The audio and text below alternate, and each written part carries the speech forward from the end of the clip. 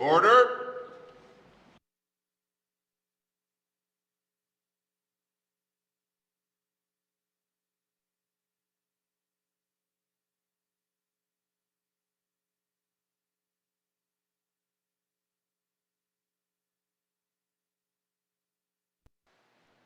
Today I'm doing prayers and asking the Creator to help each one of us, especially all the ministers are working for all the people, for the Northwest Territories, and for everyone that's here today. Etau mizatzechu dazenchu mizita hoteni day. Etau mizatzechu dazenchu mizita hoteni day. Etau mizatzechu dazenchu mizita hoteni day. Senotsi masi dutsane ajon saute jon kletzete. Diamik alvejagi lisi sene ziu ajon chokotlin de ko keji tene ko agala geta wagintera sene ziu ko tsanenti. Ko kweju ne zia ko te ne ziu ajon tene ko agala giuta sene ziu ko tinkene ziu ko kyahti. Aji ajona hente ke fe lana he ko noa tu de kanitsa kesi sene ziu nata ki fedasena hetsakiuti. Eda se masi dutsane tsane kone ha kone o. Meda se ne ziu dutsane mona tsani feda ne zi hibim nembe ke gala tsuta. Eji a se masi nefa. Eda du se tatone na taitia. Se taja ke fene da ne zi de ka deja ke ne ke gift ede. Ke da jon deshu ka kon deni de. Meda tsane taunte tsenda meda dutsane ke na dinti. Se o khine jona cha hilane le khine na cha yu cha ne la ni de masi se notsi masi ne tse pite kai hutle te kai de notsi ne tse kanave ani ko se thas notsi no khani ve notsi ne cho fe ta ni la de ka mari mona ko inte so ne khani khona ke na ta inti ko ti tle tse ke sa tse ke se lo ni ve ne zit akhakyut any day e se Jésus masi tu tsene se ne zu ajo ne tsona ta tse tira se ne zu na hek ai ku chani de masia masi etau mezatse chu doesn't chu mezit a hoteni de etau mezatse chu doesn't chu mezit a hoteni de etau mezatse chu doesn't chu mezit a hoteni de masi. Thank you, Ms. Mary Jane Kazon, for the opening prayer and guiding words. Reckon colleagues.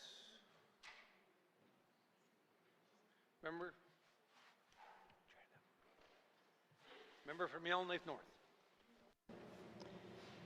Thank you, Mr. Speaker. Mr. Speaker, I would like to make a personal explanation in accordance with Section 1.8 of the Legislative Assembly's rules. I want to address allegations made by the member for Yellowknife Centre in his dissenting opinion on the Standing Committee on Government Operations report on the review to date of Bill 26. The member for Yellowknife Centre alleged that I, the sponsor of Bill 26, had, quote, refused to meet with the UNW. This is absolutely untrue, Mr. Speaker. I met with the Public Service Alliance of Canada North Regional Executive Vice President early in the development of this bill to discuss the concerns coming from nurses about Section 41 of the Public Service Act. I initiated a meeting with the Union of Northern Workers President, along with the PSAC North Regional Executive Vice President on March 4th, 2025, to discuss the bill. While not initially invited, I participated in a closed-door meeting that the UNW executive arranged on March 5th with other regular MLAs to discuss the bill. After that time, I received no further invitations from the UNW to meet.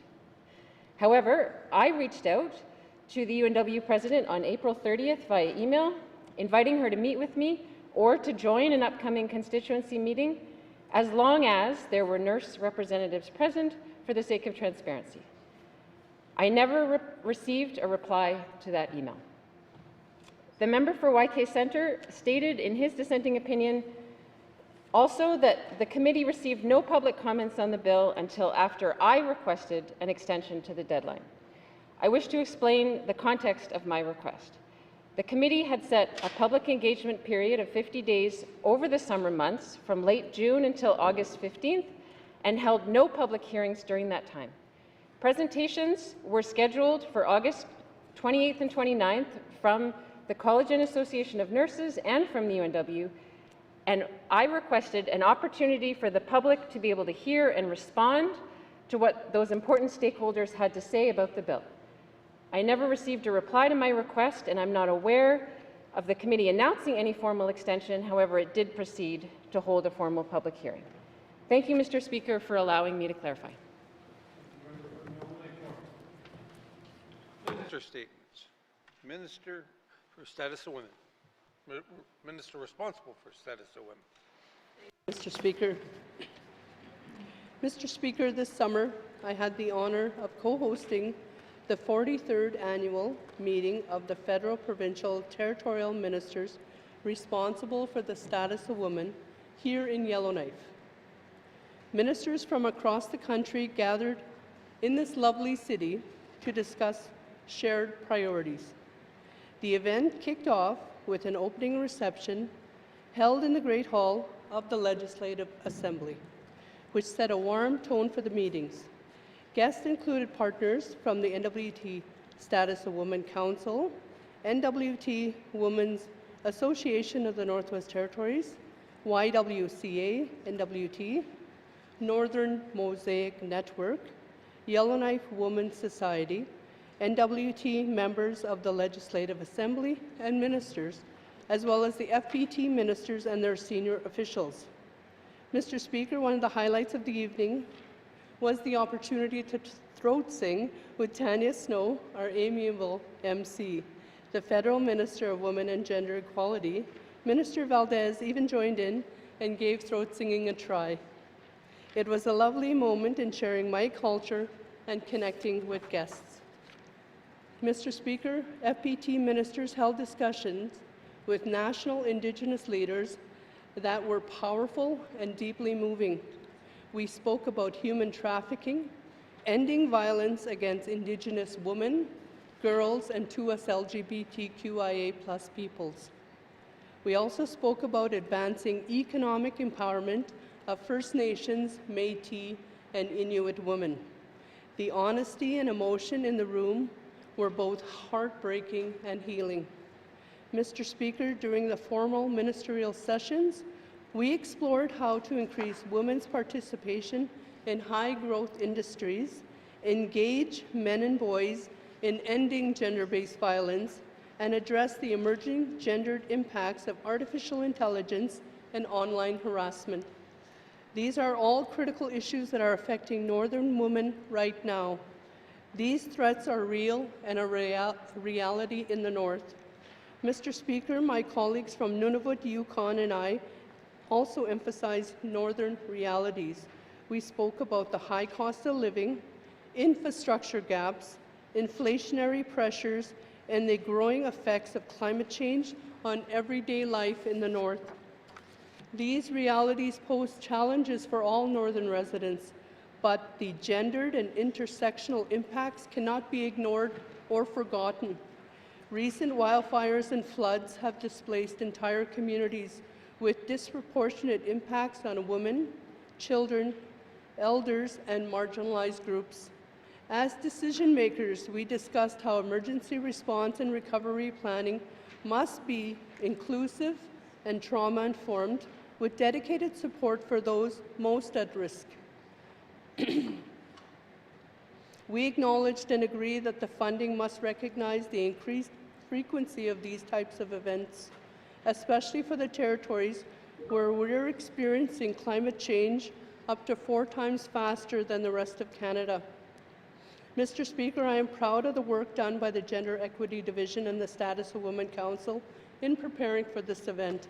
Local women across the Northwest Territories were commissioned to create handmade gifts for the delegates, beautiful tokens that support economic independence. Additionally, the artisan market was organized in collaboration with the Department of Industry, Tourism and Investment to showcase more Northern artistry and entrepreneurship. The feedback received from those who participated in the market was quite positive. Mr. Speaker, hosting this 43rd annual meeting of the Federal, Provincial, Territorial Ministers responsible for the status of women was a true privilege. The warmth and hospitality of the North left a lasting impression on our own visitors. I extend my heartfelt gratitude to everyone who made it possible. Koe Naini, Mr. Speaker. Thank you, Minister, responsible for the status of women. Minister statements. Minister of Municipal and Community Affairs. Mr. Speaker, I rise today to recognize and congratulate the participants who represented Team NT and the NWT Youth Ambassador Program at the 2025 Canada Summer Games that were held in St. John's, Newfoundland and Labrador from August 8th to 24th. The Canada Summer Games provides an opportunity for Team NT to engage and compete with other athletes across Canada. Not only are the Games an athletic competition, but they also provide an opportunity to develop athletes and coaches, strengthen sports systems, and create long-lasting social, cultural, and economic impacts. Mr. Speaker, sport, recreation, and active living play a crucial role in ensuring healthy people and communities by addressing physical, mental, social, and economic aspects of well-being. That is why this government of the Northwest Territories continues to support all residents, including the youth, and to provide assistance to attend events like this in Canada. In St. John's, Team NT, represented by 182 participants from 10 communities across the Northwest Territories. Representation included small and remote communities like Uluhaktuk, Tulita, Gamati, and Lutsoke, as well as larger centres like Fort Smith, Hay River, Inuvik, and Yellowknife. Mr. Speaker, I'm pleased to report that Team NT participants competed in a variety of events, including athletics, basketball, beach volleyball, soccer, swimming, tennis, volleyball, and wrestling. While no medals were brought back to the NWT, I would like to highlight and congratulate the male basketball team in their victory over Prince Edward Island. This was the first ever win for basketball NWT over a provincial team at the Canada Games. Mr. Speaker, I would like to thank the various territorial sports organizations that are responsible for assisting and selecting and managing their representatives at these games. Their contribution are a significant part of preparing Team NT for these games. I would also like to extend special gratitude to the Team NT Chef de Mission, Rita Mercredi, and Assistant Chef de Mission, Damian Crossman, and Lexi Zetting, and the rest of the mission staff for their outstanding efforts in organizing and supporting the team that they brought to the Games. Mr. Speaker, I would like to especially say thanks to the many volunteers and sponsors during this time to prepare them for the Arctic Winter Games. Whether you are volunteering and organizing or someone who's assisting, all your contributions and preparation of Team NT are very much appreciated. And finally, Mr. Speaker, I would like to recognize the 13 NWT Youth Ambassadors who volunteered a total of 457 hours at these games. The Youth Ambassadors had several opportunities to learn and develop leadership and life skills. Their volunteer roles included being at parade marshals for the opening ceremonies, supporting venue operations, sustainability green team, a village service crew, and participating with the entertainment crew. Your dedication, enthusiasm, and leadership made long-lasting impacts not only on the success of this event, but also on everyone who had the pleasure of working alongside of you. I sincerely hope all participants enjoyed their experience. Thank you, Mr. Speaker. Thank you, Minister of Municipal and Community Affairs. Minister statements. Minister statements. Member statements. Member statements. Member from Range Lake. Mr. Speaker, as temperatures drop and nights grow longer, winter is coming. But Northerners aren't afraid of White Walkers or of undead dragons. No, they're bracing for power bills they simply cannot afford. My constituents can't remember the last time they caught a break on their energy bills. And with each passing year, they're forced to make even harder choices just to keep the lights on. It's no surprise that the cost of electricity is one of the most frequent concerns I hear about as an MLA.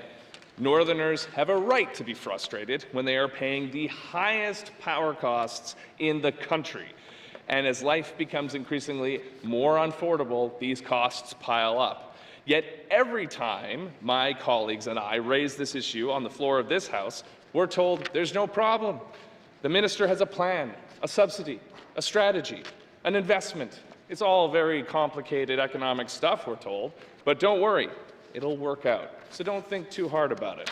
Well, Mr. Speaker, it's time to worry because this government is pouring millions of dollars into our energy grid to reverse the upward trend of our electricity prices, and it's clearly not working.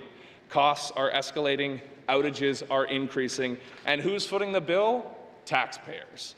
Now, the minister must answer not only to an affordability crisis caused by soaring electricity costs, but also to constituents demanding to know why every move this government makes on the energy file only leads to higher costs and ultimately higher taxes.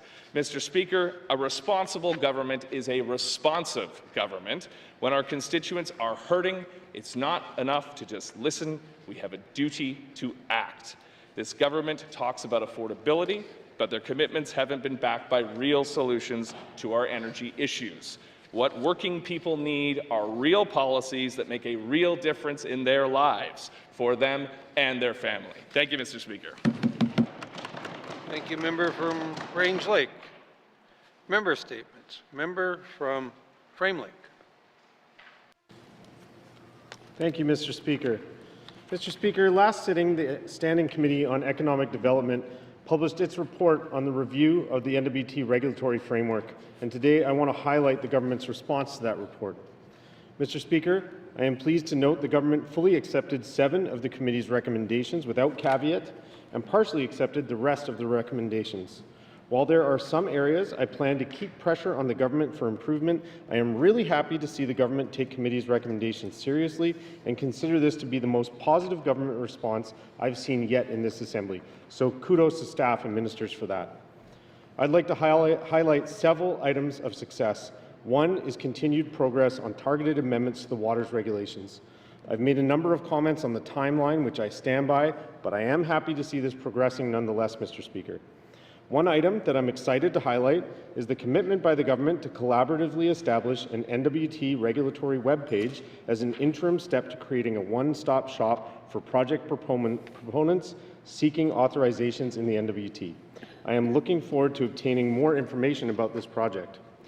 Mr. Speaker, recommendations 11 through 16 of committee's report address capacity building to assist meaningful participation in the regulatory system. I want to stress the importance of these recommendations to improving operations of the regulatory regime. In my time working in the system, it was clear to me that a significant amount of delays related to engagement and moving projects to the complete application stage were related to capacity of Indigenous governments to respond and participate. This is one area in the government response where commitments to act are a bit mixed. Addressing these recommendations needs to be a high priority, and considering several of them address federal funding and programming, I think this needs to be added to our federal engagement strategy. This systemic capacity building is directly related to the Liberal government's Build Canada Strong plan. If we want to see projects proceeding through regulatory in a timely manner, we absolutely have to address these capacity issues. And this needs to be a key message to the federal government for how they need to be investing in our territory if they want to help us achieve mutual goals. Mr. Speaker, there's much more from the response to this report that I can capture in a single statement, so I'll have to leave it there. But I will have a number of lines of questioning from ministers on this topic. Thank you. Thank you, member from Frame Lake. Member statements. Member from Great Slave. Thank you, Mr. Speaker. Mr. Speaker, echoing my colleagues yesterday, and once more, I'd like to talk about same-day health services, including lab services in Yellowknife. Far and away, the most concerns I hear as an MLA are about trying to get same-day appointments, either for lab or for speaking with a health professional. There are a lot of threads to pull on with this persistent problem, and I have gone back and forth with the minister many times as she and her staff continue to work through technical and procedural barriers to ensure fair and equitable access to health care for the residents of Yellowknife. Importantly, Mr. Speaker, I'm concerned for residents who, as of right now, depending on the random volume of patients on any given day, often need to line up outside the downtown primary care center for same-day lab appointments. Right now, it seems that we will be asking our elders, folks with disabilities, and those in chronic pain to queue in the dark, cold winter weather outside the lab for an hour until staff arrive to let them in just before 8. This is not a viable, compassionate solution. Mr. Speaker, I know that the crux of this ongoing issue boils down to a couple of key factors. The availability of appointments relies on the number of lab staff on shift. And we are seeing more people seeking lab tests, while there are fewer staff available to provide services since COVID. Mr. Speaker, I would also contend that sometimes miracles do happen. I had the unique experience this past summer of attending a scheduled test at Liwagoti. As I was leaving, I asked the admin staff if I could book another appointment down the line for other concerns. To my surprise, they said, "How about now?" I was seen immediately by a nurse who addressed all my concerns and did blood draws on the spot because seemingly, at random, I was present at a time when no one had come to get a same-day appointment at the clinic that morning. The nurse and I had the time to and space to get through my questions that I couldn't address from an earlier appointment. Mr. Speaker, I know that that was blind luck, but this also means that sometimes there is capacity, even if it's just in a blue moon. I want to know what is possible to triage those with urgent needs, especially for those who can't physically wait outside in the cold. I will have questions for the Minister of Health. Thank you, Mr. Speaker. Thank you, member from Great Slave. Member statements. Member from the Sawtooth. Thank you, Mr. Speaker. Mr. Speaker, we have been hearing a lot on the slowing in our mining activities in our Northwest Territories, and more importantly, the economy and the urgency for a response from our government. Having knowledge there is a huge potential in the mineral sector, as our esteemed member from Inuvik Boot Lake had said many times, we are resource rich and cash poor. We must enhance by moving rapidly, simplify our process to attract investment responsibly. To do this, Mr. Speaker, the North needs infrastructure, affordable access to our valuable resources.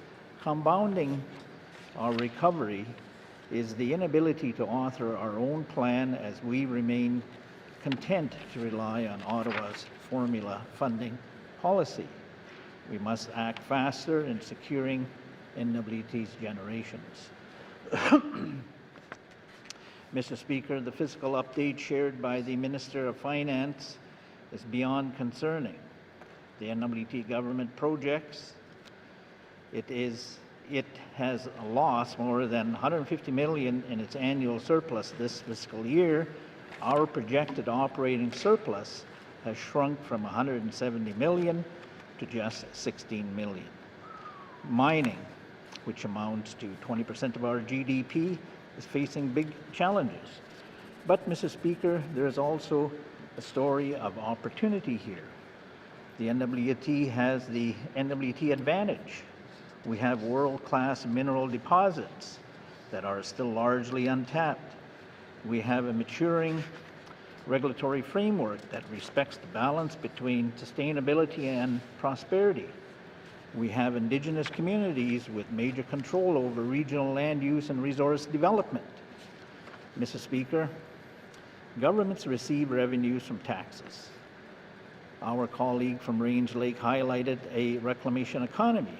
However, it is not royalty-generated revenues. The federal government has shown a real desire to move forward on investing into infrastructure. We often hear about major projects that are nation building, shovel ready. What is more shovel ready? Member from the Sawtooth, your time is up. Thank you, member from the Sawtooth. Member from the Sawtooth is requesting unanimous consent to conclude his statement. Seeing none, member from the Sawtooth, please conclude your statement. Thank you, Mr. Speaker. Thank you, colleagues. We often hear about major projects that are nation building and shovel ready. What is more shovel ready than having two existing permits for the Mackenzie Valley Highway Phase 1. Mr. Speaker, in closing, waiting is not an option anymore. We have the resources, we have the regulatory framework, we have the willingness partnerships. We must design a financial model that reflects our current physical and solutions. This is coming. Mussy. Thank you, member from the Sawtooth. Member statements. Member from Mackenzie Delta.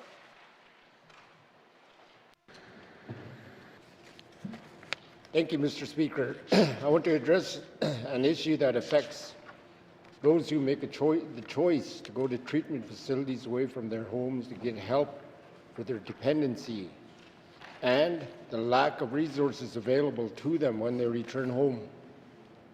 Often, these people who return home fall back into the same cycle of substance abuse because they do not have any follow-up or acknowledgement for their efforts to get sober.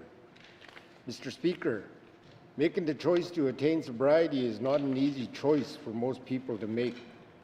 Due to lack of treatment facilities in the NWT, people usually leave their homes to go somewhere like Alberta or BC for long periods of time. They do the work to address their issues and heal the parts of themselves that cause them to use substances. Those who successfully complete their programs are welcome home with congratulations, but that's usually when the real work begins to maintain their sobriety, because they are back in the same environment that enabled their addictions. They return home to little to no resources to help them stay consistent in their sobriety, which is challenging and discouraging to them. Mr. Speaker, our people need more programs to ensure they are supported, recognized, and celebrated in their post-treatment journey. There needs to be AA meetings, on-the-land activities, job and training available to them to begin moving forward in their life that keeps them healthy and productive. We also need to utilize those people by acknowledging and celebrating those through community gatherings like feasts and dance, and create spaces for them to share their stories. It's important for this person to feel safe and to share their story for the community to hear it, because it may inspire and motivate others to follow in their path.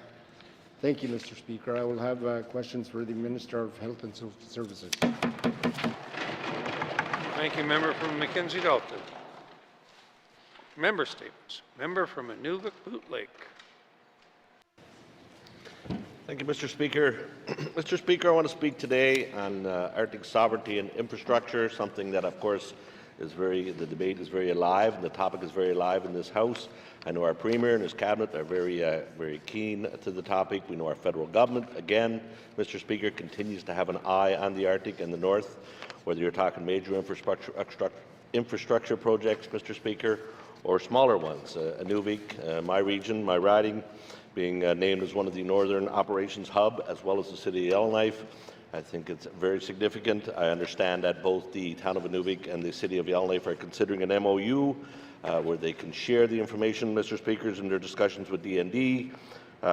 Pulling them together on Arctic security topics and discussion, I think is very important. I think it bodes well for our territory and certainly bodes well for us as we look to pull together to build these infrastructure projects. And Mr. Speaker, not just the major infrastructure projects. I mean, Mr. Speaker, as we know, Inuvik is obviously a very strategic location for the Arctic. We have a forward operating location up there. There's hopefully there's potential more work to be done either through upgrades and through other infrastructure put in there by our federal government. And Mr. Speaker, even more importantly is our airport terminal build. We know we have the runway expansion, that project again done locally, done through Indigenous governments with Indigenous companies partnered with them. The project thus far has been on time, on budget and very successful, and we look to that completion in the next couple of years. But we also, Mr. Speaker, since 2018 have had the new airport terminal build on the books. As I mentioned, being a Northern Operations Hub, there's certainly going to be more traffic in the region. We're going to ensure that we need that new building. I know there's been some delays in the past few years, but Mr. Speaker, I'm hopeful that's still something that we can get done sooner rather than later, get that project underway, and again, work with the local contractors, local Indigenous governments, to ensure that smaller but just as important piece of infrastructure gets completed on our journey to Arctic sovereignty and security. Thank you, Mr. Speaker. Thank you, member from Nunavut Lake. Member statements. Member from the Deitcho. Thank you, Mr. Speaker. On behalf of elders in Fort Providence and seniors, I need to express a deep concern that has been raised by residents and caregivers alike. The Independent Living Seniors Home in Fort Providence, a place meant to offer safety and comfort to our seniors and elders, currently has no backup generator. Mr. Speaker, as we can see, the snow and cold weather are not too far off, and we know that power outages in the winter are not uncommon. When power goes out, the risk to our most vulnerable increases dramatically. Without heat, without light, and without the ability to maintain basic services, our seniors are left exposed to the harsh realities of our northern climate. If a generator were in place, the seniors' home could serve as a warming center, not just for those living in the seniors' home, but for the elders in the community who live independently and may not have the means to stay warm during extended outages. Mr. Speaker, this is not just a matter of comfort, it is a matter of safety, dignity, and respect. I call on Housing NWT to work with the community to explore funding options for installing a backup generator, whether through the Seniors Aging in Place program, the Seniors Home Repair program, emergency infrastructure funding, or partnerships with Indigenous governments and federal agencies. We need to find a way to make this happen. Our elders deserve better. They deserve to know that when the lights go out, their community and government will not leave them in the cold. Merci, Mr. Speaker. Thank you, member from the Deitcho. Member statements. Member from Yellowknife North.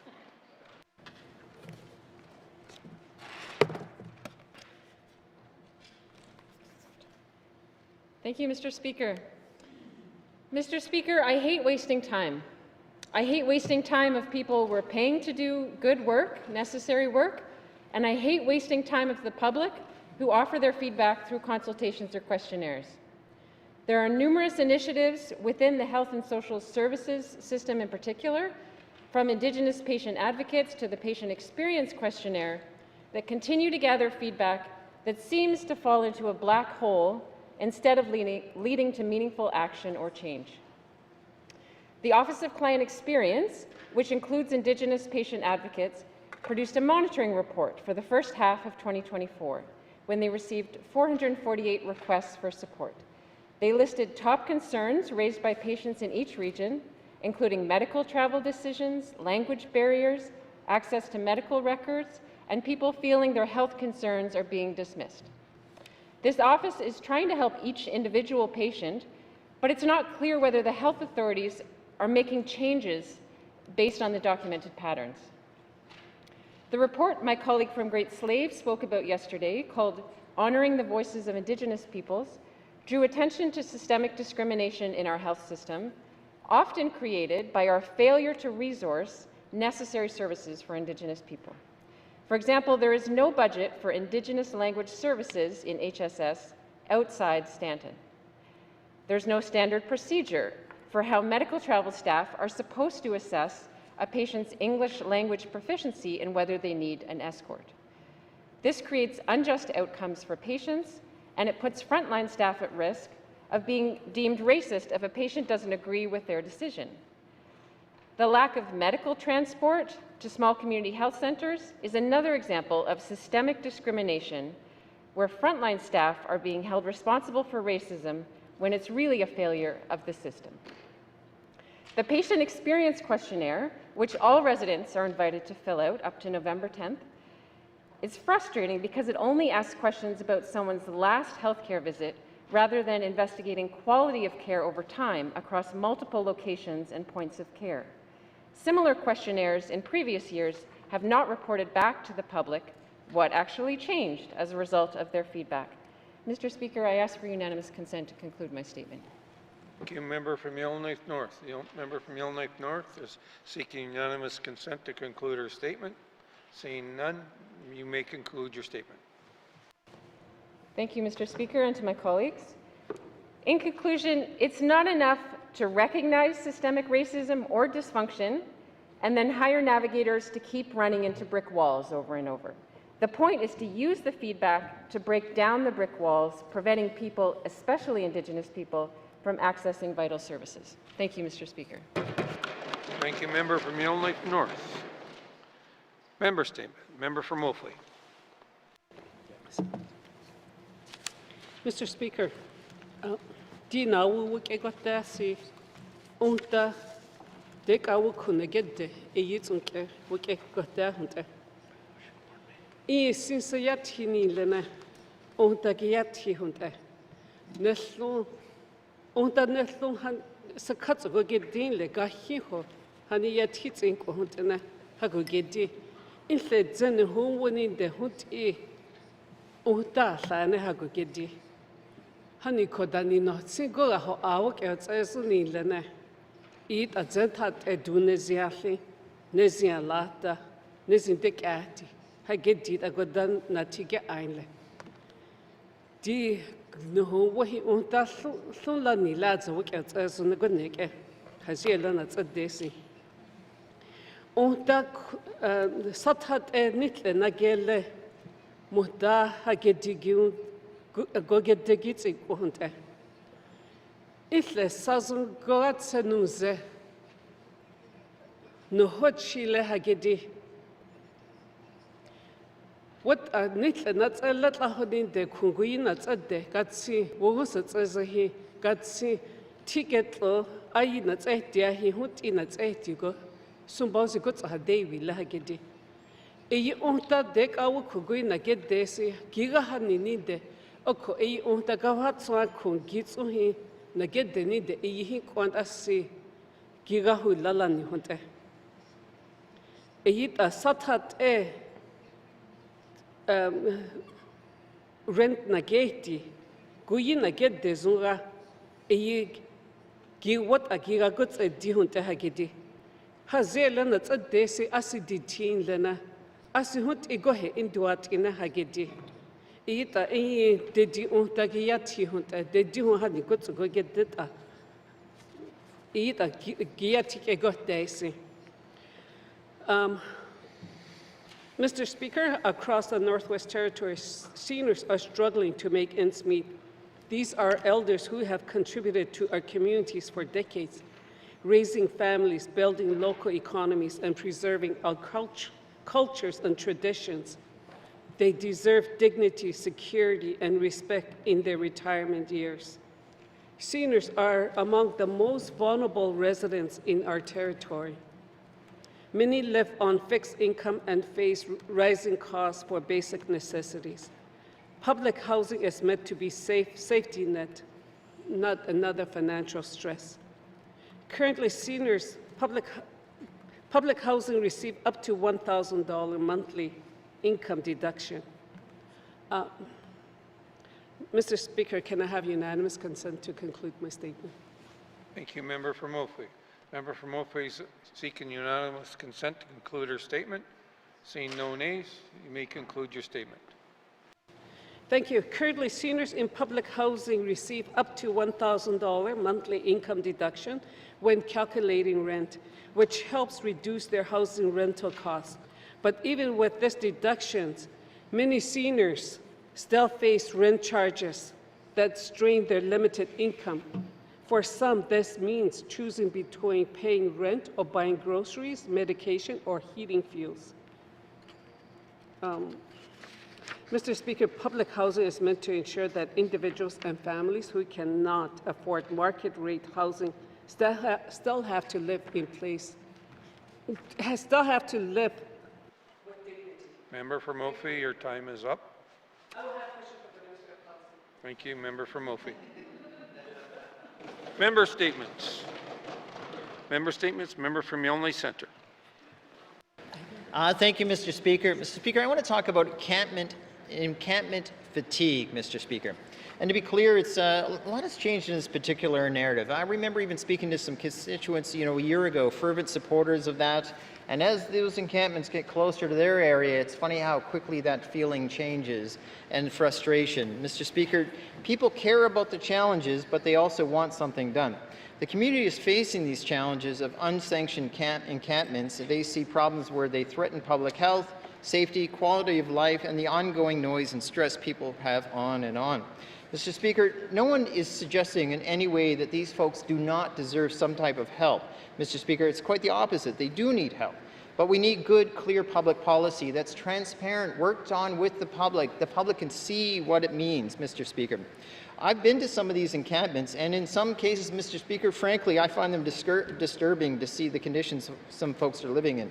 Now, to be clear, we're not talking about the lone individual who's on a tent, who's pitched trying to get by and needs a little help. We're talking about these collectives that end up becoming unsafe, unhealthy, and interestingly enough, the populations even continue to organize. They even ban people in some of these encampments, which is strange.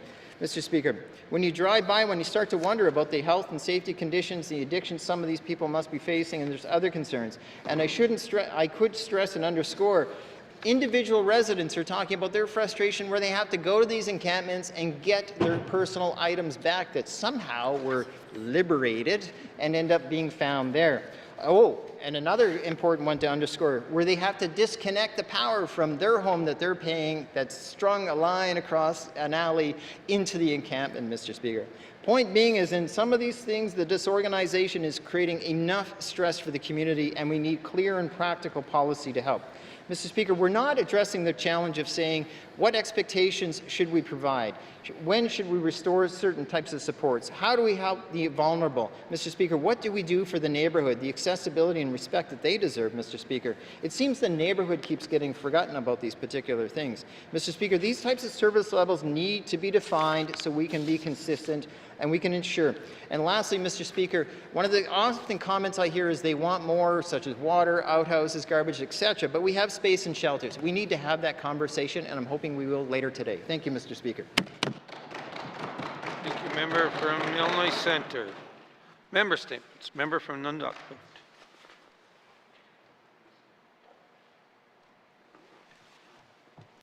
Thank you, Mr. Speaker. Mr. Speaker, on August 30, 2025, the community of Tuktoyaktuk, an area along the Arctic coast, was hit with a post-cyclonic surge of water never experienced before in recorded history. The area endured record-breaking surge levels of 2.6 meters, almost 10 feet inland. Subdivisions within the community were cut off from essential services like fire, medical, RCMP, and utility services, as their roads were underwater and blocked by massive piles of driftwood. 6 major roads were quickly overwhelmed and damaged by high water levels. The community had been proactive over the last 10 years and built up the roads based on research and recommendations. We were very close to evacuating, Mr. Speaker. One road by the reservoir was eaten away by the storm surge, by half by the storm surge. The road leading to the Hamlet Garage was underwater, so the staff had to come up quickly with an alternative route through airport lands. The airport instruments stopped recording the wind levels as the gusts were up to 130 kilometers an hour, and we saw water underneath our house, and 14 other houses were surrounded by water and compromised. We also watched many smokehouses and workshops being swept away from the storm surge. After the storm, because of many roads being underwater, there are still massive piles of driftwood and debris laying throughout the community. The council met, and through advice, they decided not to declare an emergency at the time, not knowing that this is tied to territorial and federal disaster funding, or thinking the NWT Association of Communities would cover their road and cleanup damage through an insurance claim. The council spoke to Jean W.T. Maca and requested both cleanup and road rebuilding funds, but were now told to look from within. A small community with limited funding is told to take care of themselves and not look to the GNWT for funding assistance and use their own limited funds to clean up from a major storm event. Like any other emergency, including flooding events that happen in the Northwest Territories, why is this community asked to use its limited funds? The community is told to look from within, put off paying it down its own debt and halt any shoreline protection projects while it continues to clean up from a natural disaster. Thank you, Mr. Speaker. The member from the Nutbush. Member statements. Member statements. Colleagues, Nasser Rad Peterson was a respected leader, public servant, and former Speaker of the Northwest Territories Legislative Assembly. Passed away on May 30th, 2025. He was born in Copenhagen, Denmark, November 19th, 1935. He came to the Canadian Arctic in 1953 with the Hudson-based company and went on to dedicate his life to the people and communities of the North. Mr. Peterson was elected in the Legislative Assembly in 1983, representing the West constituency during the 10th and 11th Assembly. He served as a member of the Executive Council, holding numerous portfolios, including Culture and Communication, Renewable Resources, Status of Women, the Science Institution, and later Personnel and Equal Pay. In 1987, he was appointed Speaker of the Legislative Assembly and served in the role until 1989. I had the pleasure of first meeting Red Peterson in December of 1987 at the hockey rink in Kugluktuk. It was clear from that first conversation his passion was the people of the community. He truly considered them his family. Over time, I came to understand just how deeply woven he was into the fabric of the North. He served not only as an MLA and Speaker, but as Mayor, Councillor, and Board members on nearly every organization in Kugluktuk and the Kitikmeot region. Yet, if you asked him, he would say his greatest accomplishment was his family. Red's life was one of service, love, and humility. His passing leaves a tremendous void, but his legacy will continue in the lives he touched and the lessons he taught.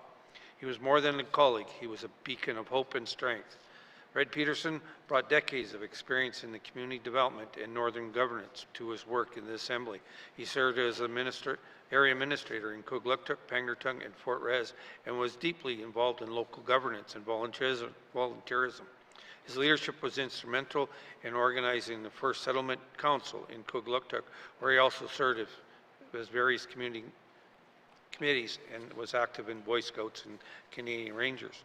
And recognizing his unwavering dedication to the Inuit people and their community, Mr. Peterson was bestowed the honor title of Inuk, a designation that held immense personal significance for him. So despite not being of Inuit descent, he played a pivotal role in establishing an Inuk institution, always advocating for the autonomy and ensuring that membership reigned exclusive to Inuit beneficiaries.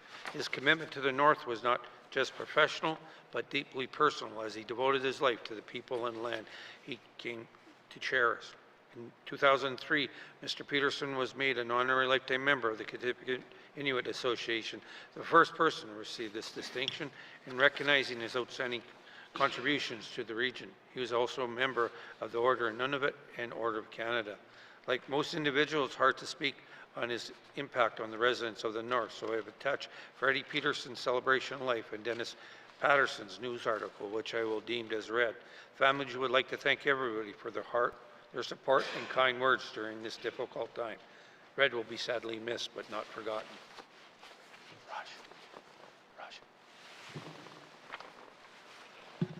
Member statements. Member statements. Recognition of visitors in the gallery. Recognition of visitors in the gallery. Reports of standing and special committees. Reports on standing special committees. Member from Moultrie. Thank you, Mr. Speaker. Mr. Speaker, your committee would like to report on its consideration of Bill 23, an act to amend the Children's Law Act. Bill 23 received second reading in the Legislative Assembly on March 13, 2025, and was referred to the Standing Committee on Social Development for review. The Standing Committee held a clause-by-clause review of the bill on October 20th, 2025, with the Minister of Justice. The committee moved to amend 4 clauses in Bill 23 at the clause-by-clause review. The Minister of Justice concurred with all 4 motions. Mr. Speaker, the committee reports that Bill 23, an act to amend the Children's Law Act, is ready for consideration in Committee of the Whole as amended and reprinted. Thank you, Mr. Speaker. Thank you. Member from Mophie. Reports on Committee of the Review of Bills. Reports of Committee of Review. Member from Mophie. Thank you, Mr. Speaker. Mr. Speaker, your committee would like to report on its consideration of Bill 24, an act to amend the Family Law Act. Bill 24 received second reading in the Legislative Assembly on March 13, 2025, and was referred to the Standing Committee on Social Development for review. The Standing Committee held a clause-by-clause review of the bill on October 20th, 2025, with the Minister of Justice. The committee moved to amend one clause in Bill 24. At the clause-by-clause review, the Minister of Justice concurred with this motion. Mr. Speaker, the committee reports that Bill 24, an act to amend the Family Law Act, is ready for consideration in Committee of the Whole as amended and reprinted. Thank you, Mr. Speaker. Thank you, Member from Mophie. Reports of committees and on review of bills. Reports on Committee of Review of Bills. Member from Mophie. Thank you, Mr. Speaker. Mr. Speaker, your committee would like to report on its consideration of Bill 27, an act to amend the Protection Against Family Violence Act. Bill 27 received second reading in the Legislative Assembly on May 28, 2025, and was referred to the Standing Committee on Social Development for review. The Standing Committee held a clause-by-clause review of the bill on October 20th, 2025, with the Minister of Justice. The committee moved to amend 5 clauses in Bill 27 at the clause-by-clause review. The Minister of Justice concurred with all 5 motions. Mr. Speaker, the committee reports that Bill 27, an act to amend the Protection Against Family Violence Act, is ready for consideration in Committee of the Whole as amended and reprinted. Thank you, Mr. Speaker. Member from Mophie. Reports of Committee on the Review of Bills. Reports on Committee of the Review of Bills. Reports on Standing and Special Committees. Reports on Standing and Special Committees. Returns to oral questions. Returns to oral questions. Acknowledgements. Acknowledgements. Oral questions. Member from Elmley Centre. Thank you, Mr. Speaker. My first question will be to the Minister of Health and Social Services today, and of course I hope I have time for other ministers to enjoy a great and fun question period. Mr. Speaker, my question is the challenge about housing. Now, believe it or not, this is a health issue. So I was visiting constituents at a public housing place last week, and the smoke in this multi-unit was so difficult to breathe, I thought I was actually chewing it. It was that thick and disgusting. And my understanding is housing won't declare these public housing units non-smoking, or they insist new leases can only be done. However, we could approach this particular problem by the Minister of Health and Social Services leading by making some adjustments and declaring them smoke-free. Would the Minister of Health and Social Services be willing to look into this situation so all public housing in the Northwest Territories, which wouldn't be unique to other places in Canada, are smoke-free? Thank you, Mr. Speaker. From the Elmley Centre, the Minister responsible for Health and Social Services. Thank you, Mr. Speaker. And my colleague and I, from Minister of Housing and WT, have had ongoing conversations on the best way to move forward, and I believe on April 1st there will be a blanket policy for no smoking in all housing and, units in the Northwest Territories. Thank you, Mr. Speaker. Minister of Health and Social Services. Member from Elmley Centre. Thank you, Mr. Speaker. I'm glad to hear the Minister isn't defending smoking in public housing units. I said I'm glad you aren't defending. Mr. Speaker. Thank you. Thank you, Mr. Speaker. Mr. Speaker, I guess 2 parts to it is why are we waiting, and is there exemptions? Thank you. Member from from Yolney Centre, Minister of Health and Social Services.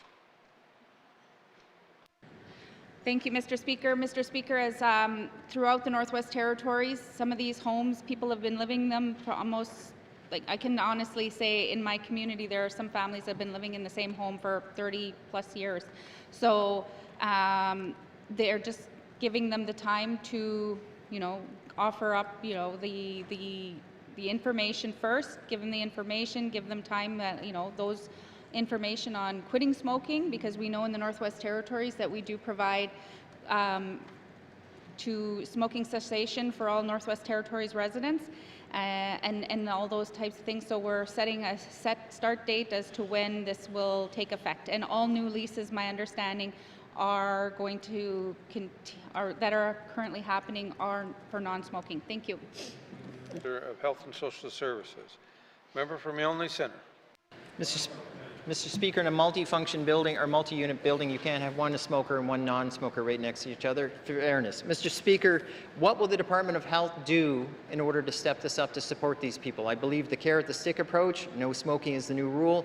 Can she be very clear on how the full weight of the Department of Health is going to come in there and support individuals who have smoked for years, if not generations, Mr. Speaker, because we can't leave them hanging, but the workers in there need this protection as well. Thank you.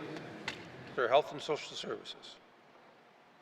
Thank you, Mr. Speaker. Mr. Speaker, as most landlords, and we did I think throughout the Northwest Territories, already have it in their leases that there is no smoking in their units.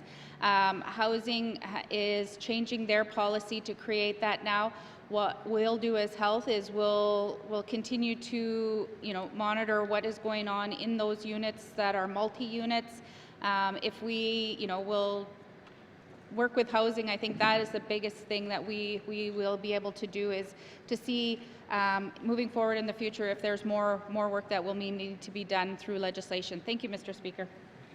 Minister of Health and Social Services. Oral questions. Member from Nunavut-Bootlake. Thank you, Mr. Speaker. Mr. Speaker, given the member from the Nunavut statement today, and given the fact that certainly my community in Inuvik is on the Mackenzie River, we've often had flooding, not as serious as what has happened up there, obviously. But considering the community experienced a post-cyclonic storm surge on August 30th, I have a question for the Minister of MACA, Mr. Speaker. Can the Minister of MACA confirm, has the community been offered, or did they receive any financial assistance from the government to help the community remove the debris and certainly get the roads back into working order? Thank you, Mr. Speaker. Member from Nunavut-Bootlake. Minister of Municipal and Community Affairs. Thank you, Mr. Speaker. The GNWT has not offered the community any disaster assistance arrangement to rebuild any of the roads or remove any driftwood or debris. Excuse me. As the disaster assistance policy has not been applied to this event with the information that MACA had received. After a most recent meeting, MACA is still assessing the situation to understand the full scope of damage. Mr. Speaker, no additional funding has been provided to the hamlet of Tuktoyaktuk for the cleanup or the road repair from the department. The hamlet does not have to apply for funding or identify specific projects to receive community government funding. Community government funding is distributed evenly and equitably through all the communities, and it's up to the hamlets and communities to decide how they spend it. Thank you, Mr. Speaker. Minister of Municipal and Community Affairs. Member from Nunavut-Bootlake. Thank you, Mr. Speaker. Mr. Speaker, I understand that MACA did counsel the community to not to declare a state of emergency, but to apply through the NWTAC through their insurance program to help to build roads and remove the debris. Can the minister, I wonder if the minister is aware how successful they were in receiving that insurance funding from NWTAC. Thank you. Bootlake, Minister of Municipal and Community Affairs. Thank you, Mr. Speaker. Declaring a local state of emergency or not declaring a local state of emergency doesn't always provide access to disaster assistance policy. It all depends on the type of emergency and the scale of the emergency. With regards to the hamlet of Tuk, accessing the insurance, the member would have to contact the hamlet to get that information, as it's through North 6 with NWTAC. Thank you, Mr. Speaker. Minister of Municipal and Community Affairs. Final supplementary. Member from Inuvik-Boot Lake. Thank you, Mr. Speaker. And I know the community of Tuktoyaktuk, similar to other communities in my region, are already struggling with infrastructure. I know the community of Tuktoyaktuk are now paying down the debt for their new water treatment plant they've built there. And they've also, there's a major shore erosion project going on up there, Mr. Speaker. So then I guess, you know, is the minister suggesting that the community do rollbacks? I mean, is it something that, I mean, obviously we have limited funds in municipalities and in hamlets in our region.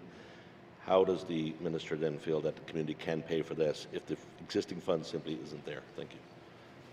From Inuvik-Boot Lake, Minister of Municipal and Community Affairs.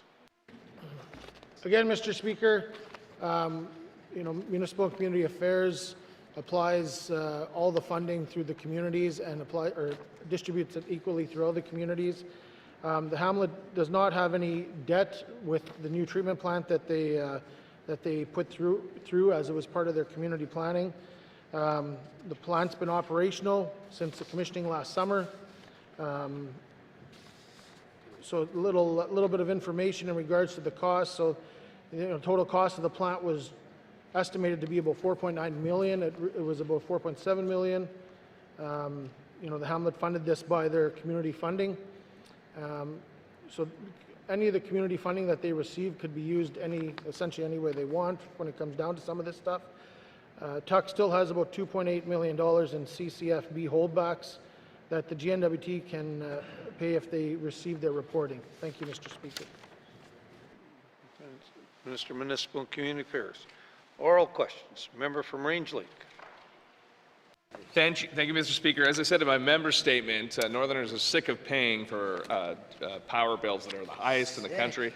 And it's not just households, it's businesses as well. I've received letters from businesses in my riding that are complaining about the power failures in particular, not only the cost that results in tens of thousands of dollars annually in equipment damage, lost sales, and reputational damage. Shame. They want the minister responsible for NTPC to answer this question: why has reliability failed to improve and in fact has gotten worse over time despite repeated funding from this government into the power system? Thank you, Mr. Speaker. Minister responsible NTPC. Thank you, Mr. Speaker. There's a couple of different types of funding that we see here frequently, one of which is the subsidies that we provide through territorial power support programs and also direct subsidies on low water events, for example, to keep affordability where it is. But the other type of investment, Mr. Speaker, is in the infrastructure component. And in this case, Mr. Speaker, we have systems that were built in the 60s and 70s that have not been brought up to speed, that we're now having to catch up on. And in the meantime, we do wind up with isolated grids here in the north, an isolated grid down in the south, and isolated community grids all around the Northwest Territories. So that creates a problem for reliability, it creates a lack of redundancy, and it creates a lot of catch-up for the people of the Northwest Territories. So it's going to certainly take quite a lot of effort and quite a lot of time to catch up on a system that is this old. And certainly the money that we put into the subsidies to maintain affordability, that doesn't help us catch up where we need to be. So this should be an issue that is front and center. It's one that I raise frequently with the federal government. We need to be brought up to speed with where the rest of Canada is, and that certainly remains a commitment of mine and of this government to continue to do that, to continue to advocate for that, and make sure that it's not being done on the backs of our residents and our consumers alone. Thank you, Mr. Speaker. Minister responsible for NTPC. Member from Range Lake. Thank you, Mr. Speaker. Well, I'm pleased that the minister is aware of what the diagnosis of the problem. What we need is the solution.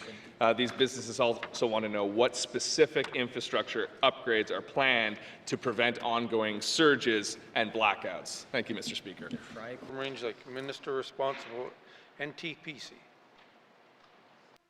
Thank you, Mr. Speaker. Mr. Speaker, there are different things planned for different communities in different regions, as I said. And as we all know, we have a number of isolated grids across the system. So I can say one of the things that they've been working on in this Tulson zone, for example, is to make sure following, and actually this is true really across the territories right now, is that following a lot of the wildfires, just by way of one example, it creates a situation where there's a lot more risk to the different power lines, to the different power systems where there's a lot more deadfall that can impact on power line systems. And so there's a lot of effort going into making sure that they're doing the work to clear areas and to make sure that there areas that would be at risk as a result of the wildfires are being maintained so that the poles and the wires aren't likely to be at risk. Beyond that, Mr. Speaker, there's a lot of work happening to try to, on a broad sense, to connect our grids, to create transmission connections, and to bring greater redundancy to our system. Thank you, Mr. Speaker. Minister responsible for NTPC. Final supplementary. Member from Range Lake. Thank you, Mr. Speaker. While we're waiting for those infrastructure improvements, we've seen businesses that have had to close because of blackouts and power equipment failures that have led to fires. I have a constituent who's out of home because of that. We have the community of Fort Smith that has started court proceedings to recoup money. So what does the minister suggest for people who are financially impacted by these outages? What recourse do they have? Thank you, Mr. Speaker. Range Lake. Minister responsible for NTPC. Thank you, Mr. Speaker. Mr. Speaker, this is part of what gets approved by the Public Utilities Board are the terms and conditions of sale, both for the generation component that tends to be exclusively done by the Northwest Territories Power Corporation, as well as the distribution that is done both by NTPC as well as NACA Power. And regulated utilities in Canada are not permitted to reimburse customers for damages. That is one of the standard situations that everyone in Canada does find themselves at. Regulated utilities in Canada are only allowed to charge customers for the costs to operate their system, which is then what unfortunately leaves folks who have experienced extreme or other kinds of claims outside of that process. But again, it's one that is regulated all across Canada and for us by the Public Utilities Board. Thank you, Mr. Speaker. Response for NTPC. Oral questions. Member from Decho. Thank you, Mr. Speaker. Given the circumstances, can the Minister of Housing confirm that installation of a backup power generator would be considered an eligible expense within Housing NWT's programs for this seniors home in Fort Providence? Thank you. Housing NWT. And thank you to the member for the question. I think a conversation with district staff at this point and looking at the facility itself to see if a backup power generator is warranted. Thank you, Mr. Speaker. Minister responsible for Housing NWT. Member. Oral questions. Member from the Decho. Thank you. Will the minister support community-led proposals to install backup generators in the seniors independent living home? And can NWT Housing provide technical and/or financial assistance to help communities develop these potential solutions? Thank you, Mr. Speaker. Decho. Couple of questions there. Minister responsible for NWT. Housing NWT. Try that again. Of course, I think Housing NWT would be happy to lend some technical expertise if we're going to look at potential power generation solutions within the Elders facility. And once we have that technical type of review, then we could talk of financial assistance. Thank you, Mr. Speaker. Response for Housing NWT. Final supplementary. Member from the Decho. Thank you, Mr. Speaker. Are there any other specific funding streams, either territorial or federal, that Housing NWT can access to support installing a backup generator in seniors' homes? Thank you. Thank you, member from the Decho. Minister responsible for Housing NWT. Thank you, Mr. Speaker. Again, having a conversation with the district office, there's a few funding streams that are available, and working perhaps with the local housing organization, the local band. There's a community housing support initiative grant. There's also a co-investment fund that would require investment from both the community and Housing NWT. So there is some possibilities, Mr. Speaker, that we could look at for a solution. Thank you. Minister responsible for Housing NWT. Oral questions. Member from Frame Lake. Okay. Thank you, Mr. Speaker. Mr. Speaker, my questions are for the Minister of ITI. Mr. Speaker, in their response to the Standing Committee on Economic Development and Environment's report on the regulatory framework, they mentioned an NWT regulatory webpage that they'd be establishing. Can the minister provide more information on this initiative, and can she give us an idea of when this initiative will launch? Thank you. Member from Framley, Minister of ITI.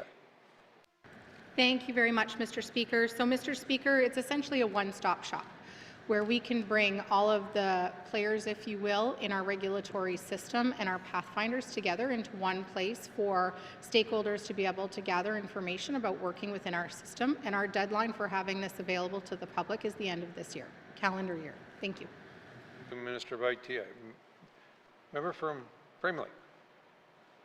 Thank you, Mr. Speaker. Mr. Speaker, just noting a bit of clarification. In the response, they spoke to establishing that webpage as an interim measure and then moving on to a one-stop shop. It sounds like the two are being conflated as one, and if they are, that's fine. And I've got a timeline. I just wanted to make sure we're all on the same page. Thank you. Framley, Minister of ITI.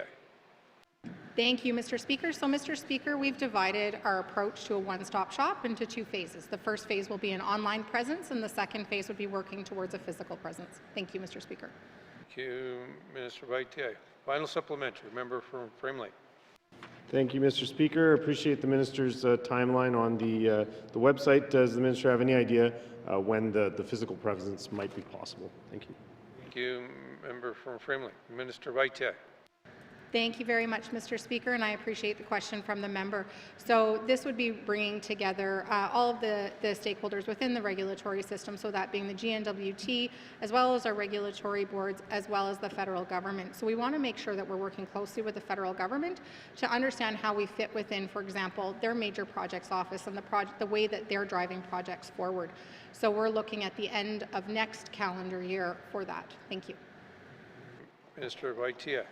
Oral questions. Member from Great Slave.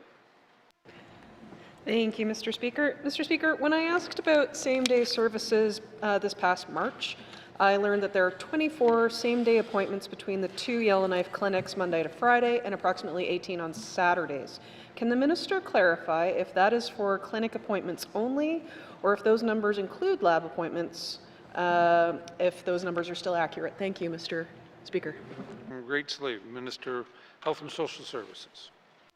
Thank you, Mr. Speaker. With that level of detail, I would have to get back to the member. Thank you. Minister of Health and Social Services. Member from Great Slave. Thank you, Mr. Speaker. I appreciate that commitment from the minister. Mr. Speaker, can the minister tell me what steps are taken to fill empty spots that exist for same-day appointments with waitlisted patients, especially those with urgent and complex needs, such as elders and those with disabilities? And if this isn't a thing, is there any contemplation of closing that gap? Thank you, Mr. Speaker. Thank you, member from Great Slave. Kind of a multiple question there, but I'll turn it to the Minister of Health and Social Services. Mr. Speaker, I know from the information that I have that there are urgent slots at the Stanton Terrell Hospital lab site and at the primary care lab site. There are as well urgent designated times for the day. And when patients are, for instance, having surgery or something like that, they usually have a pre-op the day before. If they need to have blood work, though, they should be ensuring that they're utilizing their physician or whoever their pre-op is with to consult the lab to make sure that they have that appointment. And with wait lists, I know that they routinely try to fit in wait lists. So when people are there, you can show up. There's so many booked appointments, and then you can sit and wait and attempt to get fitted in. There's also a wait list you could put your name on, and that they would contact you if something opens up throughout the day. And we encourage residents to pre-book appointments in advance, so if they know that they're, if they have ongoing routine blood work, and I think that that's one of the things that if they have to have an appointment every so often, get their appointments for blood work done way in advance. There's certain things that they are working on to try and to reduce, as we are aware that there is an issue with the appointment times. Thank you. Minister of Health and Social Services. Final supplementary. Member from Great Slave. Thank you, Mr. Speaker, and thank you to the Minister. I know she is working on a communication strategy of how to explain that to the public better. Mr. Speaker, will we see reasonable accommodations to make sure that folks aren't standing outside in the cold for a same-day appointment this winter? Thank you, Mr. Speaker. Member from Grace Lake, Minister of Health and Social Services. Thank you, Mr. Speaker. Mr. Speaker, when the lab staff arrive, I believe that, that's the issue is that the place where they are downtown is the landlord is the responsible person, and so the staff can go in, but the doors open at a certain time. And then the issue that was raised not just today, but yesterday with the chairs, that issue has been raised with the landlord. However, they do not recommend that chairs be in the lobby of the waiting area. They don't recommend that even movable chairs that could go there and be removed. So this is an ongoing discussion that I will have NTHSSA continue to follow up with. Thank you, Mr. Speaker. Thank you. Minister of Health and Social Services. Oral questions. Member from Yellowknife North. Thank you, Mr. Speaker. So my questions are for the Minister of Health and Social Services. I know the Minister herself has been a big champion of the Office of Client Experience, and yesterday in her response to oral questions from the member for Great Slave, the Minister noted she had personally met with the Indigenous patient advocates and heard about many of the same concerns that we talk about often in this House. I'm interested in how the documentation of those concerns actually leads to action. So can the Minister explain what is the process for how the concerns being documented by the Office of Client Experience are supposed to lead to action at a systemic level by the health authorities? Thank you, Mr. Speaker. From Yellowknife North, Minister of Health and Social Services. Thank you, Mr. Speaker. Mr. Speaker, and I appreciate these questions because one of the things, as like the member has said, I do support the work that the Office of Client Experience do and the patient advocates. I'm a champion for the work that they do, but we didn't have any actual data on the things that were being brought forward, especially when it came to Indigenous people. We've heard it multiple. We've all can stand up in here and say we know that some of these issues. However, like I'll use, for instance, medical travel. Medical travel, anybody, I've traveled to most communities, that is one of the biggest issues. It's the understanding of the program, though. It is not a, and I'm not saying that there is a problem, but the problem lies within the policy that because it's not an insured service, we use different policy and we use non-insured services to move people around. The escort pieces is the biggest piece that we have the most contentious with, is the non-medical escorts that have to travel with people. That is something that has to be approved through NIHB, through Ottawa. And we don't have if it doesn't meet the standard criteria in the policy, all of those have to go to Ottawa. So this is also data that's driving us to be able to bring that to NIHB and sit down and say, this is our most contentious. This policy is not, working for the Northwest Territories and our small and remote communities where we still speak a lot of Indigenous languages, and so we need to do better. So the work that this does is helping us fight that fight. Thank you, Mr. Speaker. Minister of Health and Social Services. Member from Yellowknife North. Thank you, Mr. Speaker.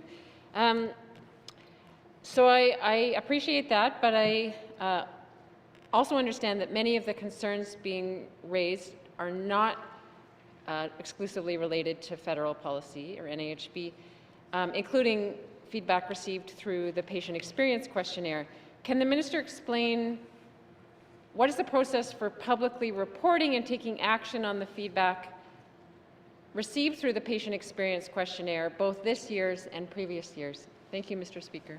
From Yellowknife North, Minister of Health and Social Services. Thank you, Mr. Speaker. Mr. Speaker, I know that the patient experience questionnaire, somebody who's worked in the system for many, many years, that this happens every 2 to 3 years. So the questionnaire goes out. and it's through the quality program, and it goes out to anyone on their experience or current experience with the healthcare system. What it does is it comes back, and then there's a report generated. It is usually public. I think the last one was done in 2022. And what that report, what it helps to do is work with those areas, with the executive team, and to work within those areas to try and improve those areas. And so that's generally how it goes. And it also helps us to build that for business plans. Like if the NTHSSA is coming forward because there's something that we're lacking, then that evidence also, those questionnaires, the data from the public can help generate some of that work. Thank you. Minister of Health and Social Services. Final supplementary. Member from Yellowknife North. Thank you, Mr. Speaker. I'll just note I was looking online for a report from any previous patient experience questionnaires and couldn't find any, so if the minister can direct us to that, that would be great. I was also looking in annual reports of the Health Authority, and the last time that there was detailed statistical reporting on performance measures, including patient satisfaction, was 2019-2020. Will the minister direct the Health Authority to resume detailed reporting on patient satisfaction and patient outcomes? Thank you, Mr. Speaker. Member from Yellowknife North. Minister of Health and Social Services. Thank you, Mr. Speaker. Mr. Speaker, what I will do is I will have a conversation with NTHSSA as to what has happened and what has changed, and I can report back to the member. Thank you. Minister of Health and Social Services. Oral questions. Member from Mackenzie Delta. Thank you, Mr. Speaker. Following on my member's statement, we have a lot of people of all ages going for treatment for alcohol and or drug abuse. There's a lot of people from my community, my region, go out to as far away to Toronto for up to 6 weeks. And upon the return, they're going back into their same old habits. They have no resources to go to. There's absolutely no help, and some of these people are falling back into their old habits within a week or so.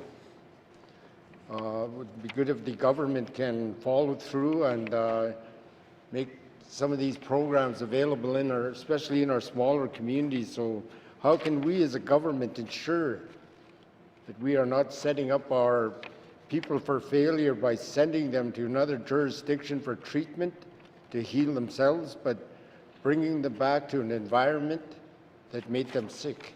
Thank you, Mr. Speaker. Minister responsible for Health and Social Services. Thank you, Mr. Speaker. Mr. Speaker, in order for a resident of the Northwest Territories to attend a treatment facility, they have to be referred by a caseworker who works with them. That caseworker also creates a aftercare plan for when they return home, and then before their discharge, they are to communicate with that is part of the work that happens and so I encourage that if residents are returning back to their community, to speak with the caseworker that has referred them out, because that is part of it. And if the member has residents that want to have this looked into as to why, he can feel to reach out to my office and we can work together as to what is being missed. Because my understanding is that is a whole part of the referral process, is the aftercare plan coming home. Thank you, Mr. Speaker. Health and Social Services. Oral questions. Member from Mackenzie Delta. I'd like to thank the minister for that opportunity. I'll be taking her advice and reaching out to her. It's been a long time. There's people going out and not following through, or don't have the capacity, or don't have the resources to reach out to. How long is it going to take for us to move forward and support our people who are crying for help, to move forward and break the cycles instead of taking steps backwards because of the lack of resources, especially in our smaller communities? Thank you, Mr. Speaker. Member from Mackenzie Delta. Minister of Health and Social Services.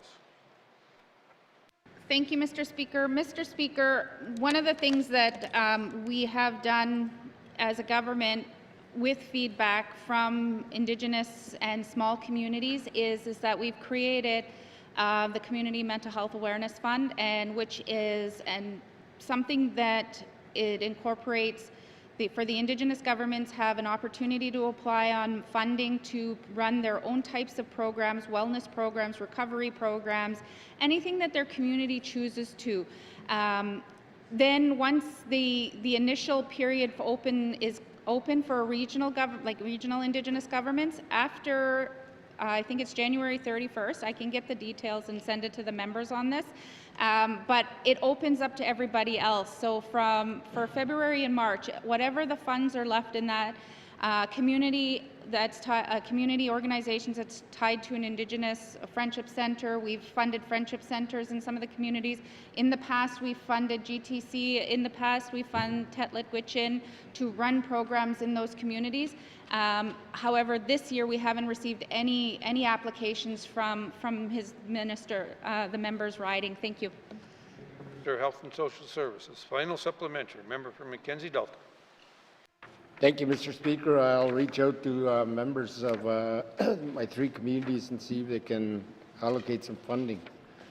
How can we work in collaboration to provide what is needed for the residents of the Mackenzie Delta in regards to addictions and aftercare for funding and resources that's to be made available within our smaller communities? Thank you, Mr. Speaker. Thank you. Member from the Mackenzie Delta. Minister of Health and Social Services. Thank you, Mr. Speaker. Mr. Speaker, in the Beaufort Delta was the first to be reviewed under the community counseling program, and so what they have done is they've done a collaboration where they pull the Indigenous governments and the community counseling program together to be able to serve people and hire people with lived experience to be able to provide those services. I know we are currently working in the Sawtooth through that process as well, and we are hoping that we'll get through the rest of the territory because it's designed on servicing the region, the people, and what their needs are. However, I understand, that there's always issues when it comes to when people are in crisis. But what I can do is I can put together the information for the member, and if I can, I'll see how much detail we have to be able to put it together for the region. I know we don't have it broken down just for Mackenzie Delta, but it might be the regional process. We have the THARP that will be opening up, which is a transitional housing and after addiction recovery home that will be opening up soon. I know all the construction is done now, and it's just waiting on the operator and the policies to be done in Inuvik, which would help for those coming back to be able to stay there before going off to their community to give them that little bit longer support. So thank you, Mr. Speaker. Of Health and Social Services. Oral questions. Member for Moultrie. Thank you, Mr. Speaker. Mr. Speaker, given that seniors currently receive a $1,000 monthly income deductions when calculating rent, what is preventing the GNWT from going further and eliminating rent entirely for seniors in public housing? Mr. Speaker, I'm serious about this question. I don't want no chuckle. Thank you. Thank you. Member for Moultrie. Minister of Housing NWT. Mr. Speaker, just thinking about the question, Mr. Speaker, and how can we eliminate rent for seniors in the Northwest Territories. Understanding the situation we're in for Housing NWT, we have about $13 million in rental arrears across the north. That's the situation right now. And in order to build new homes and maintain what we have, people need to pay their rent.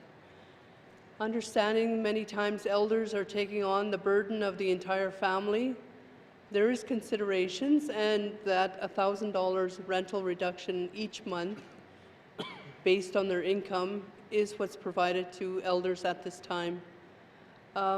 There's a lot of work that we have to do as Housing NWT, especially with our strategic renewal and moving forward with compromise agreements. But again, these are the discussions we need to have, and these are the questions that are asked by the members. So at this time, I don't have a solution, but I just want to give this House an idea of how much rental arrears across the Northwest Territories. Thank you, Mr. Speaker. Minister responsible for Housing and NWT. Member for Moultrie. Thank you, Mr. Speaker. Some of the arrears are from old housing policy.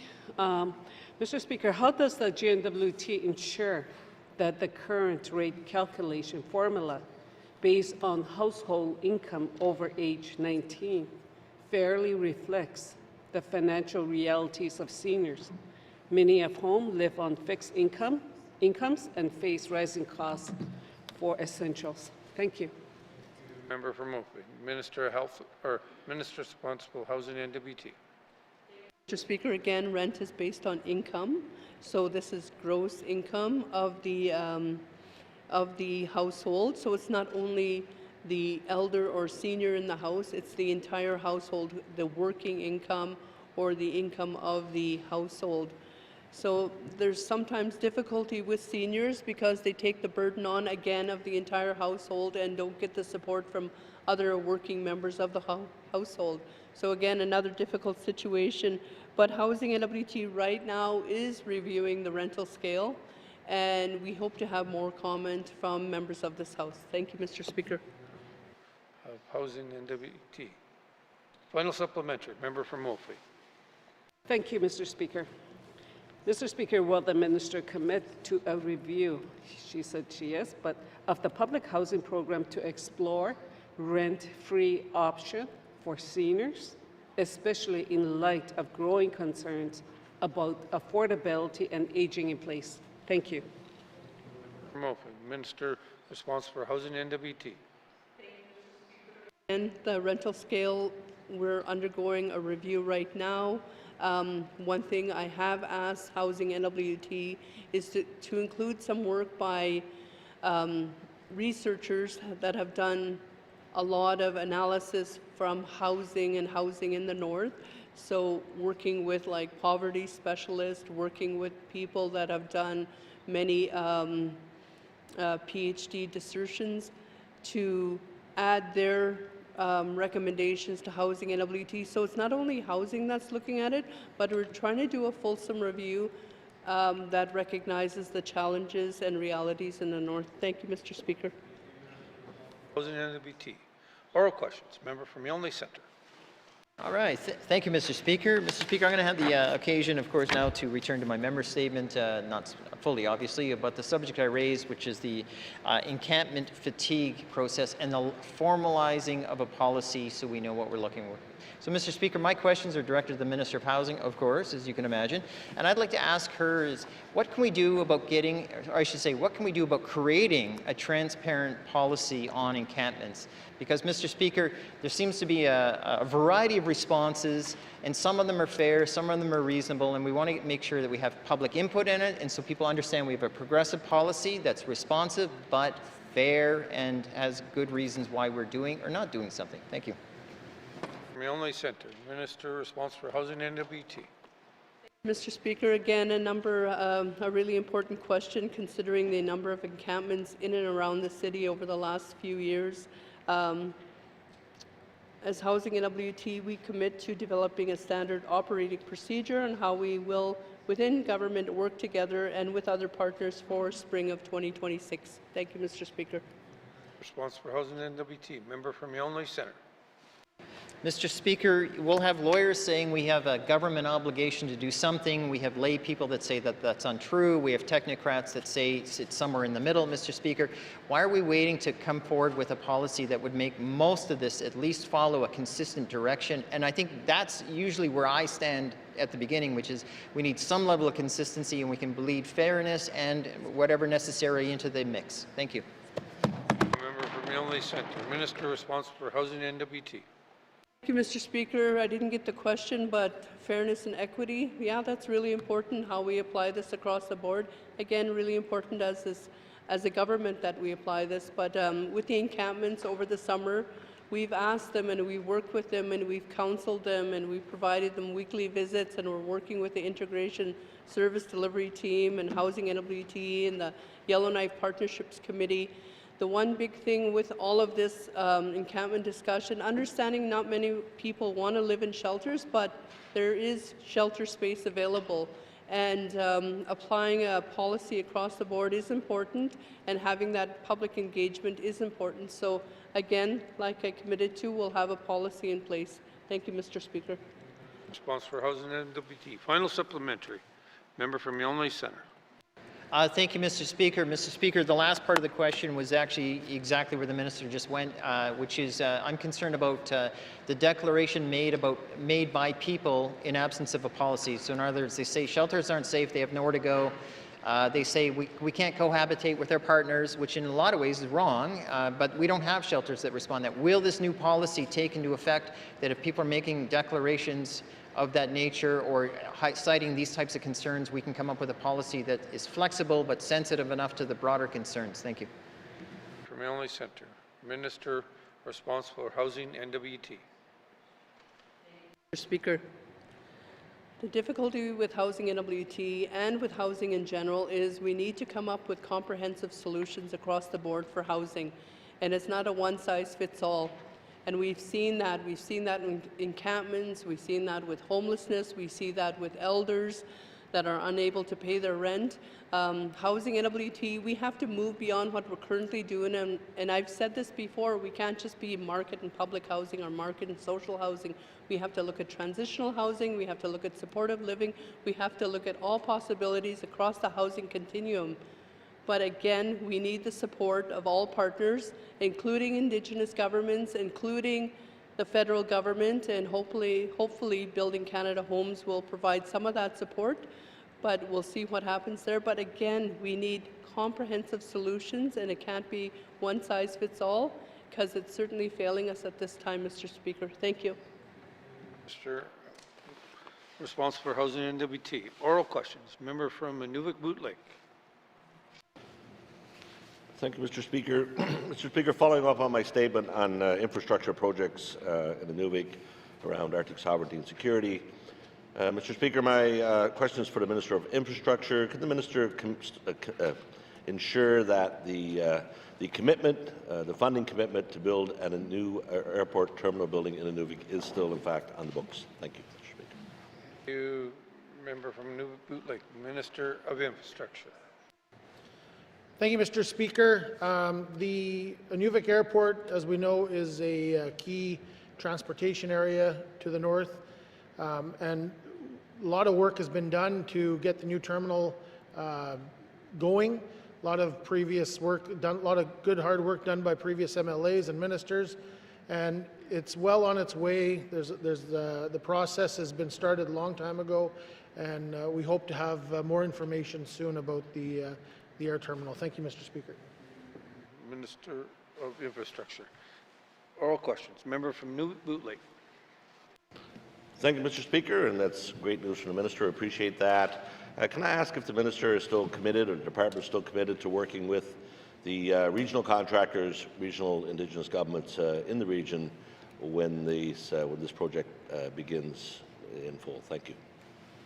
Nunavut Lake. Minister of Infrastructure. Thank you, Mr. Speaker. It is part of the process, and like I said earlier, this process is well underway. I think it's no secret that we've tendered this and it's come back out, but we're in the process of getting this out there, and we're committed to working with local contractors in the area. Thank you, Mr. Speaker.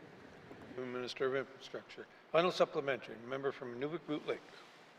Thank you, Mr. Speaker, and thank you again to the Minister for that. He mentioned it was tendered earlier this year.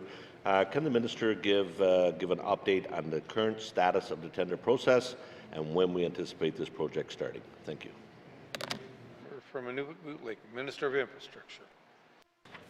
Thank you, Mr. Speaker. I think it's no secret that the current process has been suspended due to a court proceeding, so I cannot speak about it, and we'll hopefully hear something soon in the new year. Thank you, Mr. Speaker.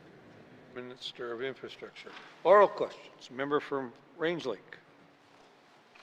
Thank you, Mr. Speaker. Mr. Speaker, the Minister of Municipal and Community Affairs has repeatedly referred to the importance of the incident command system when questioned on emergency management and public safety.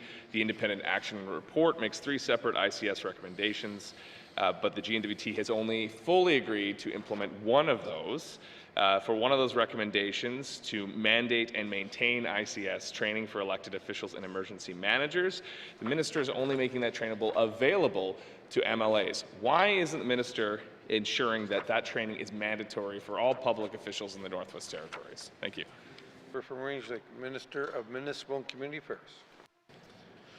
Thank you, Mr. Speaker. The ICS training is the standard across Canada. That training is being provided to all, offered to all communities who are interested in it to help with the community emergency plans and their preparedness. The public service has had many workshops to have their staff trained and have the ability to stand up staff for surge capacity. Also, I think it's important to remember that as elected officials and somebody who's been involved in emergencies in the past, we tend to want to get involved. And I think that's the important part of the mandatory ICS training for elected officials within the GNWT is to clarify our roles and responsibilities during emergencies. Thank you, Mr. Speaker. Minister of Municipal and Community Affairs. Member from Range Lake.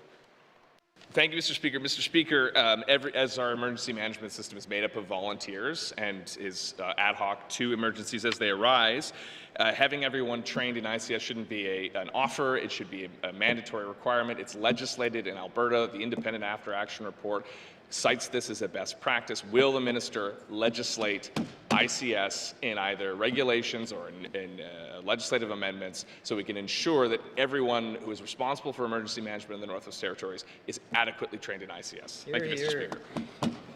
Minister of Municipal and Community Affairs. Thank you, Mr. Speaker. Like anything else we do, I don't think any community would appreciate if the government went in there and told them that they have to get ICS training for their volunteers in their communities. We support the training. We support the community emergency plans. We support their EMO organizations to provide the training. Anybody within the GNWT who's involved in the EMO organization has the ICS training or will receive ICS training to support any emergencies for communities, local emergencies, regional emergencies, and our territorial emergencies. Although it would be nice to legislate and enforce that everybody that's involved has to have this, we have to understand that we have a lot of small communities where we wouldn't be able to hire people full-time within these small communities to do that. There are communities that are volunteers are very important. Volunteer fire departments are very, very important.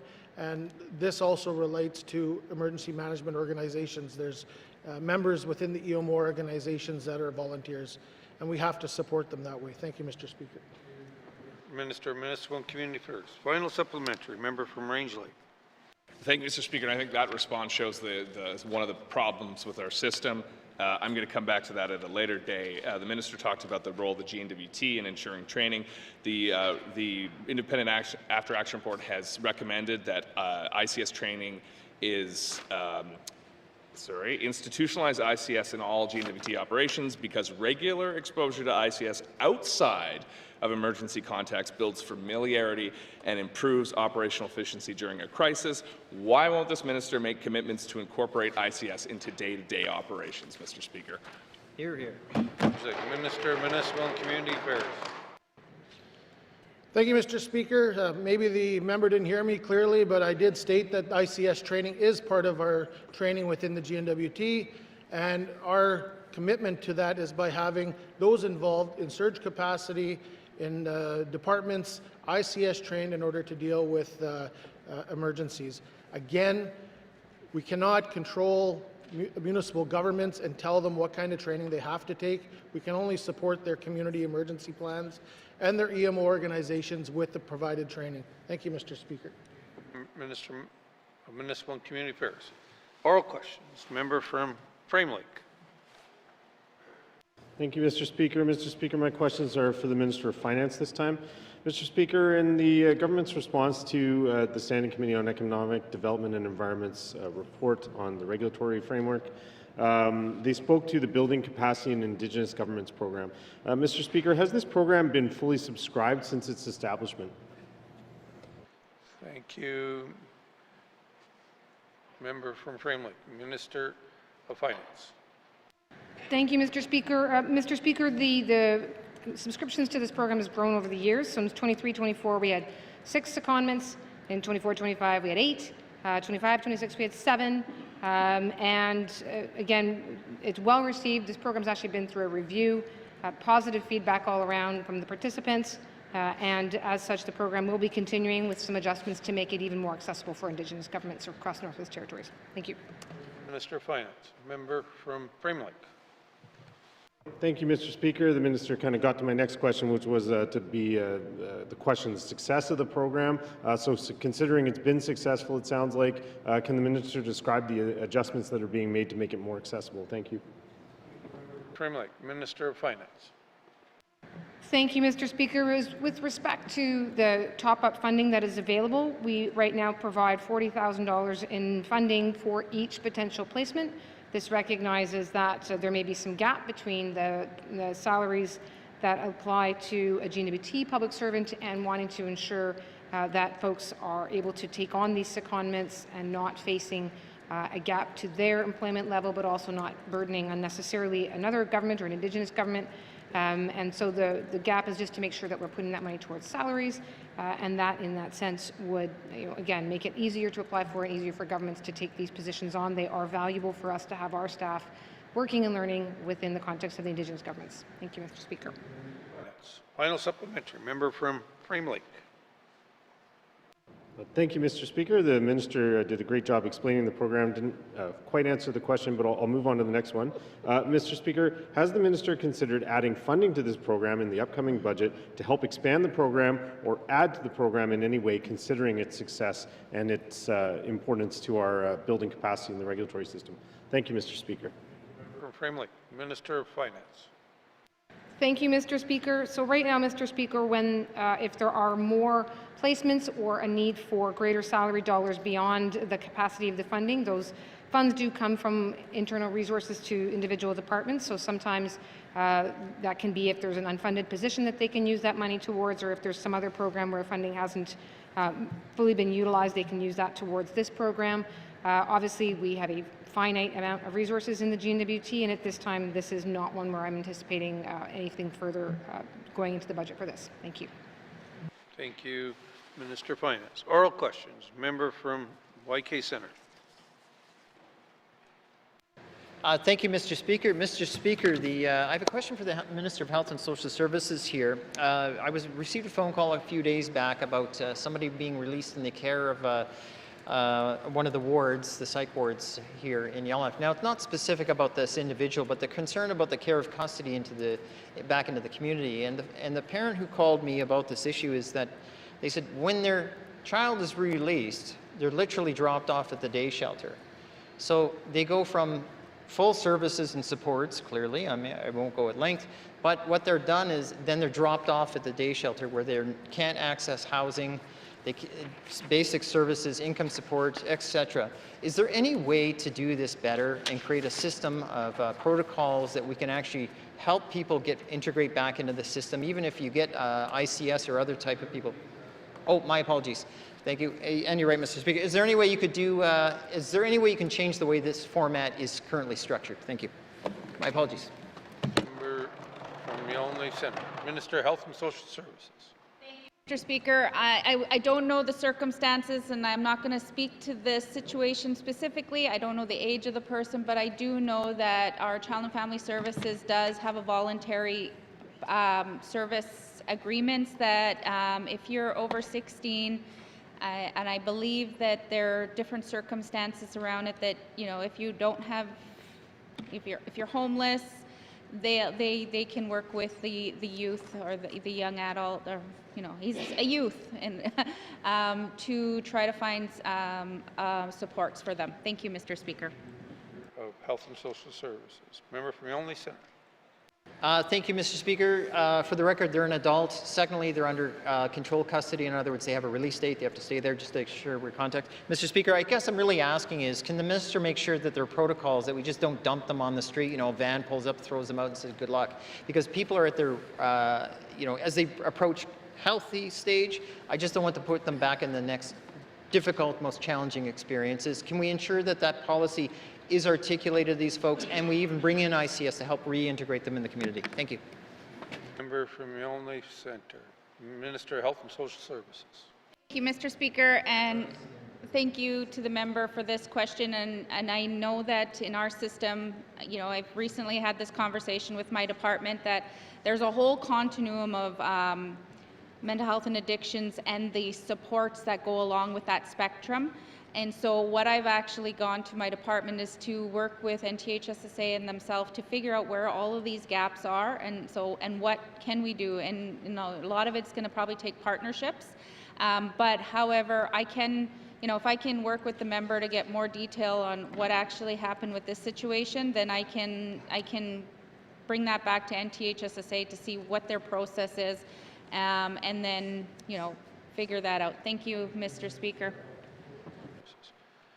Oral questions. I apologize to Yellowknife North. It's your turn. Thank you, Mr. Speaker. I wanted to ask the Minister of Health and Social Services about the issue of no-shows for healthcare appointments, which has been a problem for a number of years, and I know it's a frustration both for patients who can't get into the system and for practitioners who are wasting their time or wasting our resources when we could have practitioners seeing patients. So I saw in the 2019-2020 Health Authority report that there were stats up to then for no-show rates and how they'd changed over the years previous to that. Can the minister commit to providing members with the most up-to-date statistics for up to this year on no-show rates for healthcare appointments, and how the trends may have gotten better or worse over the past 5 years? Thank you, Mr. Speaker. Member from Yellowknife North. Minister of Health and Social Services. Thank you, Mr. Speaker. Mr. Speaker, I appreciate the question, and I think we'll be able to take this back to NTHSSA, because this is something that I've also asked for. I wanted to know the stats. I want to know how many patients are being seen in the clinics, especially here in the capital, and are those numbers increasing? What are the wait lists? So I know that they're working on some data right now, and I most recently spoke with the public administrator, and they are getting ready to provide a briefing to me on some of this data, and when I do have this data, I'll be able to have that information shared with the member. Thank you. Social Services. Member from Yellowknife Centre. Or, sorry, Yellowknife North. Thank you, Mr. Speaker. So what is being done now? We've known for a number of years this is a problem. So what's being done now to try to reduce the number of no-show appointments, healthcare appointments, such as automated reminders or phone call reminders by administrative staff? A number of us know these kinds of things are done in other contexts, like dental appointments. So what has taken so long for us to come up with strategies around no-show appointments in primary care? Thank you. Member from Yellowknife North. Minister of Health and Social Services. Mr. Speaker, what I can say, and for the amount of information that I know of right now, is that within the wait list, like anybody who contacts or does the email call back, they will offer to be put onto wait lists, and so anytime that there are openings, they will contact people from that wait list to fill those openings to see if they can come in. The problem is many times those are short notice, and it's hard for people to get across the city to those appointments. This is something that was raised even when we were most recently at our health minister meetings, is in the southern provinces, they do online booking, but what's happening is people are booking in all of the different areas, and then they're not canceling when they get an appointment. So this is a problem that has actually came up at our meetings because we're not allowed to bill. There's no to bill people for missing appointments or things like that under the Canada Health Act. So I know within the department we really take those appointments. They are important, and so we do utilize that wait list. And what I can do is I can follow up with the especially here in the capital, to see how they're managing those wait lists. Thank you, Mr. Speaker. Social Services. Final supplementary. Member from Yellowknife North. Thank you, Mr. Speaker. Just on that specific point about wait lists or cancellation lists, I think there may be some confusion about this, and I would ask the minister to try to clarify this, because I've heard directly from primary care physicians, practitioners, as of a few weeks ago, that there is in fact no cancellation list, there's no waiting list, and we don't have any mechanism for trying to fill spots that are open on a same-day basis. So I would very much appreciate if the minister could clarify even what's currently happening in Yellowknife Primary Care and then what's being done to improve it. Thank you, Mr. Speaker.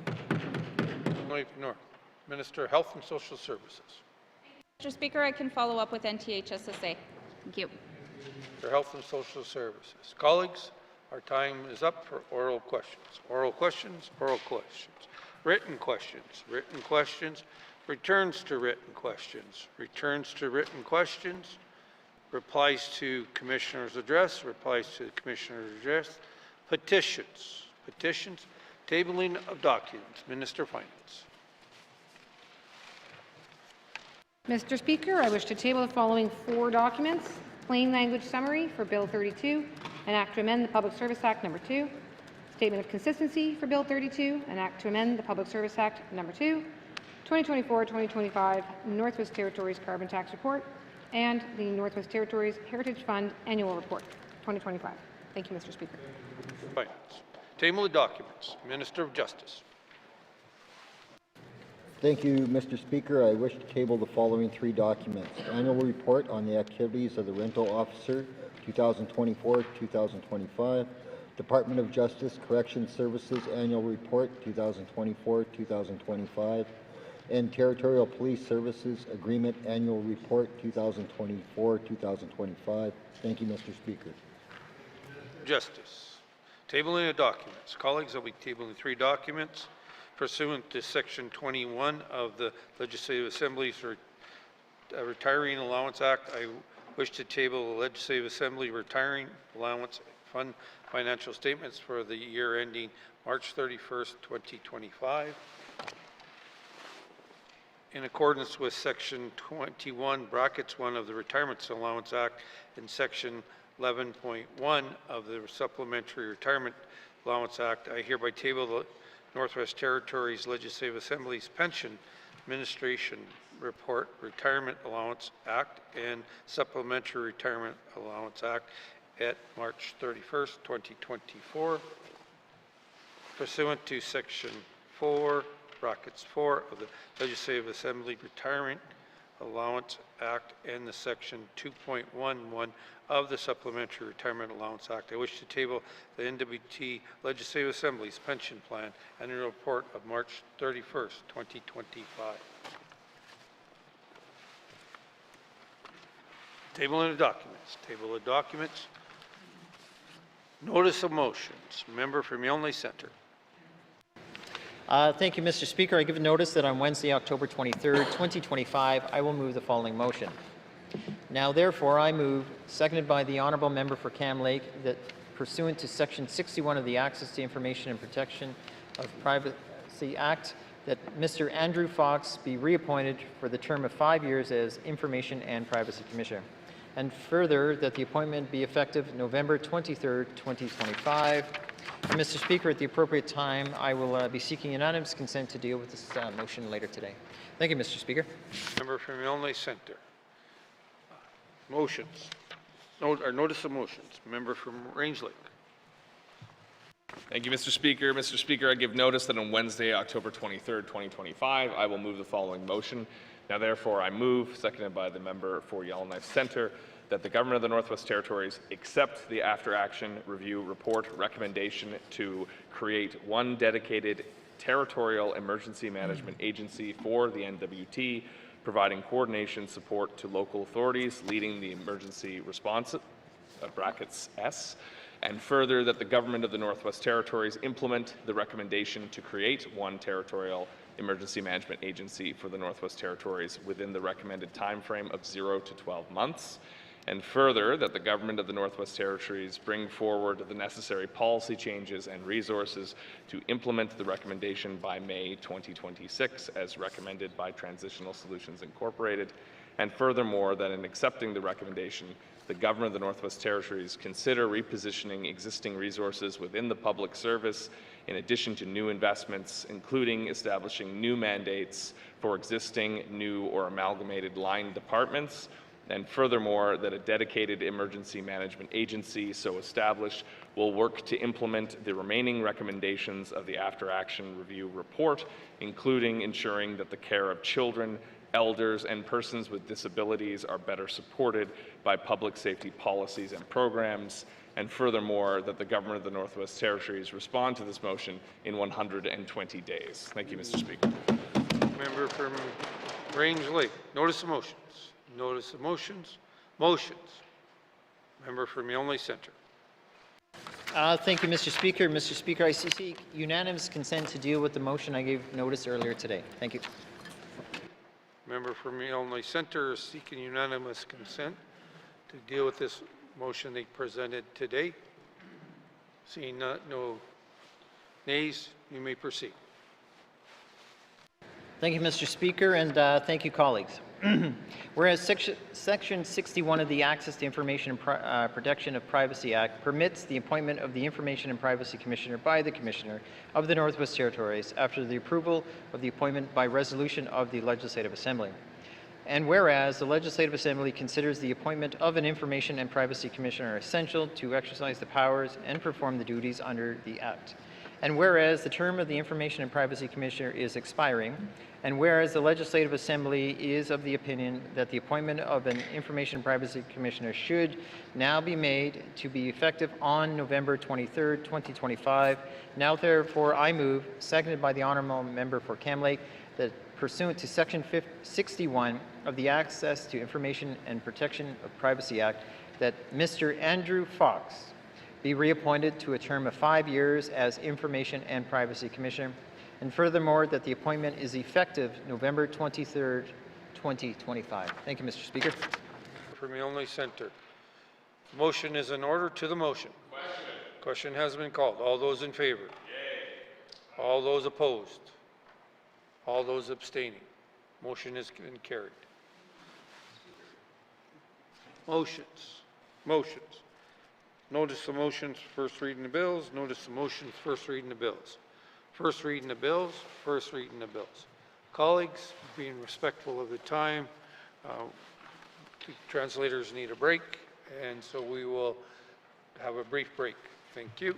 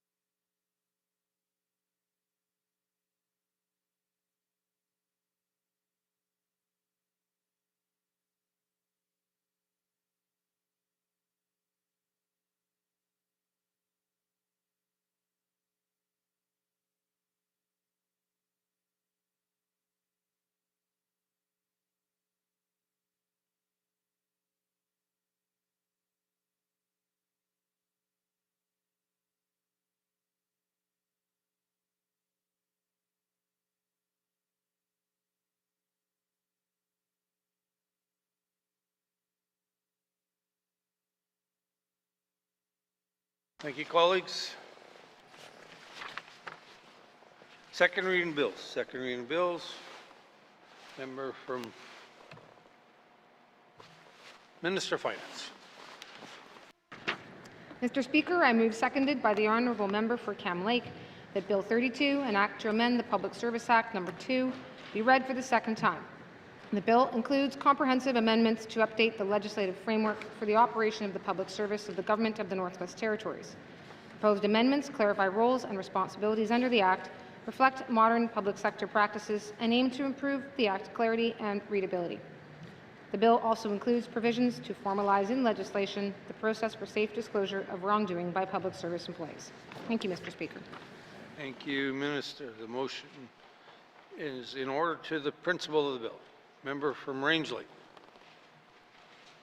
Thank you, Mr. Speaker. Mr. Speaker, although the contents of the bill or the intentions of the bill are not things I necessarily oppose, what these things will do to the Public Service Act don't address a fundamental flaw with the legislation, and it is a flaw that creates risk to ongoing charter or potential charter challenge related to how the Act is structured around collective bargaining. I won't get into detail on this, Mr. Speaker, because I don't want to drag into the House's time, but it's something that the public and the House is well aware of. And until this is addressed, is like adding a new story to your house when the foundation is cracked. And this is a fundamental aspect of the bill, and I cannot support legislation that does not meet the first test of, is this actually charter compliant? And as long as there is an open question on that, I will not support changes to the Public Service Act until that fundamental deficit is corrected. Thank you, Mr. Speaker. Member from Rangeley. To the principle of the bill. Principle of the bill.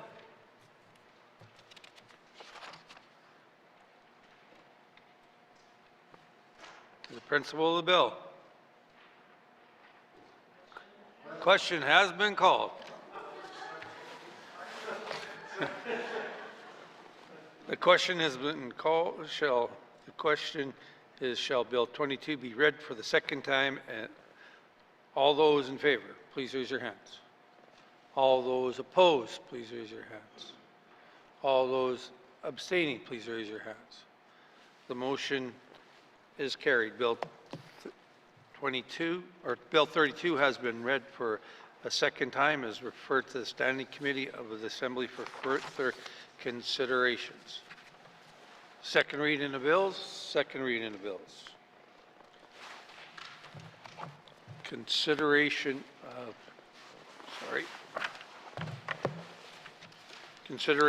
of committee in the whole of bills and other matters. Table document 388-20 brackets 1. Table documents 385-20 brackets 1. With the member from the date show in the chair.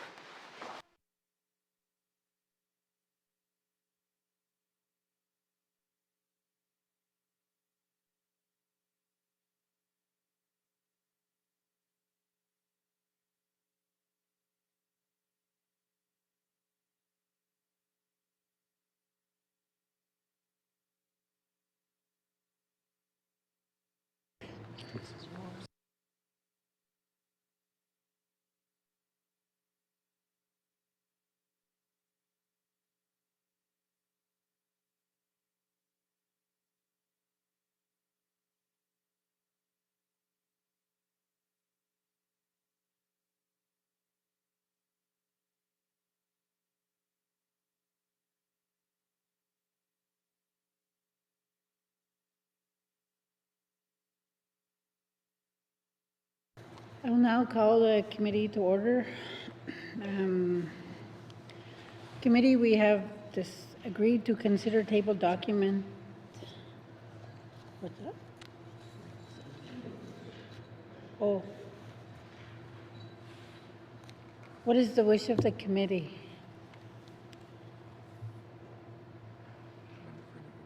And a member for Nunavut Bootleg. Thank you, Madam Chair. Madam Chair, excuse me, committee wishes to consider table document 388-20 brackets 1, supplementary estimates operations expenditures number 2, 2025-26, and table document 385-20 brackets 1, 2026-2027 capital estimates, Legislative Assembly and Housing Northwest Territories. Thank you, Madam Chair. Does the committee agree? Thank you, committee. We will proceed with the first item. We will resume our consideration from where we were when we reported progress yesterday. Minister of Finance. Does the Minister of Finance wish to bring witnesses into the chamber? Yes, please, Madam Chair. Does the committee agree? Thank you. Would the Sergeant at Arms please escort the witnesses into the chamber?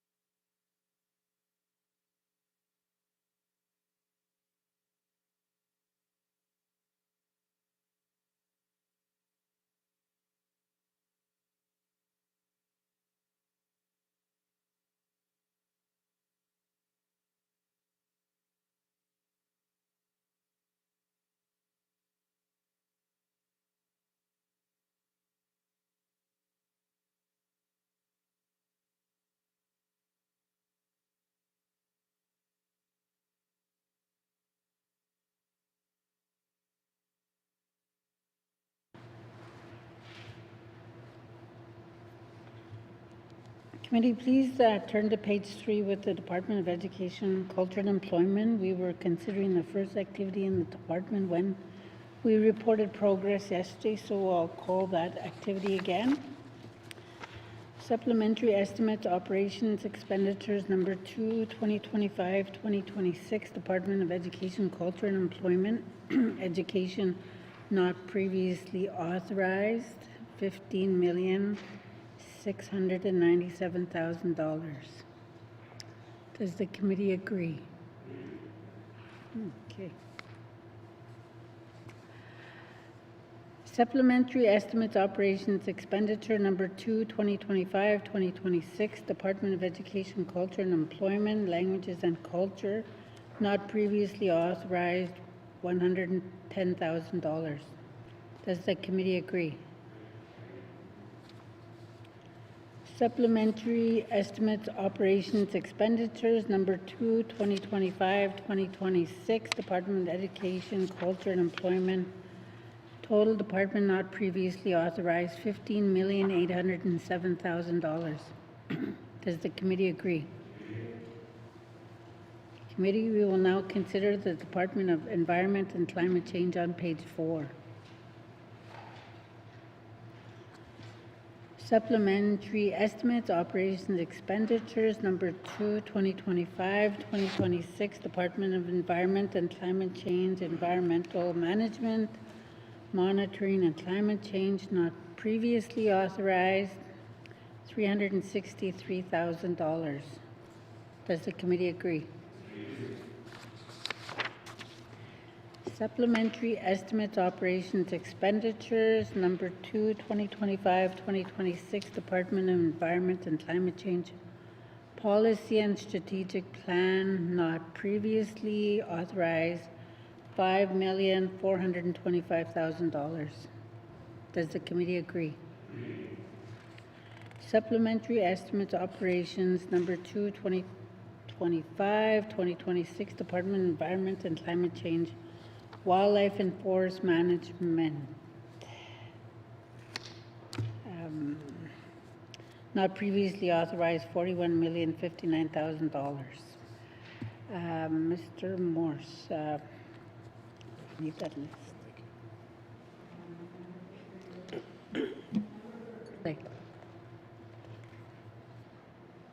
Thank you, Madam Chair. Madam Chair, just noting the shortfall in fire suppression activities. I guess the question I would ask, and I have some comments about it, is just the idea that this was a shortfall and this wasn't predictable. I think that we are beyond the point where additional resources towards wildfire management are any kind of a surprise or outside of what's normal. It's been a couple of seasons, and I think that this is ongoing, and we just simply need to be budgeting for these activities, considering that we're going to be seeing increased wildfire activity for the foreseeable future. It could change. We could end up having to reduce the budget over time. But I guess I would just ask, what's the justification for coming to the Assembly for a SUP related to something like this? Because I mean, I think that the department had staffed up and gotten more equipment in place and everything that they needed to respond to wildfire appropriately in anticipation of the fire season. So that tells me it was something that could have been budgeted for. So could the minister help us understand why this is being done through a supplementary estimate as opposed to simply budgeting? Thank you. Thank you. Minister of Finance. Thank you, Madam Chair. Madam Chair, the amount available to ECC in terms of wildfire suppression has grown in its base budget. So the base budget in the main, which is what's in the main estimates that we see in the winter session, from 22-23 was 18.7 million, 23-24 almost 21 million, and 24-25 24.3 million, that then on top of which we have the supplementary appropriations in each of those years. But my point simply being that there have been adjustments over the years, as well as some support that's come in through NRCan over that period of time.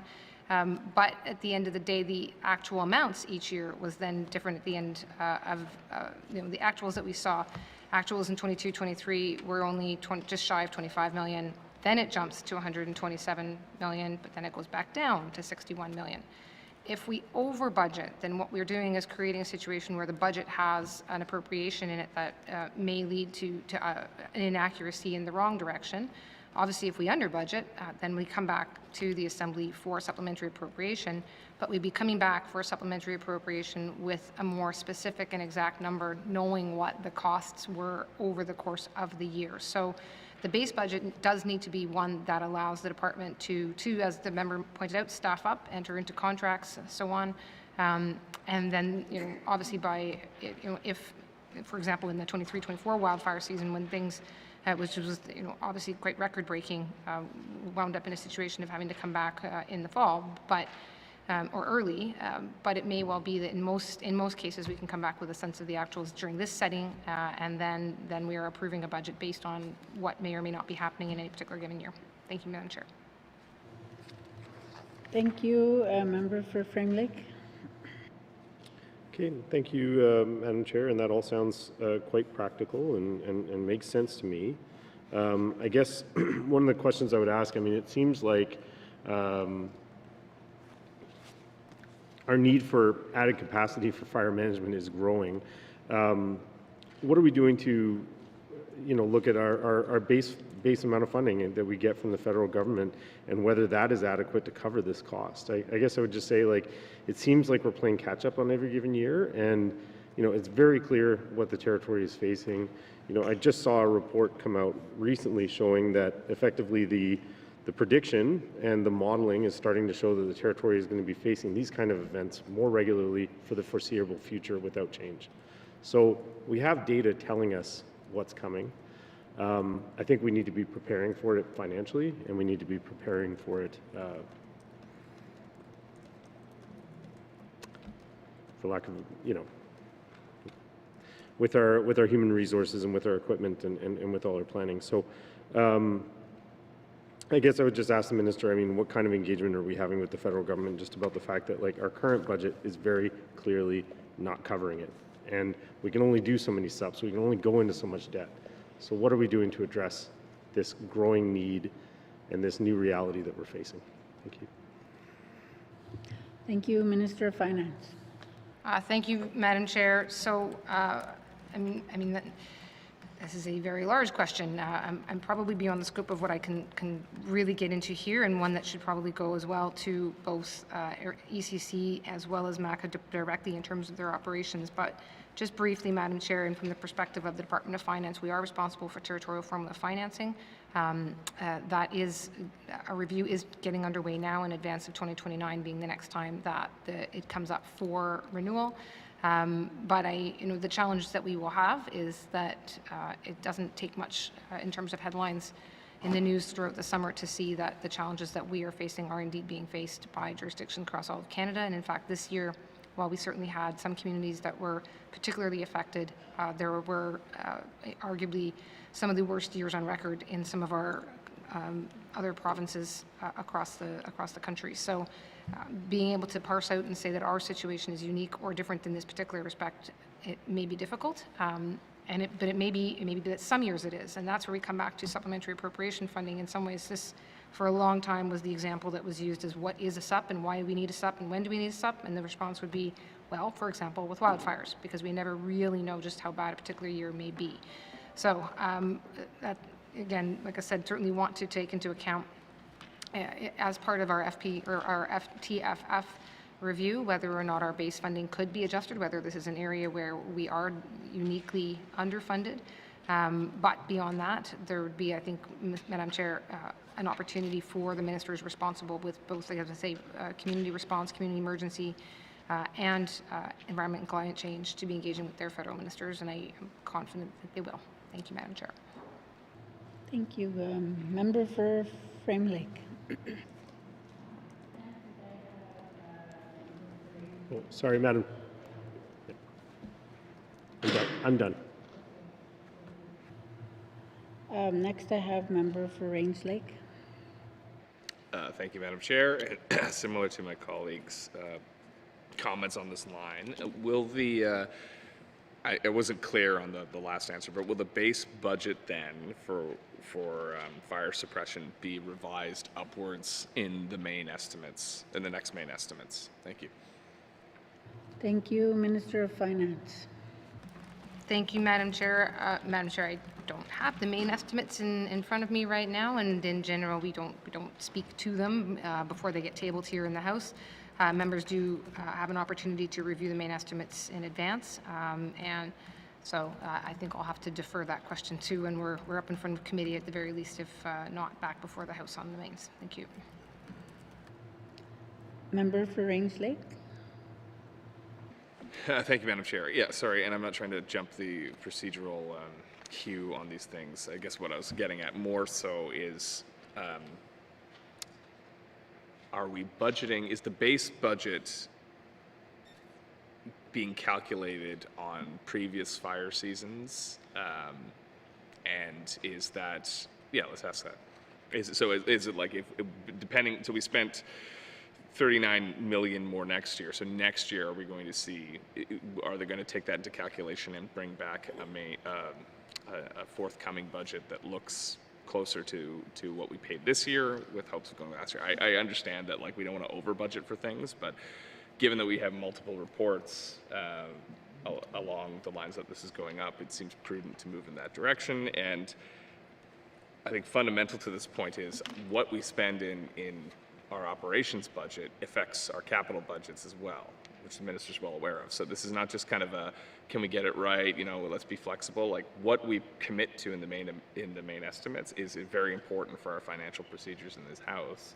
So 39 million is a significant number with respect to that, because it means it could mean greater borrowing, which carries interests, et cetera, et cetera. So I think the minister understands where I'm coming from on this, and I just want to make sure that we know how much we're working with for future capital expenditures based on the operational surplus. Thank you.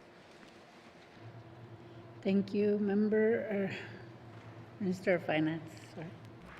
Thank you, Madam Chair. Madam Chair, I certainly take the point. I mean, so as much as I'm saying that the wildfires are a good example for what is an appropriate supplementary appropriation, there is also, I don't disagree that having an accurate budget when we can see a trend is certainly a responsibility that we do want to take seriously.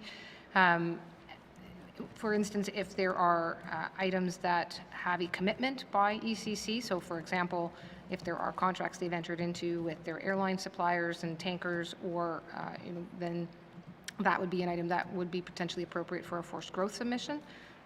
or for example, if there's positions that get put in, whether, for additional personnel because there's a noted consistent absence or a consistent lack of, then that too could be, if there's positions that get put in, that could properly come through. So those are examples of areas where if there's a consistent trend of particular areas that there's a need, then that may well be appropriate for either forced growth or if it's new personnel for an initiative, but then that does need to come through the business planning process, which does happen here. So just acknowledging that and giving those examples, they could be something that it would be a SUP 1 year and could find themselves into the business planning process, or it could be that, if the department only can say that an event was it was an extreme year, or the circumstances were particularly unique, then that may not be one that would be appropriate. So, yeah, appreciate the opportunity to perhaps give a bit of background on how those processes work. Thank you.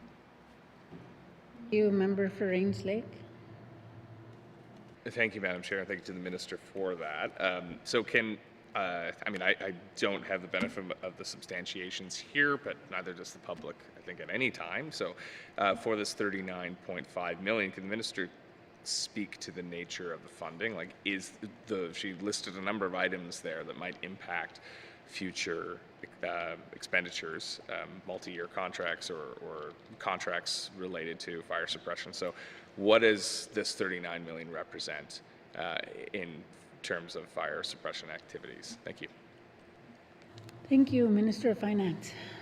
Thank you, Madam Chair. So this particular line item in the mains for 25-26 was just over $20.9 million, but in fact actuals are coming in at $41,929.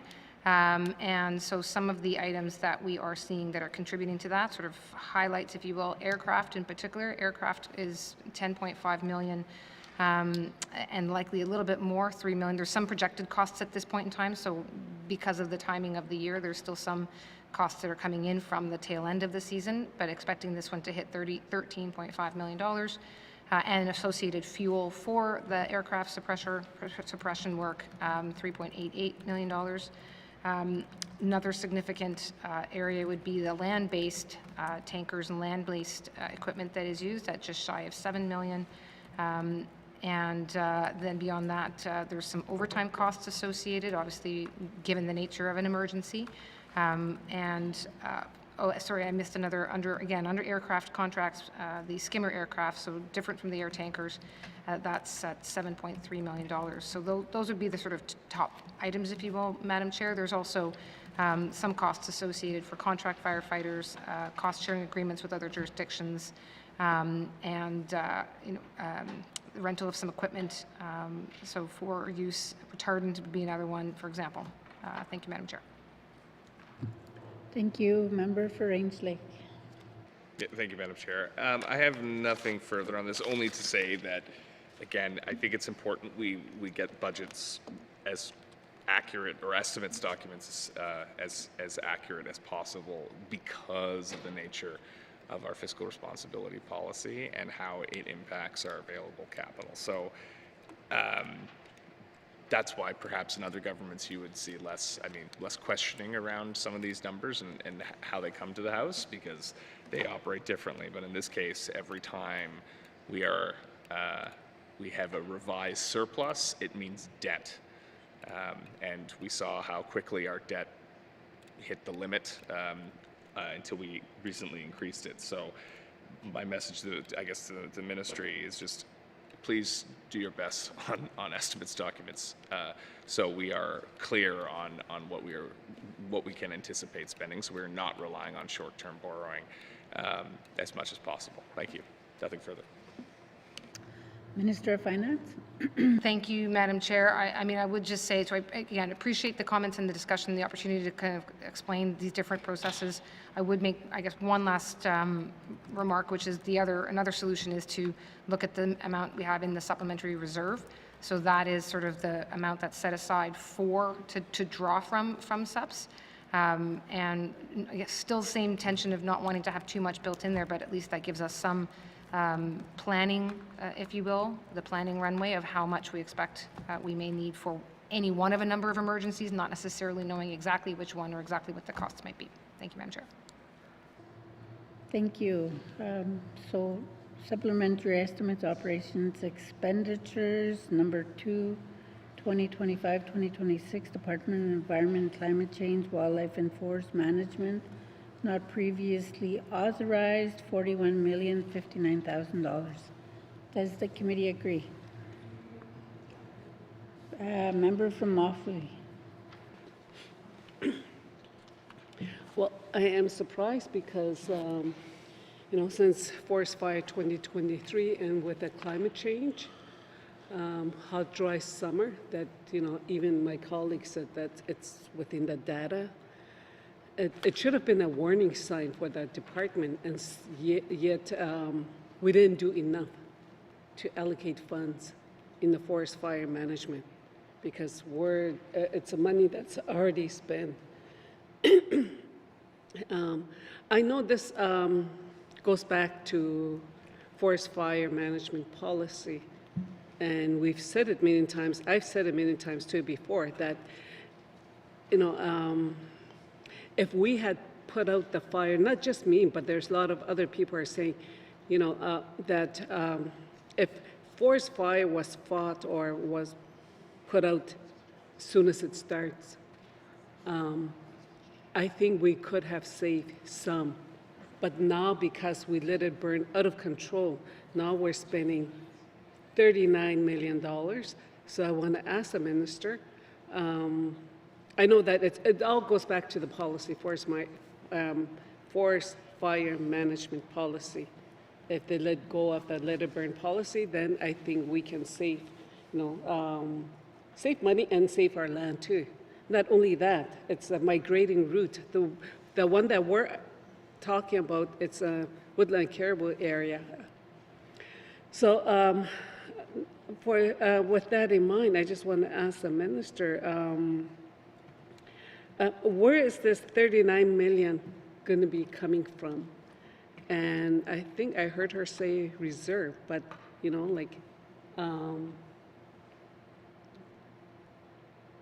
is there additional money that's available to help us?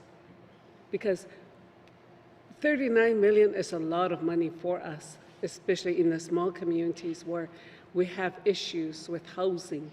We have housing crisis in the Delta and in Clutha region. And that $39 million could have helped us build houses to alleviate homelessness. So I just want that's my question to the minister. Minister of Finance. Thank you, Madam Chair. Madam Chair, firstly, just briefly, there is not a let it burn policy at all, but as to the sort of nuances or specifics of fire management or forest fire management, that certainly is well beyond my capacity in this up to speak to. I certainly do want to, certainly listen carefully when the Minister from ECC speaks, and they, already do action quite a number of fires, but there's quite a number that they do monitor, and that because they simply are trying to manage both proper forest management as well as ensuring that they're putting resources towards where there are potential losses. So that, on the other side of that, Madam Chair, with respect to the $39 million, it's a lot of money for this government, period. And so certainly don't take that at all. I do appreciate the comments as to all the many things that can be done with it, which is true of really, it's part of the challenge that we find ourselves in generally when we are a small government with limited resources and yet a large jurisdiction and a large geography with a lot of needs during an emergency. We do build in a supplementary reserve, and what that is in the main estimates, it's an amount that sort of creates the cushion where when we're trying to figure out how much of a surplus we would have to pay for infrastructure without taking on debt, we build in some amount knowing that there will be needs and asks and then can plan for it. So we had $35 million in this year's supplementary reserve. Obviously, this item alone takes that up. So beyond that, once we've gone down on the supplementary, on the forecasted surplus, or in order to pay for infrastructure, that turns into debt. So in this case, to the extent that we would require additional funding to pay for the capital plan and it's not available through the operating surplus, it will come in under debt. Thank you, Madam Chair. Thank you. Member for Mahwee. Thank you. Yeah, the minister said monitor, you know. I mean, I guess what the department is doing is that they watch, you know, the fire burn our land and animals that we survive and, you know, that animals that we rely on, because especially the woodland caribou in our area. And it's not just us, it's across the NWT. So the monitor, it doesn't sit well with me, you know, because it's, like I said, it's all related to the forest fire management policy. If the policy is changed to fight the fire as soon as it starts, before it gets out of control, I know that we will not only save money, but we will also, you know, save our land, save the animals, you know, and that's our culture. We've said it many times. Our culture and language is connected to the land. So the monitor doesn't sit well with me. I think we need to be more active in this area. And I see in the budget here,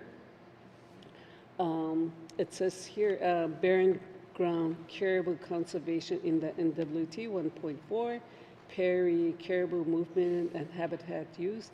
So I just wanted to ask the minister, now since that we rely on, because it's still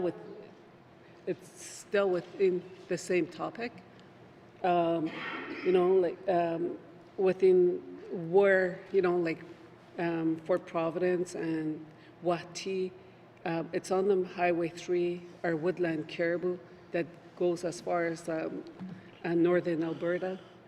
So I want to ask why we're not doing enough for our woodland caribou conservation and the habitat use as well. If they're doing that, why not identify those two as well in here? Because this year alone, a lot of our caribou, the migrating route was disrupted, and their land were, you know, their migrating route was disrupted. Not only that, their food, you know. So I just want to know if there in the future, if woodland caribou will also be part of this, which is they were also affected by the forest fire, not just only barren ground caribou conservation. Woodland is also the Klitschko people also rely on woodland caribou as well. Thank you. Thank you. Minister of Finance. Thank you, Madam Chair. Madam Chair, just to reassure the members, the two items here related to the barren ground caribou and the Peary caribou are, the supplementary appropriations are only for additional money that is coming from ECCC, which is Environment and Climate Change Canada. There are some new funding opportunities or renewed funding opportunities with the federal government, and that these supplementary appropriations bring that money in and make it available to ECC here, but it is not the sum total of all the work that ECC does in the space of wildlife management. Thank you, Madam Chair. Thank you. Member for Mahwee. Yeah, well, that's good. Then maybe we can identify and include woodland caribou in there as well. Thank you. Thank you, Minister of Finance. Thank you, Madam Chair. I made sure that the Minister of ECC was nodding along. Thank you. Thank you. Okay. Supplementary Estimates Operations Expenditure number 2, 2025-2026, Department of Environment and Climate Change, Wildlife and Forest Management, not previously authorized, $41,059,000. Does the committee agree? Supplementary Estimates Operations Expenditure number 2, 2025-2026, Department of Environment and Climate Change, total department not previously authorized, $46,847,000. Does the committee agree? Committee, we will now consider the Department of Executive Indigenous Affairs on page 5. Supplementary Estimate Operations Expenditures, number 2, 2025-2026, Department of Executive Indigenous Affairs, Governance and Service Integration, not previously authorized, $373,000. Does the committee agree? Supplementary Estimate Operations Expenditures, number 2, 2025-2026, Department of Executive and Indigenous Affairs, total department not previously authorized, $373,000. Does the committee agree? Committee, we will now consider the Department of Finance on page 6. Supplementary Estimates Operations, number 2, 2025-2026, Department of Finance, Directorate not previously authorized, $12 million. Does the committee agree? Member for Brains Lake? No. Frame Lake, sorry. That's okay, Madam Chair. As I said before, there's a lot of lakes in Yellowknife. The first question I have on this one is any percentage of this 12 million needing to be required because of the acquisition of infrastructure associated with the takeover of Hay River infrastructure by NTPC from ATCO? Thank you. Thank you. Minister of Finance. No, Madam Chair. Thank you. Member for Frame Lake. Okay, thank you. That's a fairly simple answer. Can the minister help us understand the need for this additional funding, why it came about, and just the basis for it? Thanks. Minister of Finance. Thank you, Madam Chair. Madam Chair, so this is to do with the low water events of the last couple of years. There's a couple of different tools that are used to manage low water. One is the Rate Stabilization Fund that people would contribute to in small portions over the course of time. And to which the GNWT at times has to contribute to maintain that fund. And this is the second year of funding where, in order to maintain the fund to the level required by the Public Utilities Board, the GNWT has stepped in to support because the drawdown has been more significant than what was available in the fund. It certainly would be the hope that it is expected this is the last year that this would happen, but that longer term having the rider there would allow us to mitigate those costs over a longer period in the future. Thank you. Thank you. Member for Frame Lake. Thank you, Madam Chair. Is the minister aware of any data that the department, I know that the Department of ECC collects data on changes in water levels throughout the NWT. Is there anything indicating that the current low water levels have any chance of changing over time? What I'm asking is, should we be expecting that this problem is going to continue? Thank you. Minister of Finance. Thank you, Madam Chair. Madam Chair, I do see the hydrology reports that come through as well to the Northwest Territories Power Corporation. Whether or not I can say at this point in the year whether or not next year would be similar or better or otherwise, it is too early for me to say, and I certainly wouldn't want to be the person that comes to that conclusion, Madam Chair. I can say that we do have a resiliency study that is expected later this fall. It's a resiliency study on the snare system because it is the snare and the bluefish system that experience low water levels. The Tolson system has a larger watershed to draw from and has not experienced these same cyclical events. So again, I would defer that question, I guess, till sort of end of this calendar year, and hopefully we'll have a better sense at that point what the resiliency might need to be or could be going forward. Thank you. Thank you. Member for Frame Lake. Thank you, Madam Chair. And yeah, the minister dovetailed perfectly into, or segued, I guess, into my next question, which was going to be what are we doing about this problem? So resiliency study, I'm glad to hear that we're taking some action. I'm assuming that is the resiliency study, the purpose of the study, of course, I'm hoping is going to be to develop recommendations for how to make the system more resilient. It seems to be implied in the name, but I just want to confirm.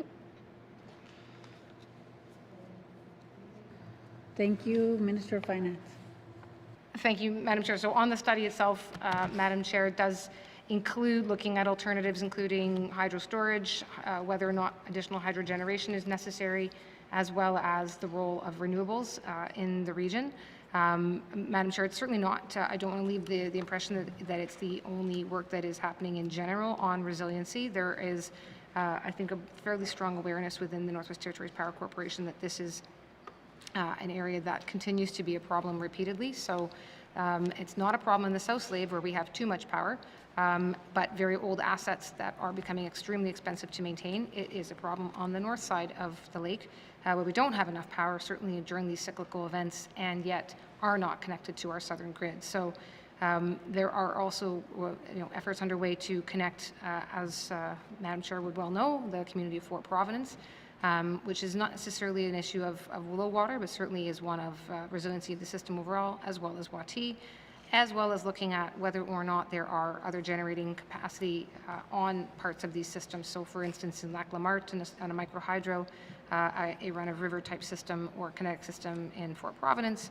and or other renewable projects, potentially through the Yellowknife Standing First Nation here closer to Yellowknife. So all of that does need to fit itself together to make sure that where we need the power gets the power, where we have too much power can utilize that power, and at the same time mindful of the fact that again the infrastructure costs are significant in this space. Thank you. Thank you, member for Frame Lake, sorry. Thank you, Madam Chair.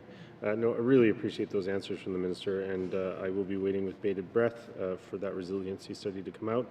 I guess the last question I'll ask, and then I'll cede, would be, I'm assuming, because the Minister's mentioned it, that the study is going to be made public and available to MLAs, so I'll be looking forward to seeing that. Thank you. Minister of Finance, you. Thank you, Madam Chair. I don't know if there's any constraints on putting it out publicly.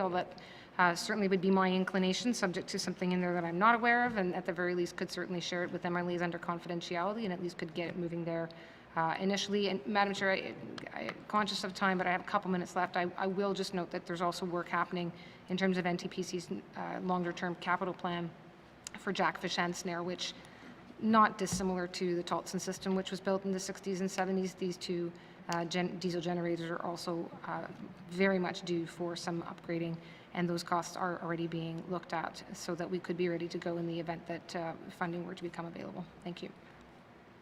Thank you, member for Frame Lake. That's it. Thank you, Madam Chair. Thank you. Next, I have member from Nunavut Bootleg. Thank you, Madam Chair. Madam Chair, this is the second year in a row that we've had to do a supplemental appropriation for the Power Corp, and I understand why. Our committee has been briefed thoroughly on why the 12 million is going in and what we're doing to stabilize our rates, or at least stabilize, but to ensure that our rates don't skyrocket even more. I guess my question for the Minister and staff is that do we even consider the option or looking at options to do some kind of privatization around our Power Corporation, P3 options and things like that? Kind of think outside the box a little. I know I've brought it up a couple of times, and I know it's a big ask, but something to even look at considering, working with Indigenous governments, where we look at doing a P3 on the transmission and the distribution. We maintain the power supply. Things like that has been done in other jurisdictions. Thank you, Madam Chair. Thank you, Minister of Finance. Absolutely, Madam Chair. Answer is yes. And I will be frank in saying I think that the energy costs and lack of resiliency in our system is probably one of the strongest long-term challenges that I certainly worry about. It is a huge cost driver for the GNWT and a huge cost driver for residents and businesses. And the cost of fixing it are huge, and generally, because of the way public utilities work, would go directly back to the ratepayers, which is untenable given the costs that we pay. and there we sit in this very challenging situation. So appreciate the call for some creativity. I would say there's a couple things happening, and happy that members would follow up and continue to follow up on them.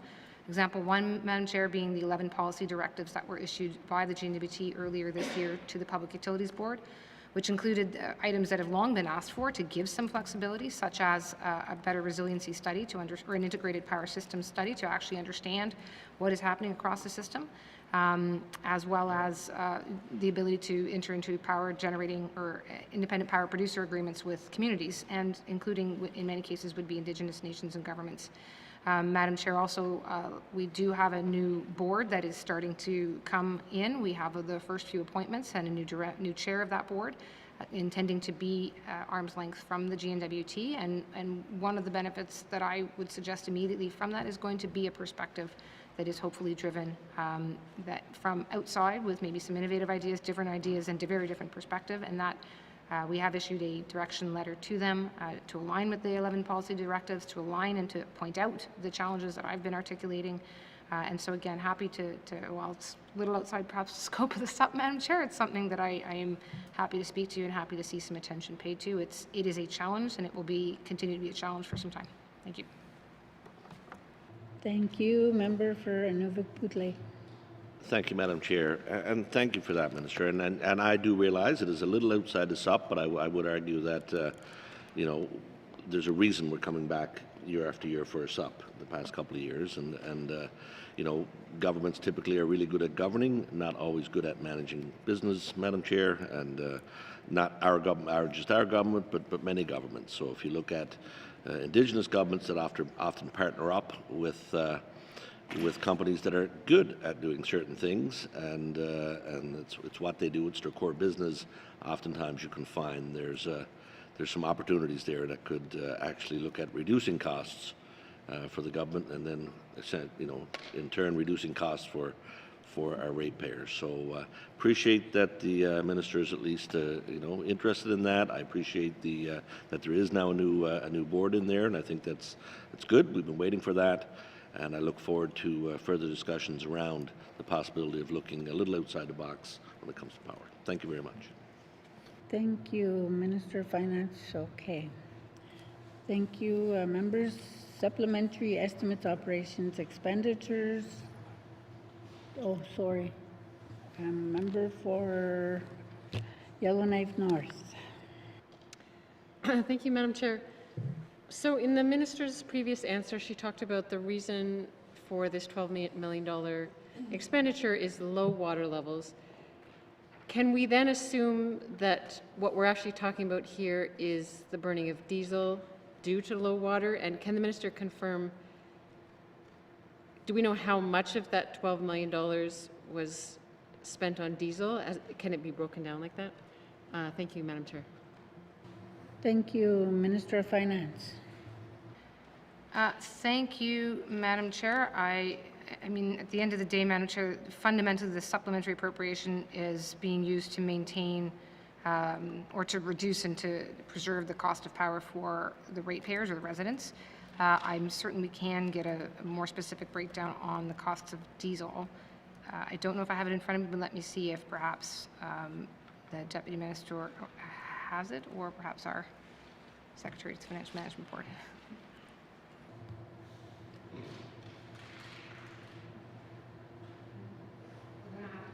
Madam Chair. Thank you. Member for Yellowknife North. Okay, thank you, Madam Chair. The minister also spoke at length in her answer about challenges with low water and resiliency in the North Slave in particular. I wonder if this might be too much to hope for at a moment's notice, but there's also been a lot of extra costs in the South Slave around the Tolston repairs and extended repairs and having to burn diesel even in the South Slave or the Tolston system. Does the minister have any breakdown of how much of this $12 million might be due to costs of extra diesel in the North Slave versus the South Slave? Thank you, Madam Chair. Thank you, Minister of Finance. Thank you, Madam Chair. So, Madam Chair, this really does relate. I believe, and I certainly would correct myself immediately if there's anything wrong, but it is with respect to the low water events that impact on the snare system still. So that was a couple of years where there was increase in diesel being burned, and I'm fairly certain that I have seen a chart showing a return to the usage of hydropower in the North Slave. So I'll see if I can locate that and can provide that to members as well. But with respect to what's happening in the Tulson, particularly right now, Madam Chair, so we'll recall that there was an overhaul of the Tulson facility that happened in 2023, but owing to the timing that resulting from the evacuations of that year, it watered up in the winter and then wound up in a situation where it had to effectively be opened back up and put back together again to deal with the winter rewatering. That has happened, and unfortunately, we have discovered, Madam Chair, that the surge tank, which is a big, huge tank out in front of the diesel generator, or in front of the hydro generator, as it was about to get watered back up, is in fact quite corroded over, again, being an extremely old item. This was already on the plan to get refurbished, was already on the plan to get replaced and updated. It's just had to move up a little faster in the plan, given that it is needed. So that is happening right now. Obviously, that wasn't expected for this year's capital plan for the Power Corporation, but and so that cost will have to get moved up. But again, it was in the longer-term plan, just not necessarily here. So there will be costs associated for the period of time that diesel is being burned in the South Slave, because we can't use the hydro facility without ensuring all the components are safe. But part of the reason for accelerating this tank replacement is so that we can get the communities that rely on Tulson back on hydropower as quickly as possible. Thank you, Madam Chair. Thank you. Member for Yellowknife North. Thank you, Madam Chair. Yeah, I appreciate the lengthy explanation or overview of, I know there's been a lot going on. So my concern is that we don't necessarily plan ahead enough for future years for all of the basically asset management, but the repairs, the refurbishments, the major, capital improvements that we know we're going to need within the power system. Can the minister assure us that, in fact, money is being set aside or has been set aside for all of the known repairs and refurbishments within the power system, say in the next 3 years, or are we going to continue to see supplementary estimates come forward when, facilities need to be repaired or refurbished in the future? Thank you, Madam Chair. Thank you. Minister of Finance. Thank you, Madam Chair. And Madam Chair, I have some notes from NTPC, owing to a different hat, but I don't have the full capital plan in front of me. I can assure members, but also the public, that the GNWT, for example, has a 20-year needs plan. NTPC also has a capital plan, and items like the surge tank were on the capital plan. So in terms of knowing the different needs, I think there's a fairly well-known set of needs. Bluefish and Snare, for example, also have breakdowns in the longer-term plan about the needs for replace those very aging pieces of infrastructure as well, and to bring them back and to bring them up to a more modern capacity, and then to potentially include the more modern facilities, such as moving generators from the middle of the communities when they are being replaced, and including increased battery systems to optimize the systems. All of these things, we do have some cost estimates and have them in the plans, but I don't have the, and I don't want to say a number lest it make front page news, but I don't have all that number sitting, waiting, and available. So projects get advanced in bits and pieces. Example, fuel tanks up in the high Arctic were part of a disaster mitigation effort, so there was funding available. They advanced those projects because there was a funding source available. But when there's not funding sources immediately available, it's a matter of prioritizing the items that appear to be the greatest risk and or the greatest impact or need, still generally owing to risk. And that's what's advances. So that's where the Tulson upgrade got advanced. Weren't expecting to be doing the surge tank. Now we're doing the surge tank because of the need to do so quickly. I realize that's not a complete answer in the sense of, is there money set aside? Well, there's money set aside every year in the capital plan. And there's a limited amount that's available every year in the capital plan. And we try to advance what is, again, meets the greatest need for all of the needs across the territory. Thank you. Thank you. Member for Yellowknife North. Thank you, Madam Chair.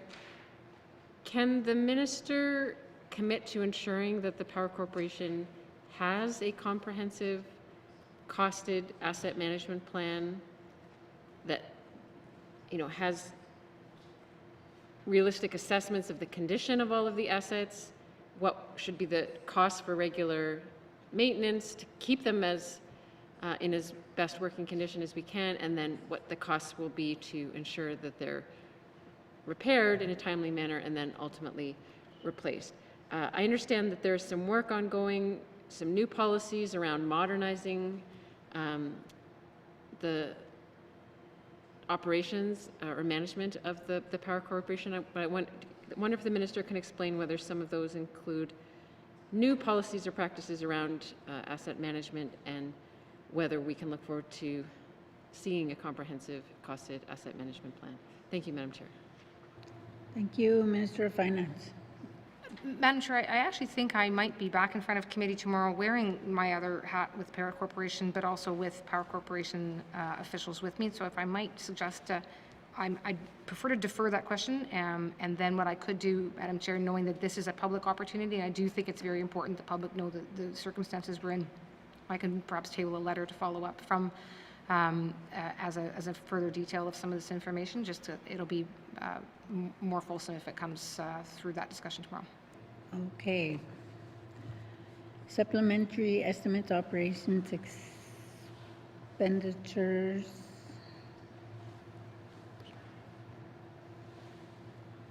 Number 2, 2025-2026, Department of Finance Directorate not previously authorized, $12 million. Does the committee agree? Supplementary estimates, operations, expenditure. Number 2, 2025-2026, Department of Finance, total department not previously authorized, $12 million. Does the committee agree?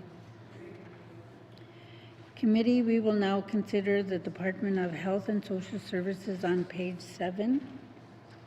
Supplementary estimates, operations, expenditures. Number 2, 2025-2026, Department of Health and Social Services, Administrative and Support Services not previously authorized, $263,000. Does the committee agree? Supplementary estimates, operations, expenditures. Number 2, 2025-2026, Department of Health and Social Services, Health and Social Programs not previously authorized, $427,000. Does the committee agree? Supplementary estimates, operations, expenditures. Number 2, 2025-2026, Department of Health and Social Services, supplementary health benefits not previously authorized. Member Kate. Member for Great Slave. Thank you, Madam Chair. I think it's a very quick clarification question. This would be around the National Strategy for Drugs for Rare Diseases initiative with Canada. It's fully offset by Canada. My question to the Minister is whether or not this funding will help pay for folks who might have been fully addressed by our previous extended health care benefits, what would, on the schedule of specified disease list. If she has that amount of detail, I'd love to know. Thanks, Madam Chair. Thank you, Minister of Finance. Thank you, Madam Chair. A portion of this funding does support the budget that's under the extended health benefits, but exactly the impacts of that, I would have to come back to the member on that. Thank you. Thank you, Member for Grace Sleep. Thank you, Madam Chair. Nothing further. Okay. Thank you. Supplementary estimates, operations expenditures, number 2, 2025-2026, Department of Health and Social Services. Supplementary health benefits not previously authorized, $2,813,000. Does the committee agree? Supplementary estimates, operations expenditures, number 2, 2025-2026, Department of Health and Social Services, total department not previously authorized, $3,503,000. Does the committee agree? Committee, we will now consider the Department of Industry, Tourism, and Investment on page 8. Supplementary estimates, operations expenditures, number 2, 2025-2026, Department of Industry, Tourism, and Investment, Economic Diversification and Business Support, not previously authorized, $2,529,000. Member for Frame Lake. There we go. Thank you, Madam Chair. Just quickly wanted to ask, to put it simply, why we're operating the Hay River Fish Plant, the newly opened fish plant, with a supplementary estimate. Yeah, that's my first question. Minister of Finance. Thank you, Madam Chair. Madam Chair, the fish plant is now fully operational, and they are continuing to see increases in catch and increases in the number of fishers.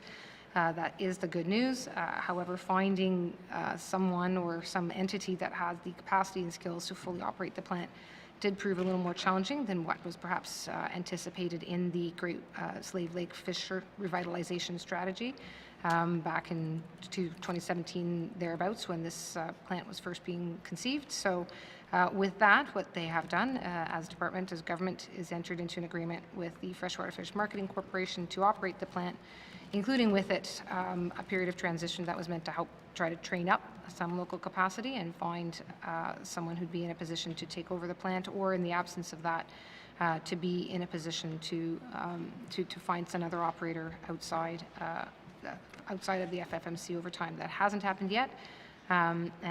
So for the moment, as it's coming fully to its capacity, it does still run at a bit of a deficit, and this is to support the ongoing operation and the fishers who supply it. Thank you. Thank you. Member for Frame Lake. Thank you, Madam Chair. I guess you could call $2.5 million a bit of a deficit. I guess the next question I would ask is the status of the FFMC, the Freshwater Fish Marketing Corporation. I mean, my understanding is NWT is effectively the last participant in this beast.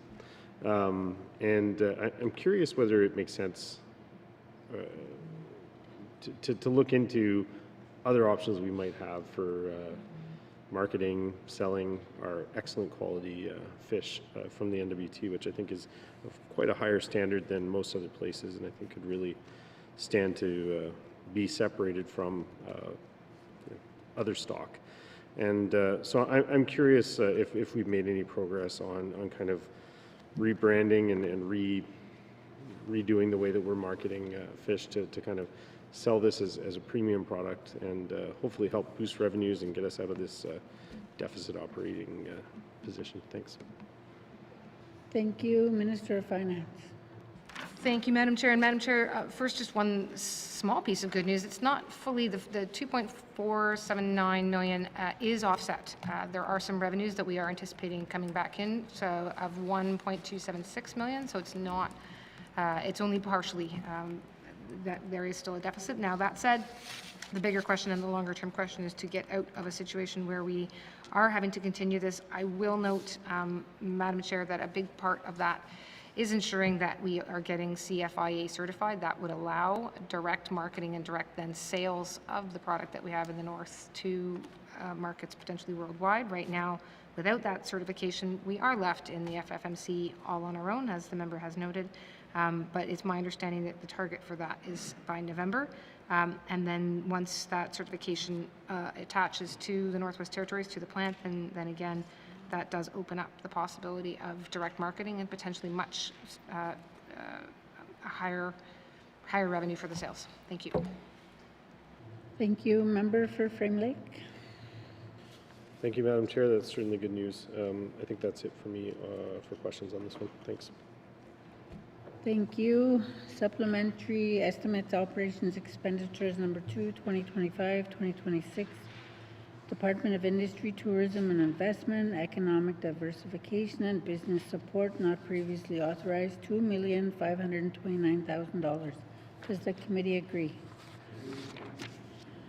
Supplementary estimates, operations, number 2, 2025-2026, Department of Industry, Tourism and Investment, Minerals and Petroleum Resources, not previously authorized, $342,000. Does the committee agree? Supplementary estimates, operations, expenditures, number 2, 2025-2026, Department of Industry, Tourism and Investment, total department not previously authorized, $2,871,000. Does the committee agree? Committee, we will now consider the Department of Municipal and Community Affairs on page 9. Supplementary estimates, operations, expenditures, number 2, 2025-2026, Department of Municipal and Community Affairs, Emergency Management, not previously authorized, $5,465,000. Does the committee agree? Member for Yellowknife North. Thank you, Madam Chair. My question is, so this item says that the costs may be offset under the Government of Canada's Disaster Financial Assistance Arrangement Program. Can the minister explain what is meant by may and what assurances we have or don't have that this money is going to be offset by the federal government? Thank you, Madam Chair. Thank you, Minister of Finance. Thank you, Madam Chair. So, Madam Chair, the Department of Municipal and Community Affairs is the entity in the Northwest Territories that can apply to the disaster financial assistance through the federal government. There are expenses that are covered roughly, we find. It comes in at around 90% of eligible expenses, which is what is being accounted for here, but it is a fairly rigorous audit process in order to be compliant with the policy, and that comes with a fair bit of paperwork on the particular claims that MECA is putting forward.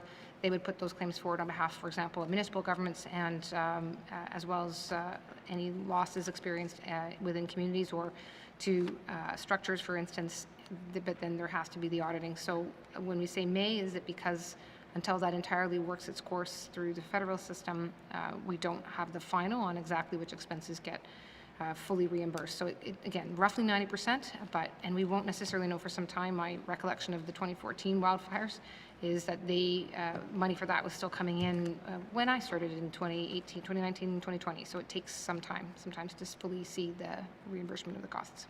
Thank you. Thank you. Member for Yellowknife North. That's fine. Thank you for that explanation. Supplementary estimates, operations, member for Satu.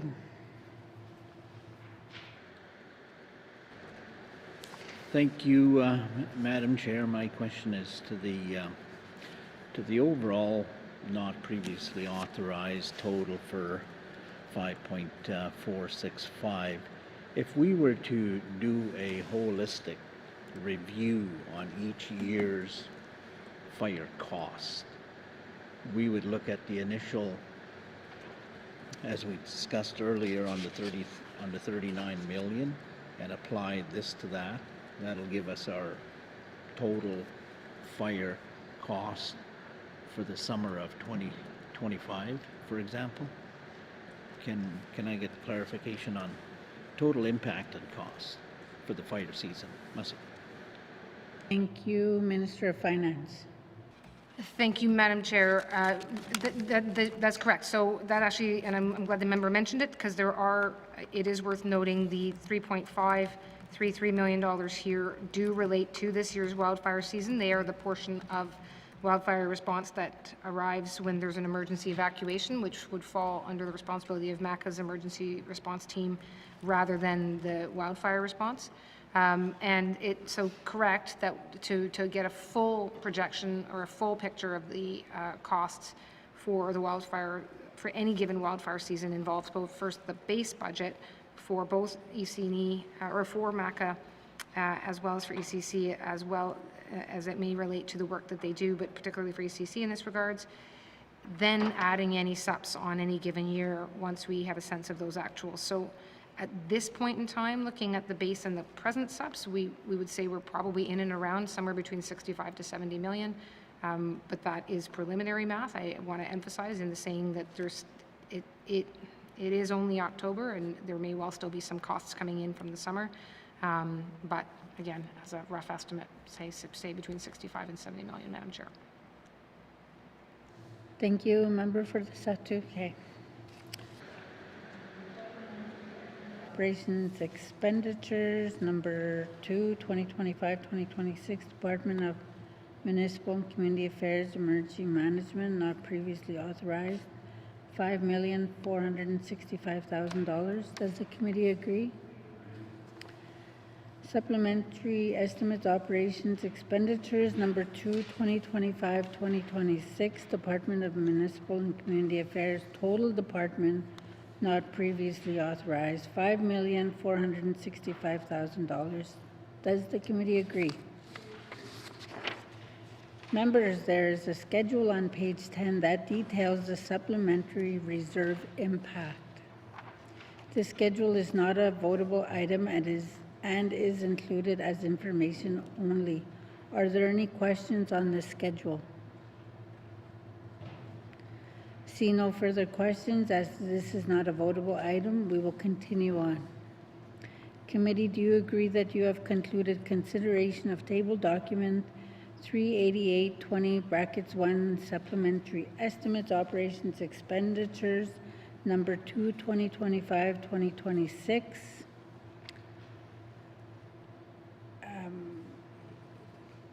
Member for Nuvik Boot Lake. Sorry. Thank you, Madam Chair. Madam Chair, I move that this committee defer further consideration of table document 388-20(1), supplementary estimates, operation expenditures number 2, 2025-2026 at this time. Thank you, Madam Chair.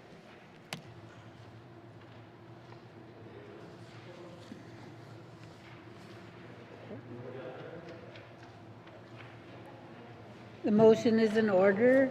The motion is in order. To the motion. Question has been called. All those in favor? All those opposed? The motion is carried. Consideration of table document 38820(1) supplementary estimates. Operations expenditure number 2, 2025-2026 is deferred. Thank you, Minister, and thank you to the witness for appearing before us.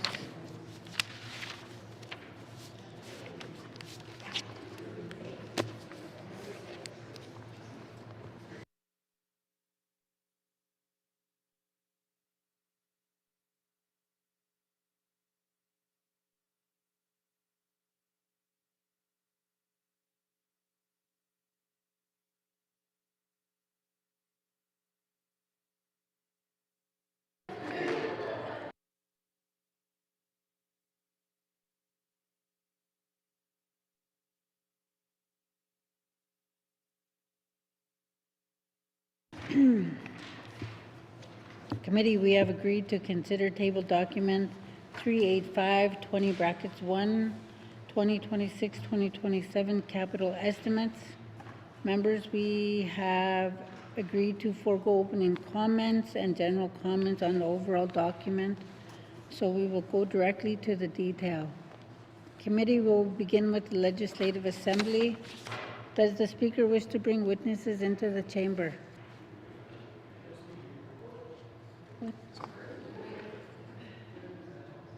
Oh. Okay.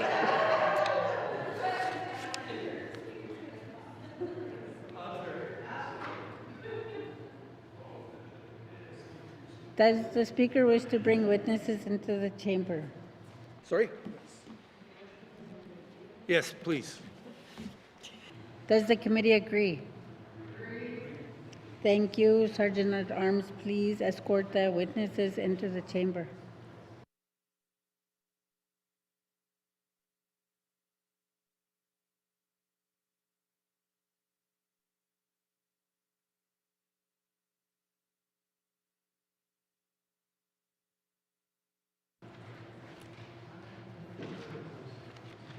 Would the speaker please introduce the witnesses?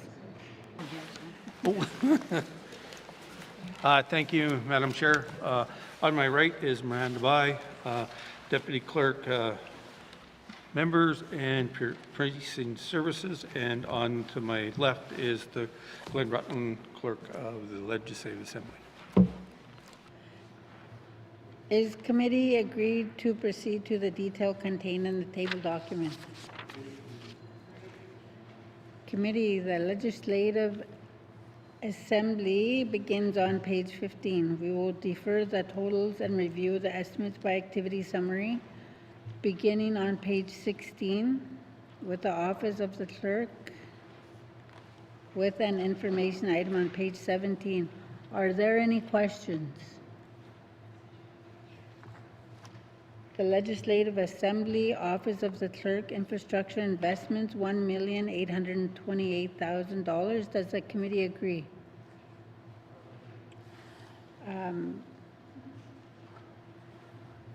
Member for the Premier, Hay River North.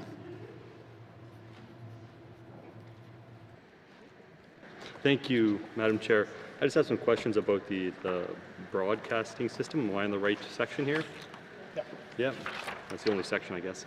I was just, I know that there have been some changes to the broadcasting system here.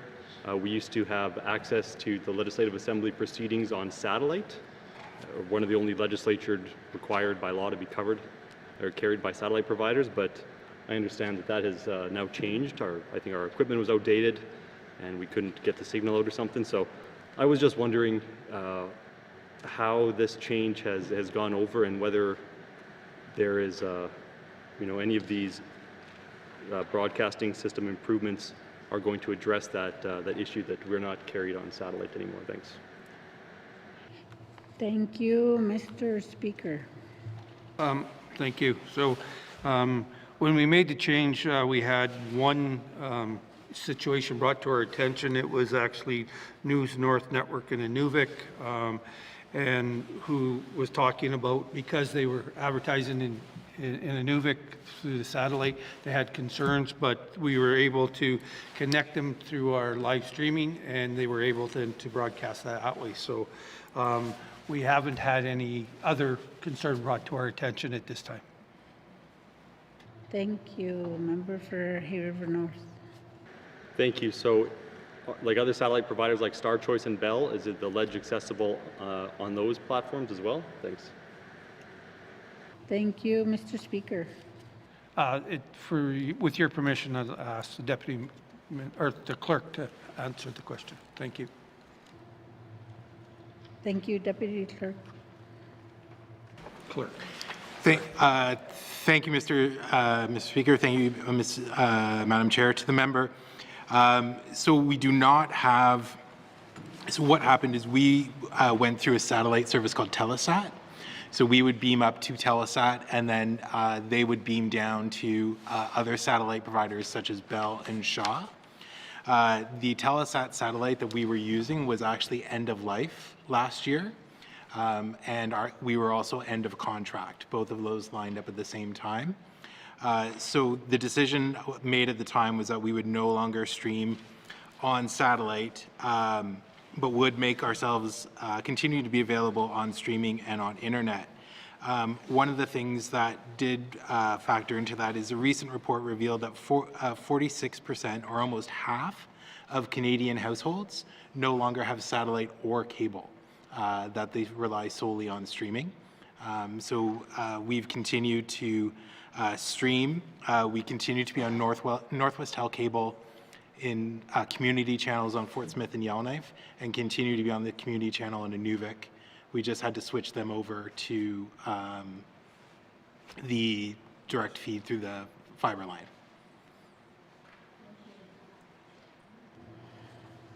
The Legislative Assembly member for Hay River North. Yeah, well, I've got 7.5 minutes left, so I intend to take my time. Thank you. So, so in Hay River we don't have Northwest Tel. We don't have cable wired in. So I think people would actually watch it on satellite there in my office, my constituency office. That's what we would do. And so is there any do we know how many people watched through satellite versus through cable versus streaming? Do we have any of those types of numbers? Thank you. Thank you, Mr. Speaker. Thank you for the question. No, we don't track, we haven't been able to track that information, and it's not information that's easily available. Yeah, so it's not been tracked or been recorded. Thank you. Member for Mr. Speaker. Thank you. And the satellite providers couldn't provide that information to them when we asked to provide that information for us. Thank you. Thank you. Member for Hay River North. Okay, thank you. I'm happy that when I first started here, we didn't have streaming online, we didn't have Facebook Live or anything like that, and so I've seen the progression. So it's great to see how we can get information out there. And I know that in a lot of small communities I go to, the elders watch on the Northwestel. They don't all have streaming devices, and I suspect it might be similar in other places where we don't have Northwestel. And so I just wonder how many people no longer have access to the Assembly's, the feed. So that was my concern. I see it's not being addressed here, though. So I guess I'll just leave this here for now. But hopefully, as technology becomes cheaper, more available, there's more satellites in the sky today than probably at any time in history. It would be great if there was more opportunities for people to access these proceedings. And I guess we'll see what the future holds. Thank you. Mr. Speaker. Thank you. We still broadcast for the first 2 hours on CKLB, so we're trying to do it as technology improves, as the member from Hay River North talked about. We try to increase our membership, our visibility out there in the system. So whatever comes available and we're able to work on it, we try to get that out there. As I can tell you, we have our favorite fan in Ulaktuk who still has access to us, and he makes sure we know that we're misbehaving or behaving during session. So people out there are still able to get that information. Thank you, Madam Chair. Thank you, Mr. Speaker. The Legislative Assembly Office of the Clerk, Infrastructure Investments, $1,828,000. Does the committee agree? Thank you, members. Please turn now to the Legislative Assembly summary found on page 15. The Legislative Assembly 2026-2027 capital estimates, $1,828,000. Does the committee agree?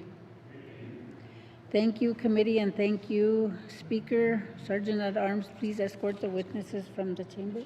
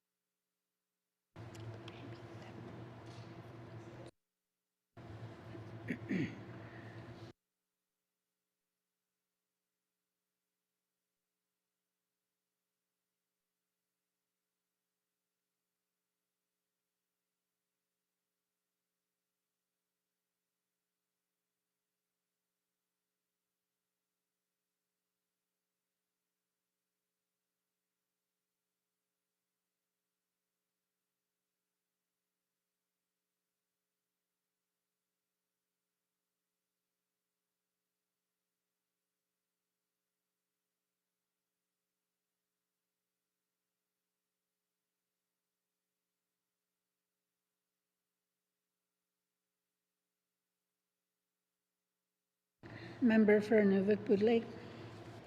Thank you, Madam Chair. Apologize to the committee for the delay. Madam Chair, I move that this committee concludes its consideration of 2026-2027 capital estimates for the Northwest Territories Legislative Assembly. Thank you, Madam Chair. Thank you.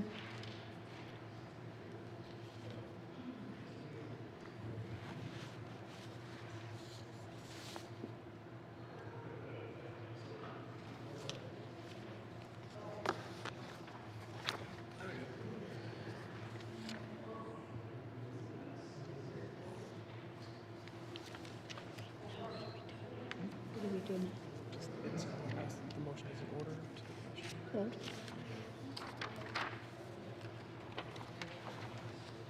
The motion is in order to the question. The motion is in order. To the motion. Question's been called. All those in favor? All those opposed? Motion's carried. Now,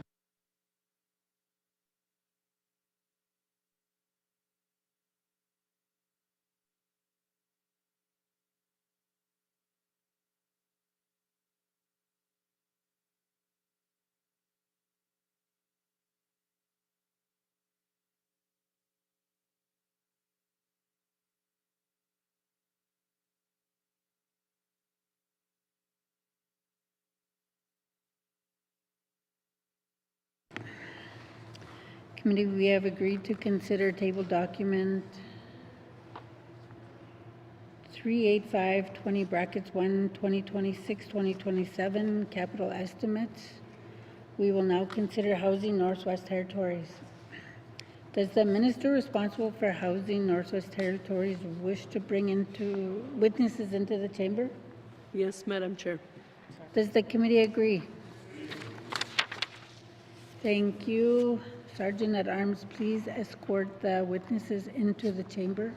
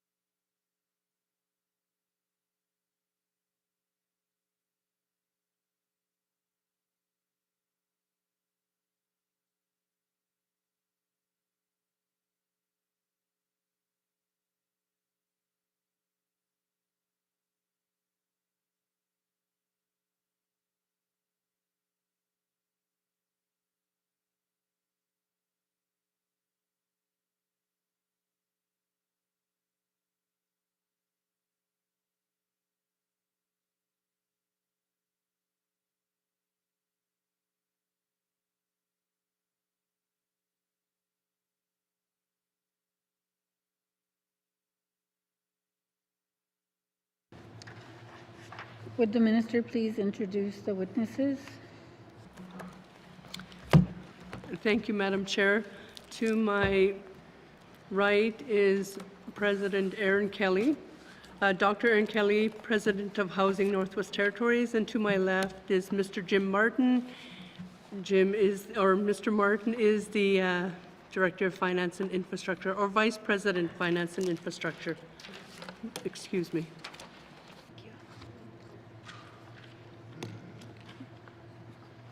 Thank you. Committee Housing Northwest Territories is included in the capital estimates as an information item and the totals are not votable. We will review these estimates as we do for the other departments. However, we will not vote on the totals. If members have comments or questions, they can be raised at the appropriate time. The committee has agreed to forego general comments. Is the committee agreed to proceed to the detailed contained in table document? Committee, Housing Northwest Territories begins on page 78. We will defer the totals and review the estimates by activity summary beginning at page 79 with Finance and Infrastructure Services with information item on page 80. Are there any questions? Member for Frame Lake. Thank you, Madam Chair. First of all, I just wanted to say how pleased I am to see the announcement from the Minister on the large capital projects, and that's what I want to, I want to ask questions about both, really. My first question is just about the O&M deficit. So I understand from chatting with the minister's staff over a number of different briefings that there's this $50 million a year O&M deficit that housing has been facing. And I was perhaps a bit mistakenly under the impression that a good portion of the $50 million for this year, of the $150 million annually, would be going towards that problem. So can the minister help us understand how we're addressing that issue through this capital spend, all these different houses being built? Is this related to the O&M problem, or are we getting at that problem in any way through these investments? Thank you. Minister of Housing. Thank you, Madam Chair. I think it's really important to understand that we operate almost 2,900 units across the Northwest Territories. And back in 1997, we signed a social housing agreement with the Government of Canada, with CMHC, to operate and maintain these units, but that funding has been declining over the last number of years. We were able to sign a bilateral agreement with Canada again in 2019, and this provided us supplemental funding for a 10-year period. And again, this number will drop 28-29. With Housing NWT and the $150 million capital plan over the next 3 years, $5 million a year will be assigned to deferred preventive maintenance, and $5 million a year will be assigned to modernization and improvement of our public housing or social housing units. Thank you, Madam Chair. Thank you. Member for Frame Lake. Thank you, Madam Chair. Appreciate that answer. So we're doing $5 million a year, so $10 million a year for effectively maintenance.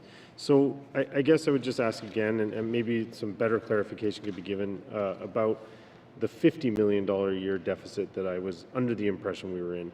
Can the minister or her staff just help me better understand that and whether we are getting at that problem? Because, and I'll just put it quite plainly, my understanding of the issue is that if we aren't addressing the $50 million a year problem of O&M, we're losing units. And so building them is great, and it is good to see us building units. I do want to see that. But if we're losing units at the same time, it all just kind of comes out in the wash. So I just want to ensure that we are actually increasing the housing stock. That's what I'm trying to get at. Thank you. Thank you. Minister of Finance. Minister of Housing and NWT. I haven't graduated yet to finance. Thank you, Madam Chair. I think it's really important that, again, that we highlight the infrastructure deficit of Housing NWT, and we've done some work with that, including the operations and maintenance deficit. And President Aaron Kelly could provide us more detail of the $50 million deficit that the member is speaking about. Thank you, Madam Chair. Thank you, Minister. President Aaron Kelly. Thank you, Madam Chair. So the average age of our overall portfolio is 31 years old, and our public housing units on average are 33 years old, with 436 units over the age of 50 years.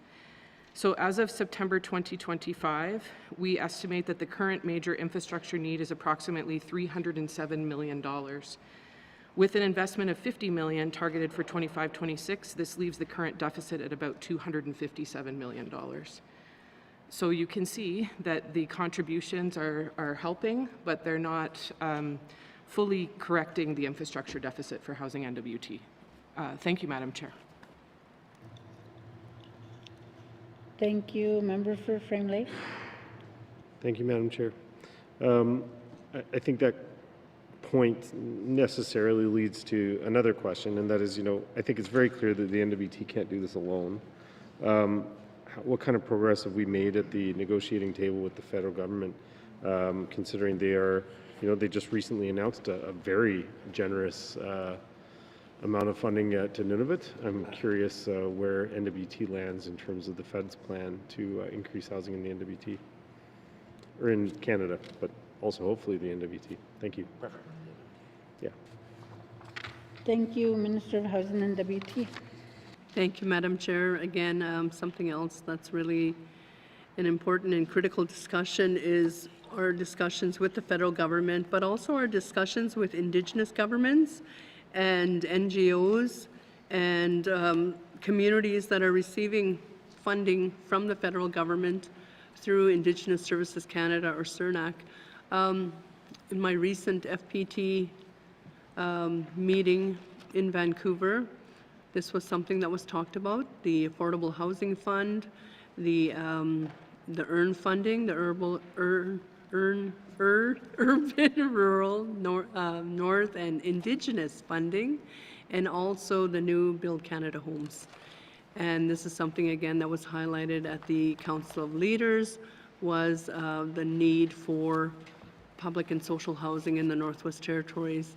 In terms of the negotiations and discussions internally, President Aaron Kelly will provide you some insight to that. Thank you, Madam Chair.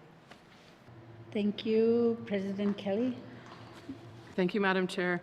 I'm pleased to report that in our discussions with HIC that they have agreed that we should be moving forward on negotiations related to updating our bilateral agreement, which is where those O&M questions come into play, and then also with respect to Build Canada Homes funding. And that was a comment that was made after the Council of Leaders meeting when they heard from Indigenous governments and the GNWT about our needs.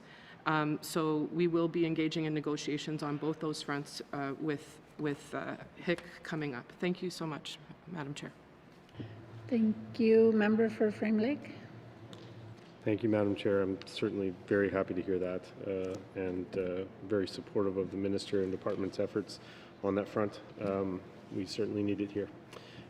Just noting that I'm starting to run out of time, I wanted to move to a different issue, and I do hope some of my colleagues take up the flag on some of the questions I'm leaving on the table with regards to housing money. But I wanted to just speak about an issue that's been concerning me. We did ask about this in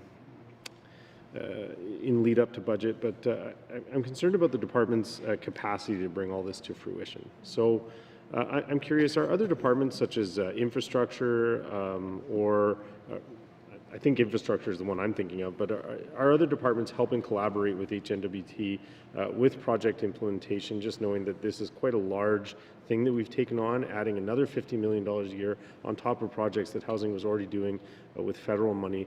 This department's pretty busy. I'm just curious, what are we doing to help boost up the capacity of the department and ensuring that we don't end up in a situation where we're talking about why we weren't able to bring all these houses to fruition with the money that we set aside? Thank you. Thank you, Minister of Housing and WT. Thank you, Madam Chair. I think Housing and WT over the last year has been discussing how do we work in collaboration with the different departments to be successful, knowing that our technical and infrastructure teams in place to deliver housing across the Northwest Territories, but the concern from the member is a concern for many of us is the overall capacity of the Northwest Territories to take on many of these large infrastructure projects. President Aaron Kelly can provide you more insight to some of the collaboration and partnerships we're working together on. Thank you, Madam Chair. Thank you, President Kelly. Thank you, Madam Chair. Housing NWT is pleased to let folks know that we project fully committing the allocated new construction component valued at $120 million over the next 3 years by the end of the fiscal year 25-26. We've heard very clearly that we need to spend the money that has been provided, and we see the need in communities for this for the housing. We anticipate a total spend of $43 million in 25-26. Housing NWT has proposed to CMHC to use the $7 million that we realized as a savings from an economy of scale over the recent large bundled procurement for modular units to leverage $19.2 million to add another 20 units in Inuvik to the Blueberry Patch. This would result in public housing clients at Bumpus Apartments moving to Housing NWT-owned assets and owned units, which would increase the availability of rental units in Inuvik. If we are not successful in that application to CMHC, we will add to the number of modular public housing units and/or the number of planned repair projects and/or potentially acquire and retrofit existing multi-unit buildings. So we have plans for that funding, and that's the total 50 million. Thank you, Madam Chair. Thank you. Member for Frame Lake. I think it's time ran out. I'm out of time, Madam Chair. Okay, anybody, any further questions? Member for Yellowknife North. Thank you, Madam Chair, and thanks to my colleague who asked some of the questions I was going to ask as well, but this is a great conversation. To follow up there, in the previous exchange, the President noted that we have an infrastructure deficit of still about $257 million. And there was discussion about how this ongoing infrastructure deficit means that we might be losing units because we're not able to address the deficit. Does the minister or her staff have any idea how many units we might be losing each year because we're not able to repair them or replace them? Thank you, Madam Chair. Thank you. Minister of Housing and WT. Thank you, Madam Chair. Our current projection for this fiscal year is the infrastructure deficit is $307 million, which is basically $299 million is for replacement need. That's our current need for replacement of units. In retrofits, it's $8,226,000. Over the next 20 years, Housing has done an appendix which projects the deficit replacement need is $1.2 billion over the next 20 years. And for retrofits, $339 million over the next 20 years. So we're looking at things in a 20-year time span so we can do proper planning and technical work. But if I ask, can I ask President Aaron Kelly just to provide more information to the member's question? Thank you, Madam Chair. Thank you. President Kelly. Thank you, Madam Chair. So what we're doing at this time is looking at the units that we have available and focusing our funding in to replace the units that are 50 years or older, the older units, and those that have unit condition ratings that are lowest. So we're trying to avoid the issue that the member is bringing forward, and also increasing our M&I, which is like larger renovations, so we can keep our units in the available in communities, the same number of units available, and we've been pretty successful at that. So I think we're working to try to address the issue that the member is bringing forward with the additional funding that we have. Thank you, Madam Chair. Thank you. Member for Yellowknife North. Okay, thank you, Madam Chair. Can the minister tell us whether, was there any carryover from the 2025-26 revised capital estimates, in that was there any money that wasn't able to be spent, and can the minister account for that, and what is to be done with that money in the coming year? Thank you, Madam Chair. Thank you. Minister of Housing and WT.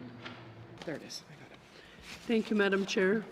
President Aaron Kelly will provide you information to that. Thank you, Madam Chair. Thank you. President Kelly. Thank you, Madam Chair.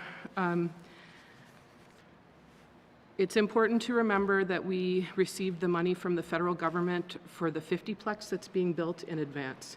So there's been consistent carryover until that project's done, and it's not expected to be done until May of 2027. So last year we had a carryover of $65,877,000, and about $46 million of that was the 50-plex. There was also some carryover related to Aspen Apartments and the work that's being completed on that, and we're hopeful that we'll be able to have people in there in November. And then some public housing replacement projects were also carried over, and some other minor pieces, but the main item there was the 50-plex. Thank you, Madam Chair. Thank you. Member for Yellowknife North. Great. Thank you, Madam Chair. Before I return to that, if I have time, can the minister just tell us so we're all clear? So there's 2 projects for Yellowknife that are on the project list, one for 2027-28 and one for 2026-27. A public housing replacement of 24 units and a major retrofit of 12 units. Can the minister give us details of what exactly are those projects? Thank you, Madam Chair. Thank you. Minister of Housing and WT. Thank you, Madam Chair.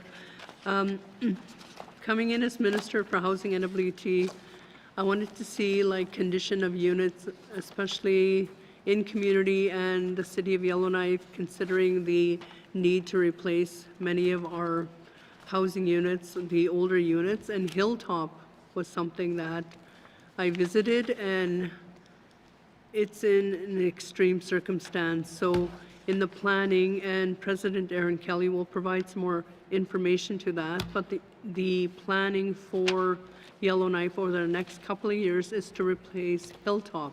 So if I can just defer this to President Aaron Kelly. Thank you, Madam Chair. Thank you. President Kelly. Thank you, Madam Chair.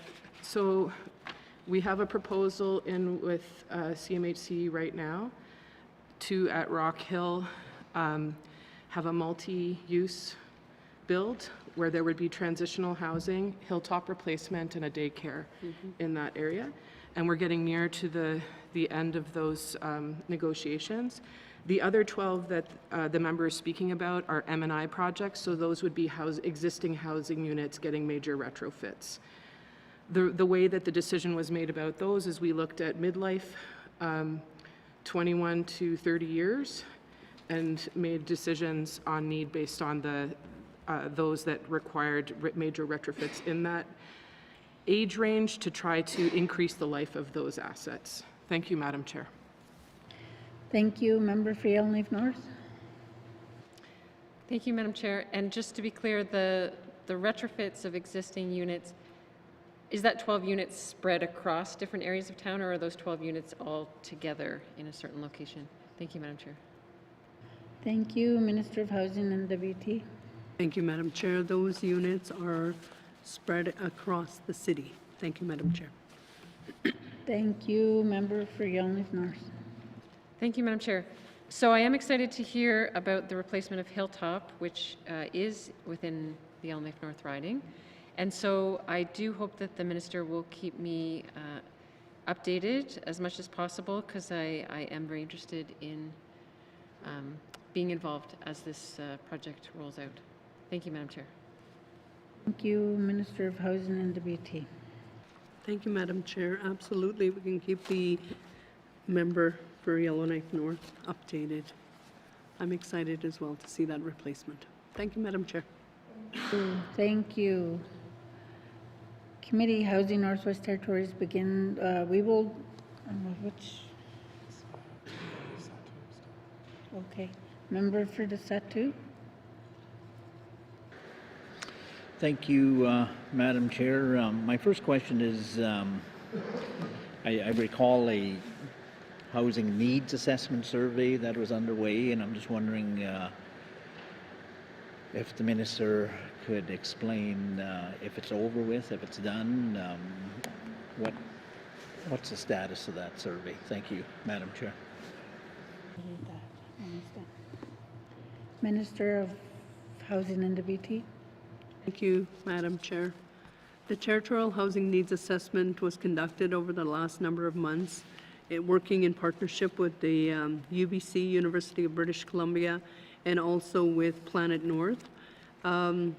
The quantitative portion of the study was concluded early. The qualitative piece was conducted over the summer and fall of 2025. We should have a draft report probably mid-November and a final report possibly by mid-December. And this should kind of formulate our response of territorial housing needs across the Northwest Territories. Thank you, Madam Chair. Thank you. Member for the Satu. Thank you, Madam Chair. Thanks to the Minister for that information here. The reason I ask is that it all fits in with the corporate plan for the remaining term of this Assembly. And I'm quite pleased with the department's actions on previous efforts in trying to identify what the scope is, put a budget to it, and then you draft a schedule, which are really three fundamental points to achieving your construction plan. And aside from that, I see the allocation for this coming fiscal year, or the upcoming, is 112 new build units, plus, I never tallied it up there, the retrofits. So it seems that the Minister knows the stock, knows the age of the stock, and what's the immediate replacement for these age 50 units.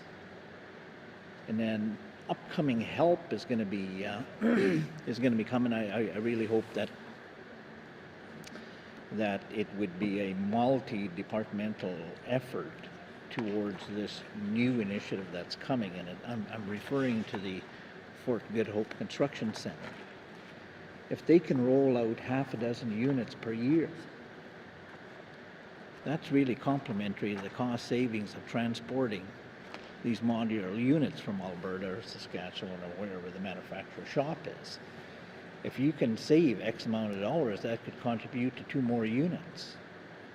So all in all, I think the department's on a good path moving forward, identifying these needs, followed by complementing what the scope is. And then step number 2, putting a budget to that. Once you have a project budget, then you can do your schedule accordingly. In some areas, added logistics to that schedule is really challenging.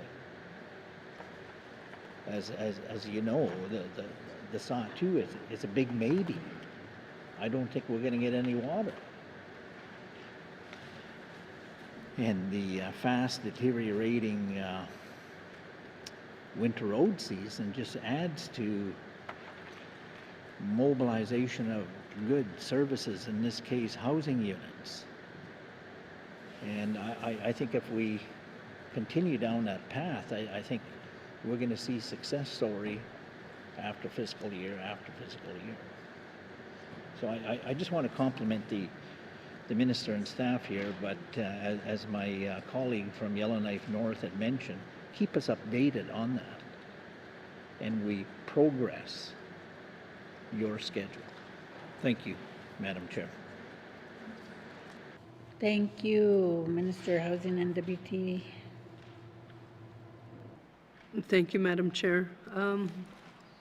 There's a lot of good things happening, and the Fort Good Hope Construction Center is one of those great things that are happening, and we're working together in partnership with the Cashel-Gotene Housing Society and the Development Corporation to support them and have them be successful, because building in a small community like Fort Good Hope modular housing units that could be transported throughout the Satu and perhaps the Beaufort Delta is a good opportunity, considering the low water levels in the Northwest Territories and the challenges for transportation and shipping, and you know, like the member mentioned, the winter roads, and sometimes the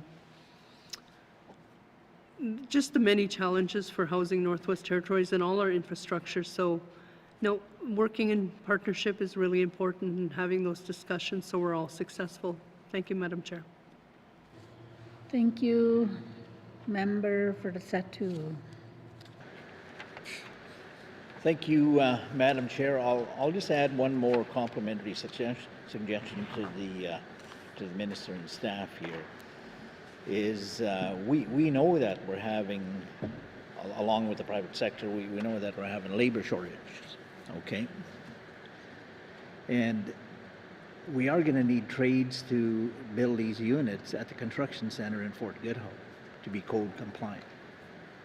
So it really opens the door for, as I said earlier, a multi-department approach to stand behind that emerging industry. How much are we going to offset the wages from the Department of ECE?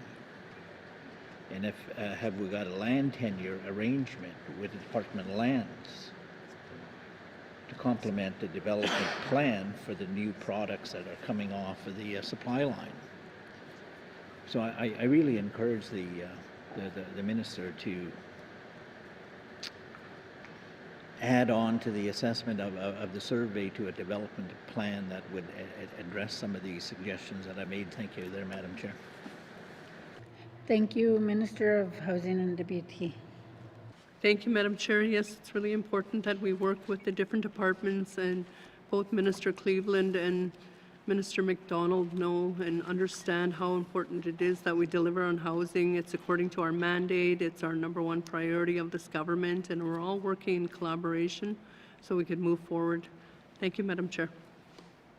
Thank you, Member for the Satu.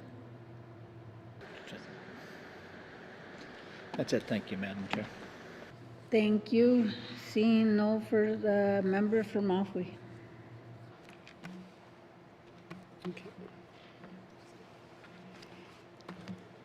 Okay, thank you. I know that earlier in the year, too, Minister of Finance and Minister of Housing have said it too, that they talked about Klitschko region, and even the stats says that where, based on the data, that Klitschko has the worst overcrowding and homelessness. And we all know housing is a social determinant. It has an impact on health and education. Knowing that number, knowing the stats in Klitschko region, especially in Betcheko,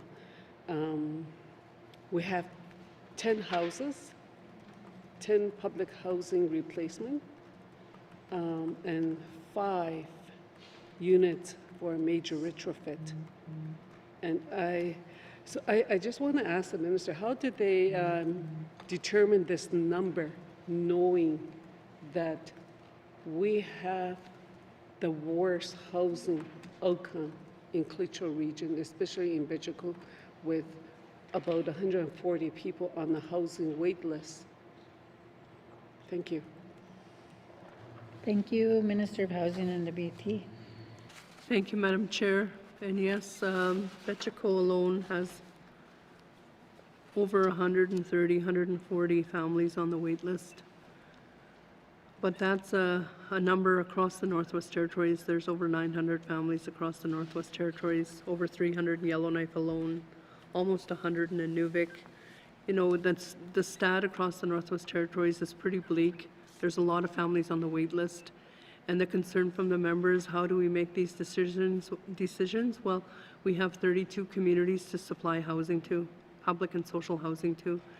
And what we did at the time was look at our capital plan and plan to deliver in 11 communities to begin with, to concentrate the delivery based on wait list, based on unit condition rating, and based on the age of the house, along with when was the last time it was modernized and retrofit, because many of these houses were built in 1969 or 1972 or 1974, and families are still living in them. So understanding the need, especially in Betcheko, I can understand where the member's concern is. The idea around not only providing new housing, but also providing retrofits, because many of the units after 25, 30 years plus will get a modernization and improvement. So renovating many of those homes to last another 25, 30 years. So it's really the decisions based on data, based on the need to provide throughout the north, and to concentrate the delivery on 11 communities. I mean, it'd be wonderful if we could provide housing to every community in the Northwest Territories at this time, but we determined that based on data, we could make these decisions, and these would be informed decisions. Thank you, Madam Chair. Thank you. Member for Mountfui. I guess based on the information provided, there's not much that Housing NWT is doing to help the region to catch up to the territorial average. We're always going to be at that number, or we're always going to be in the worst situation.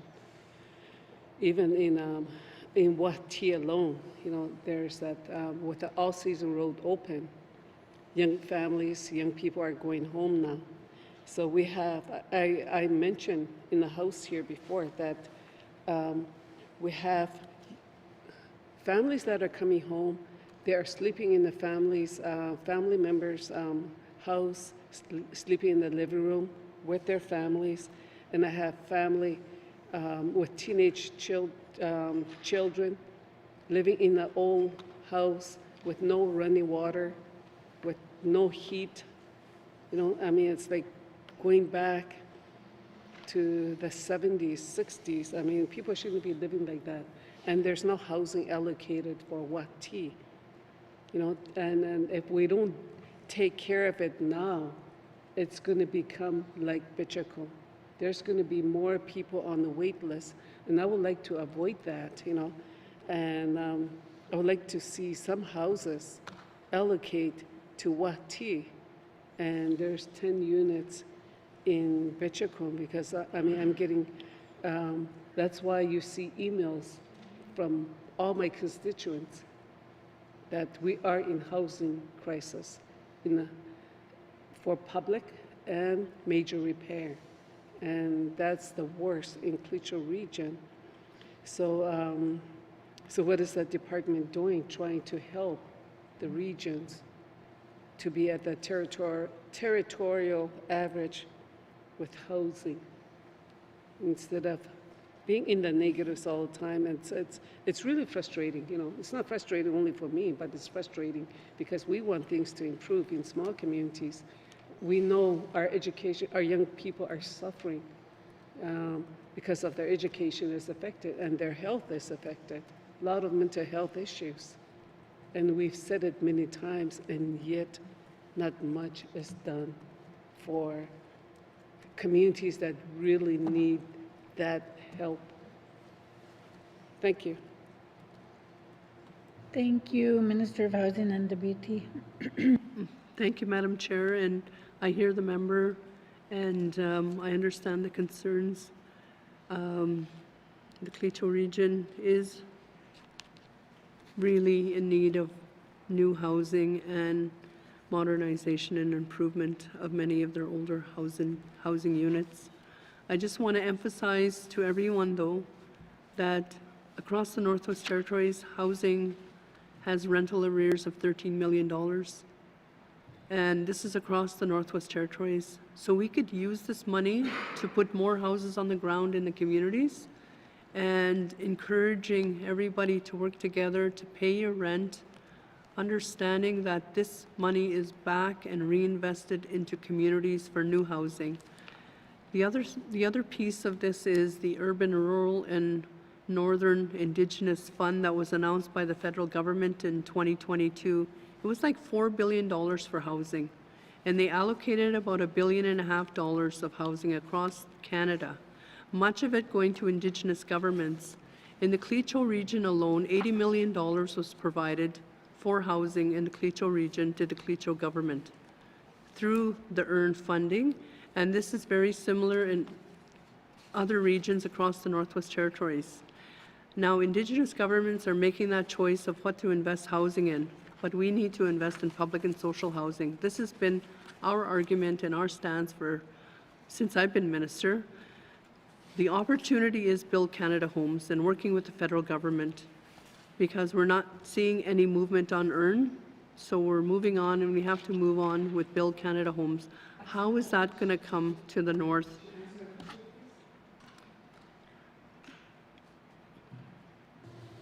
Continue, Minister.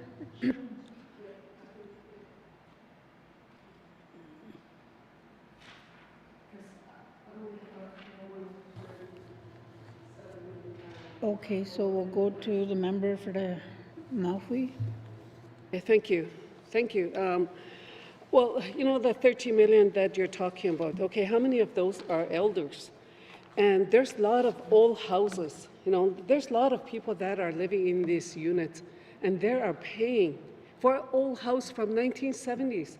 A lot of my community members are complaining, saying they're paying like $1,500 for a house from, it's a total write-off. And some of the elders, I have senior citizens living in a market rental unit. I mean, my goodness, you know, like, I mean, don't lecture us about that. I don't know why. If GNWT is not going to do anything, why is GNWT in the housing business? If we were dealing directly with the federal government, all this would not be an issue. I'm glad that the federal government gave that money to the First Nation, but I think we need to start. I think GNWT should get out of the housing business because they are not doing a good job. They are doing a poor job, and I don't agree with what they are doing.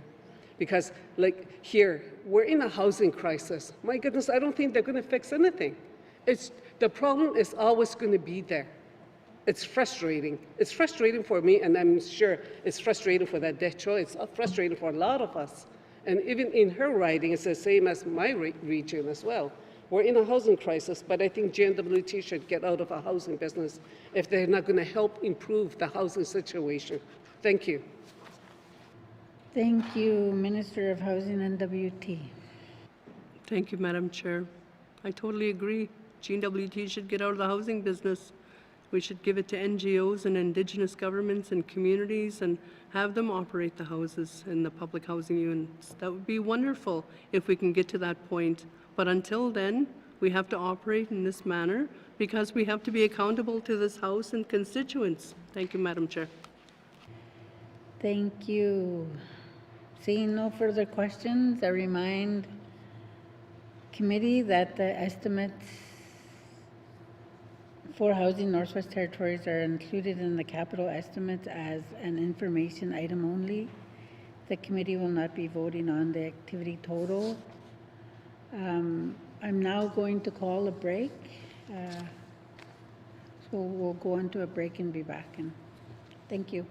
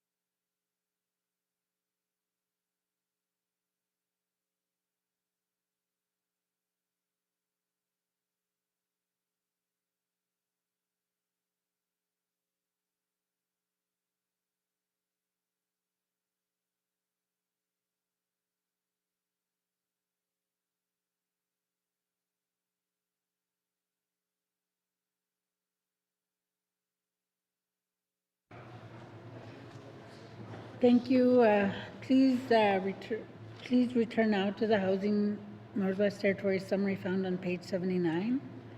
Are there any further questions or comments from committee? Seeing none, thank you, committee, and thank you, Minister.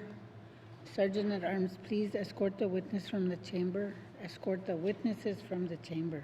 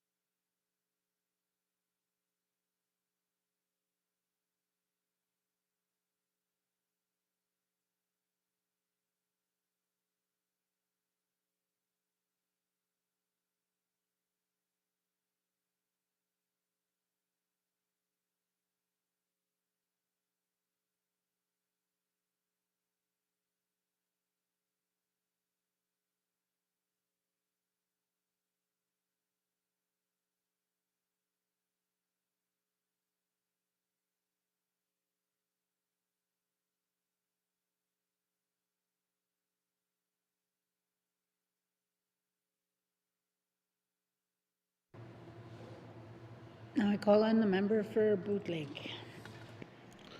Thank you, Madam Chair. Madam Chair, I move the chair rise and report progress.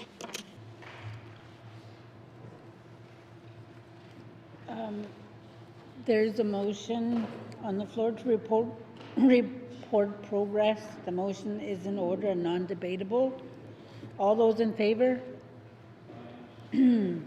All those opposed? Motion's carried. I will now rise and report progress.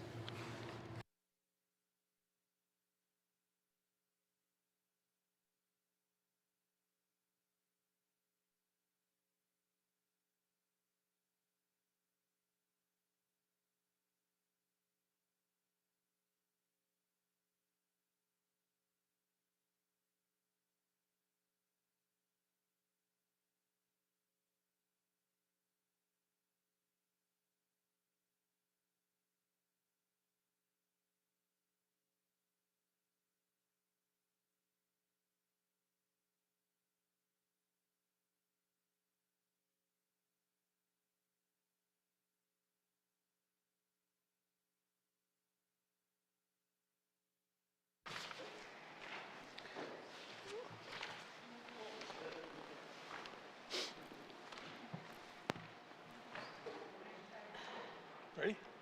Okay. Reports on committee of the whole. Reports on committee of the whole. Member from the Decho. Mr. Speaker, your committee has been considering table document 38820 brackets 1 and table document 38520 brackets 1 and would like to report progress with 2 motions carried.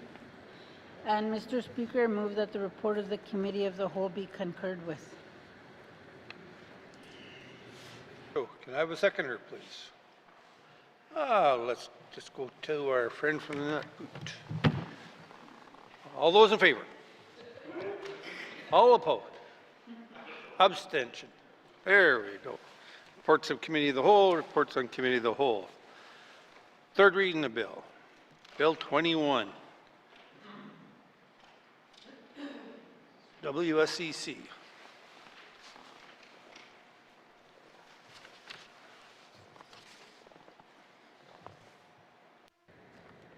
Mr. Speaker, I move, second by the honourable member for Hay River North, that Bill 21, an act to amend the Workers' Compensation Act, be read for the 3rd time. And Mr. Speaker, I request a recorded vote. Thank you. Thank you, Minister. The motion is ordered. To the motion. Question has been called. The member from Hay River South has asked for a recorded vote. All those in favor, please stand. The member for Hay River South, the member for Nuvik Twin Lakes, the member for Nunakput, the member for Decho, the member for Sawtoo, the member for Yellowknife Center, the member for Range Lake, the member for Nuvik Boot Lakes, the member for Momfui, the member for Frame Lake, the member for Great Slave, the member for Yellowknife North, the member for Thabatcha, the member for Yellowknife South, the member for Cam Lake, the member for Hay River North. All those opposed, please stand. All those abstaining, please stand.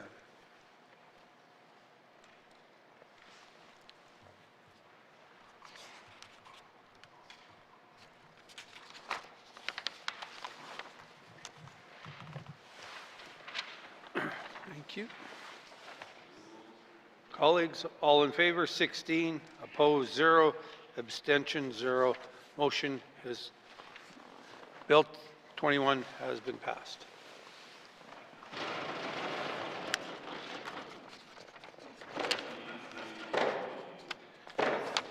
Third reading the bills. Third reading the bills, Minister of Justice.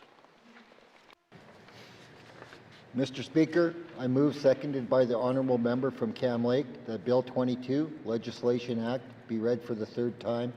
And Mr. Speaker, I request a recorded vote. Thank you, Mr. Speaker. Thank you. Thank you, member from Tabacha. The motion is in order. To the motion. Question has been called. All those in, oh, sorry. The member has asked for a recorded vote. All those in favor, please stand.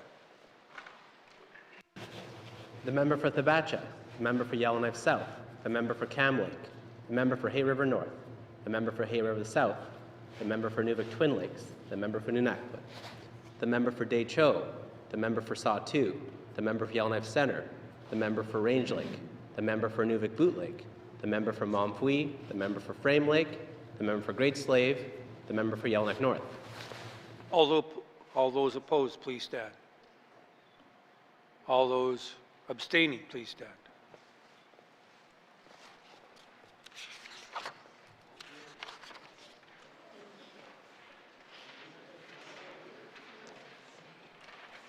Thank you. Colleagues, 16 in favor, 0 opposed, and 0 abstentions. The motion is carried. Bill 22 has had its third reading. Third reading of bills. Third reading of bills, Minister of Education, Culture and Employment. Mr. Speaker, I move, seconded by the honourable member for Tabacha, that Bill 28, an act to amend the Student Financial Assistance Act No. 2, be read for the third time. And Mr. Speaker, I request a recorded vote. Thank you, Mr. Speaker. Thank you, member from Cam Lake. The member has asked for a recorded vote. All those in favor, please stand. Oh, sorry. Question. To the motion. Question's been called. There we go. The member for Cam Lake, the member for Hay River North, the member for Hay River South, the member for Nuvik Twin Lakes, the member for Nunakput, the member for Day Cho, the member for Saw-2, the member for Yellowknife Center, the member for Range Lake, the member for Nuvik Boot Lake, the member for Montfouille, the member for Frame Lake, the member for Great Slave, the member for Yellowknife North, the member for Tabacha, the member for Yellowknife South. All those opposed, please stand. All those abstaining, please stand.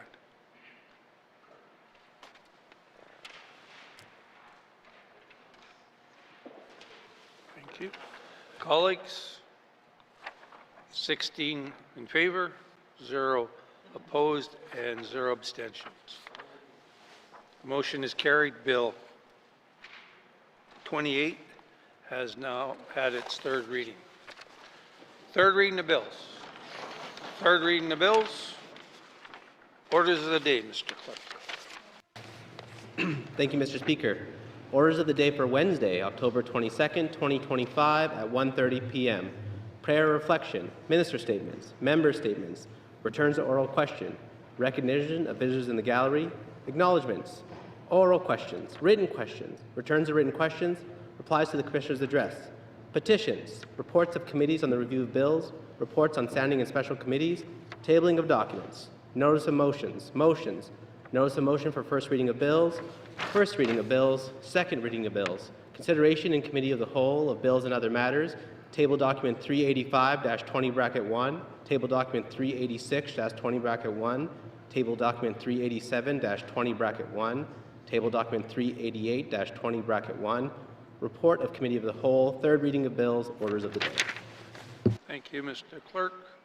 This House stands adjourned until Wednesday, October 22nd at 1:30 p.m.